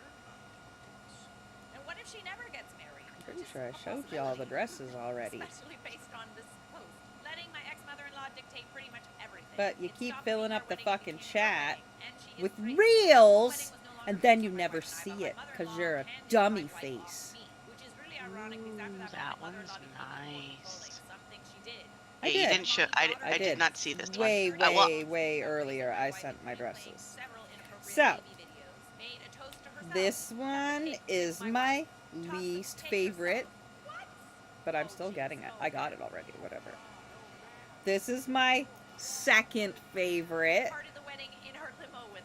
and this is my Okay, so I did see those two. It's the The get moth one. I getting didn't. The wrecked moon. one. Oh yeah, the Spanish moth one. Yep, that's my getting wrecked one. That's my gonna get destroyed pick. Grass gonna get destroyed. Okay, that's that. The worst part, it set a precedent that my mother-in-law can do whatever she wanted in our relationship, and my wife would always choose her side. This eventually caused a split after mother-in-law spanked the hell out of my daughter, and my wife took her side. I know you must. And the other thing I got was a bunch of acrylic. A lot in order to put up with this, but like, I think you might be better off. Just saying. Yeah. I got 2 big blacks, 2 teals, 2 reds, 2 blacks that are regular, 2 greens, an orange, and a yellow. There was no white. Don't say white because there was no white. Don't say white. There was no white. Shut up, Elsabeth. There's no white. There was no white, or I would have ordered white. Blue? Pink? There was no pink, and the only blue is teal. I have the green, I have the orange, I have the yellow. So all the things that are like half and half earrings, I love those. So we're getting all the autumn ones coming up and together, so summer ones we can do. I can't do any pinks. I can't. So if you got ones that are in those colors for summers, that's fine. These will work better for sure for ones that you just hang together, like onto loops. You know what I mean? Like those witch ones that somebody put in there. Okay. This acrylic, anyway. I don't know. That's me. For 20 plus years, and I've always sung it to / with the kids in the family, so it's entirely appropriate. So am I the a-hole for planning my funeral service with music that has special meaning to me, even though the songs might have meaning for other people? Am I purposely doing a kids movie like I've been accused of? I think you need better Shut up, friends, fucking especially Smitty. if you have 1 year left. I think you need to surround yourself with people that don't do this to you. I'm very sorry to hear that, by the way. That's a huge bummer. That's an understatement. Life is short, clearly. Surround yourself with people that want the best for you. And that goes for you guys too. The wedding photographer had already spent an hour or 2 inside the unmasked wedding party when one of the bridesmaids approached her. The woman thanked her for still growing up, considering everything that's going on with the groom. When the photographer asked what she meant by that, the bridesmaid said that the groom had tested positive for the COVID the day before. She was looking for me The to be COVID. like, oh, that's crazy. Like, I was going to agree with her that that's fine. The photographer recalls. So I was like, what are you talking about? And she was like, oh, no, don't freak out. It is no symptoms. It's fine. The photographer, who has asthma and 3 kids, left with her assistant before the night was over. Her exit was tense. The wedding planner said it was the most unprofessional thing she'd ever seen. Bridesmaids accused her of heartlessly ruining an innocent woman's wedding day. She recalls one bridesmaid telling her, I'm a teacher, I have 14 students, if I'm willing to risk it, why aren't you? Another said everyone was going to get COVID eventually, so what was the big deal? The friend of the bride who spilled the beans cried about being the worst bridesmaid ever. I think this might be illegal. She recalled one conversation from that wedding before she left the reception. I have children, she told the bridesmaid. What if my children die? The bridesmaid responded, I understand, but this is her wedding day. And yet another installment in an episode of That's Dumb. So, maid of honor fired, although it might feel like a job, it isn't.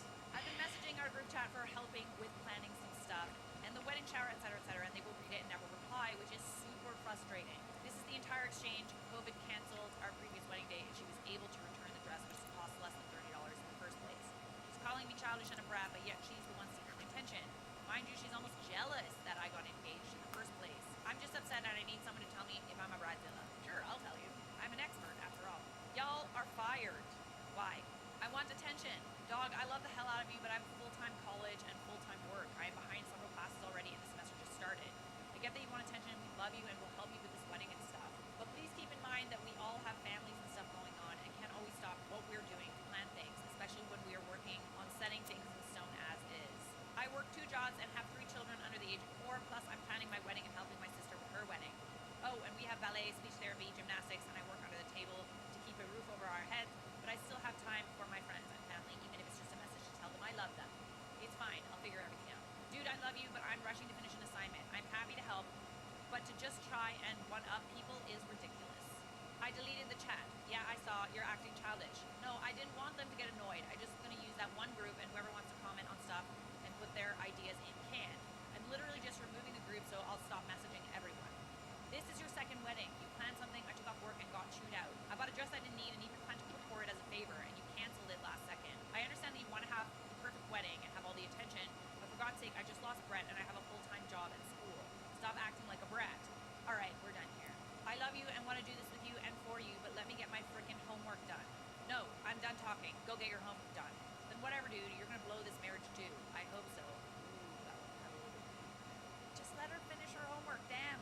I understand your weddings are important to you, but like, chill out. This Sim just showed up uninvited to my Sim's wedding wearing a wedding dress. Oh, the audacity. All right, the honorable judge. Sorry, I had to spat everywhere. Silence! Silence! You may be seated. Am I the a-hole for refusing to make my half-sister look better on her wedding day by showing up? My half-sister and I share a mom. She's 9 years older than me, 17 female. Her dad died when she was 5. Mom remarried to my dad when she was 8 and got pregnant with me straight away. Until I was 10, I thought she was the best person ever, and I wanted us to have a relationship like my friends had with their siblings. But she has rejected me as not being her real sister from day one. I mean, you kinda are, though. Like, not full, but you are. Doesn't really matter what her opinion is, but... She also rejects my dad as anything other than my mother's... Okay, so, like, they're married, though? Remarried, right. Okay, so she's married. Okay. All right, then. She called him that to his face and in front of other people. The disrespect, bro. My dad always lets it slide, and Mom will tell her we are all a family, to which my half-sister will say she's family, but my dad and I are not.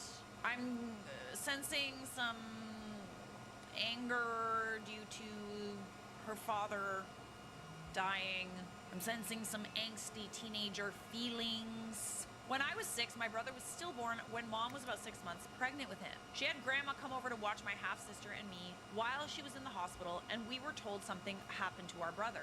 I was really upset because I'd been so excited and wanted comfort from my half-sister. She told me to grow the F up and stay away from her.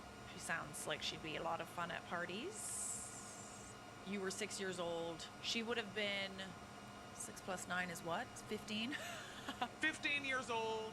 I mean, at this point, it's like age doesn't necessarily matter. If you're going to be a dick about it, like, you're just going to be a dick. She also told me it was a shame the same thing didn't happen when my mom was expecting me. Wow. Okay. Wow. So she's just an awful human. Maybe not fully developed at this point, but still quite a crotch goblin, I must say. Grandma was horrified and told her she would regret saying that, but my half-sister told her she wouldn't regret saying that about someone she didn't love. I mean, you should never say that to anyone, regardless of the fact that you love them or not. It kind of goes without saying, I think. I just don't really understand the teenage angst, because like if her parents got divorced or like, you know, her mom cheated or something, and she's now with your dad, I would understand like kind of like the anger there. Not what she says, but like the anger. But your mom lost her husband. What does she expect her mom to do? Just like stay single for the rest of her life? The breaking point was that Christmas when I was 10.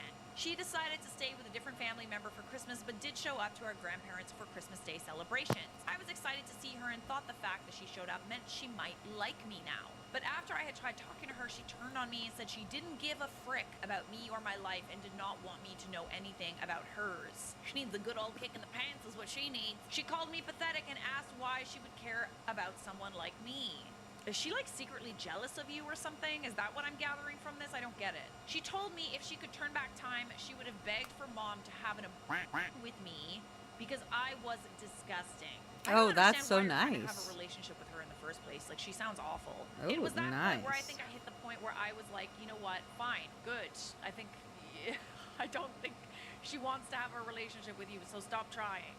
Over the last 7 years, I've seen her maybe 3 times. She avoids being where I will be, and she's made it clear to Mom that if Mom wants to see her, Dad and I are not welcome, and that we are not invited into her life. What is her problem? Holy cannoli! Except now she's getting married, she invited me and wanted me there because questions were asked. Right, because that would call into question what kind of person she is.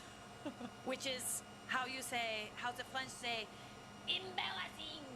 Mom was so happy when my half-sister told her she really wanted me there. Mom was so eager to tell me. My half-sister even showed up to invite me personally. But I told her I would not go. Yeah, she can't just be a sister to you when it suits her. She explained she needed me and why, and I told her I will not make her look better by showing up. Period. I said she wants me dead. I don't want her in my life. It's as simple as that. As you should, babe. Like, there was no apology for how she treated you growing up. Why should you do her this favor when she was so terrible to you?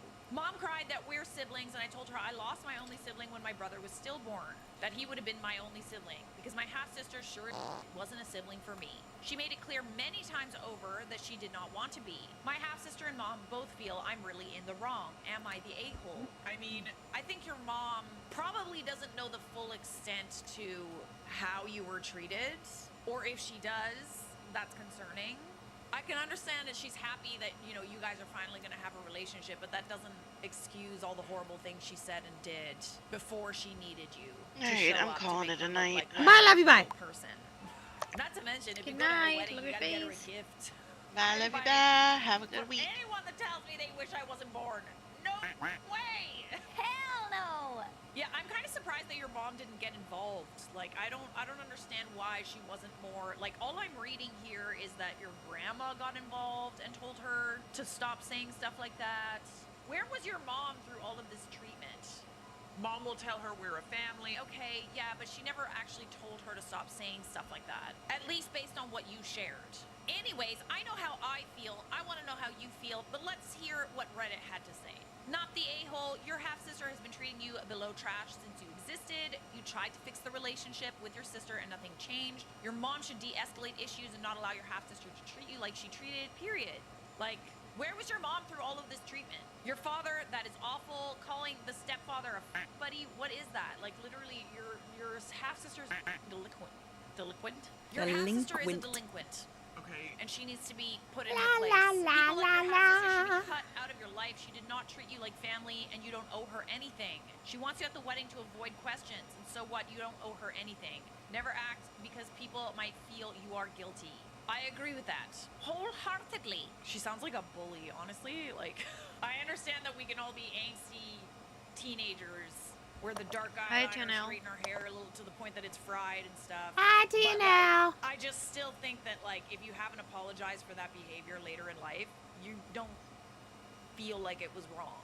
I think that this all could have been solved with an apology or an attempt to, like, actually get to know you and not just when it suits her. So let me get this straight. When she was 18 or 19, she told you, a 10-year-old, that she wanted you dead. If I were you, I would preemptively... Is that what the math is? Did I do that correctly? I don't know if I did.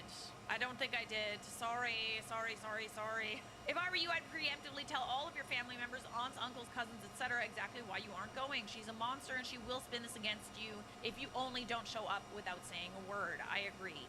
OP confirms when she was 19, she told a 10-year-old me that. Wow, okay, yeah, you're not going to that wedding, babe.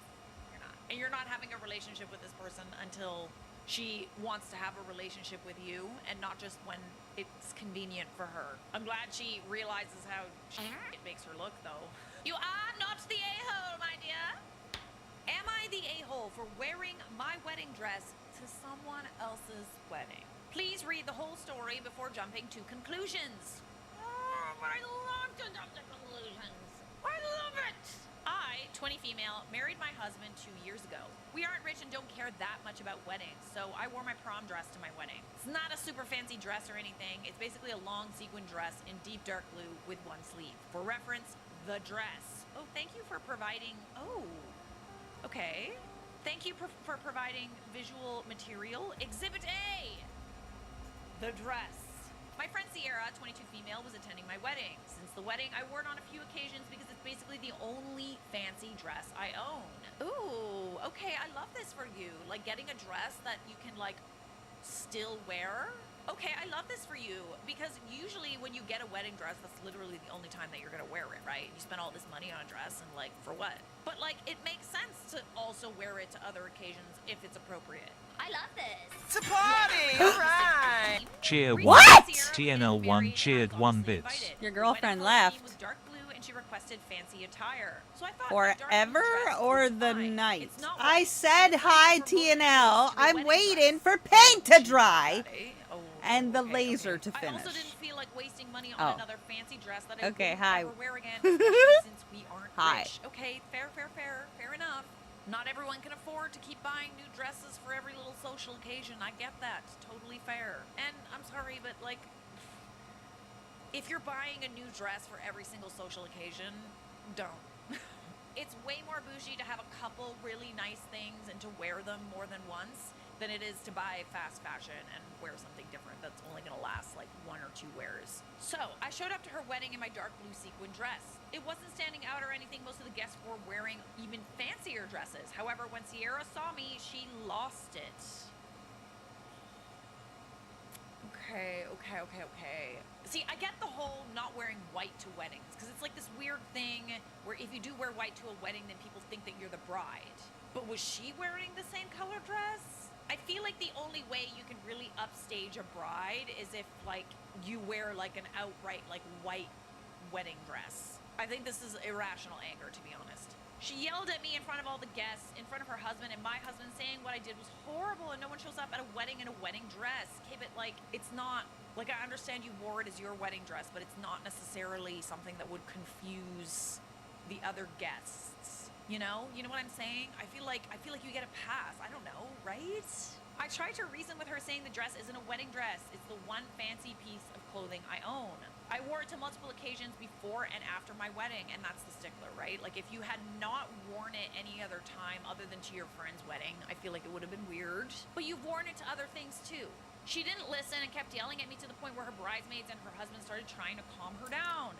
She also said a bunch of unsavory names to me. Ooh, goodness, okay. Apparently you live rent-free in her head on her wedding. Shouldn't you be happy, babe? Like, come on. I was very upset with the drama and decided to leave with my husband. Then I started getting texts from Sierra who blamed me for upstaging her on her wedding day. Did anybody else feel like you upstaged? Like, are you just prettier than her? Is that what... Did anyone else feel that you were the bride? No? Okay, then I'm sorry, but like, if she feels you upstaged her, then that is her fault. That's like an insecurity thing. She blamed me for upstaging her on her wedding day, for driving a wedge between her and her husband, since he said that she overreacted massively and upset her friend over a dress. Well, he's right, though. You didn't drive that wedge between her and her husband. She drove that wedge all the way in. I decided to ignore them because I think she's being unreasonable. But a part of me thinks I was the a-hole because I wore the dress to my own wedding. I mean, okay, I get the, like, wanting to wear the dress more than once. I get that you're not rich and, maybe it's not a decent investment for you. It might be a good idea to get another dress at some point, like it doesn't look like a wedding dress, but, maybe for other people's weddings, like, we could wear a different dress or rent a dress. You know what I mean? Like, you can rent dresses now, highly economical, borrow a dress, thrift one.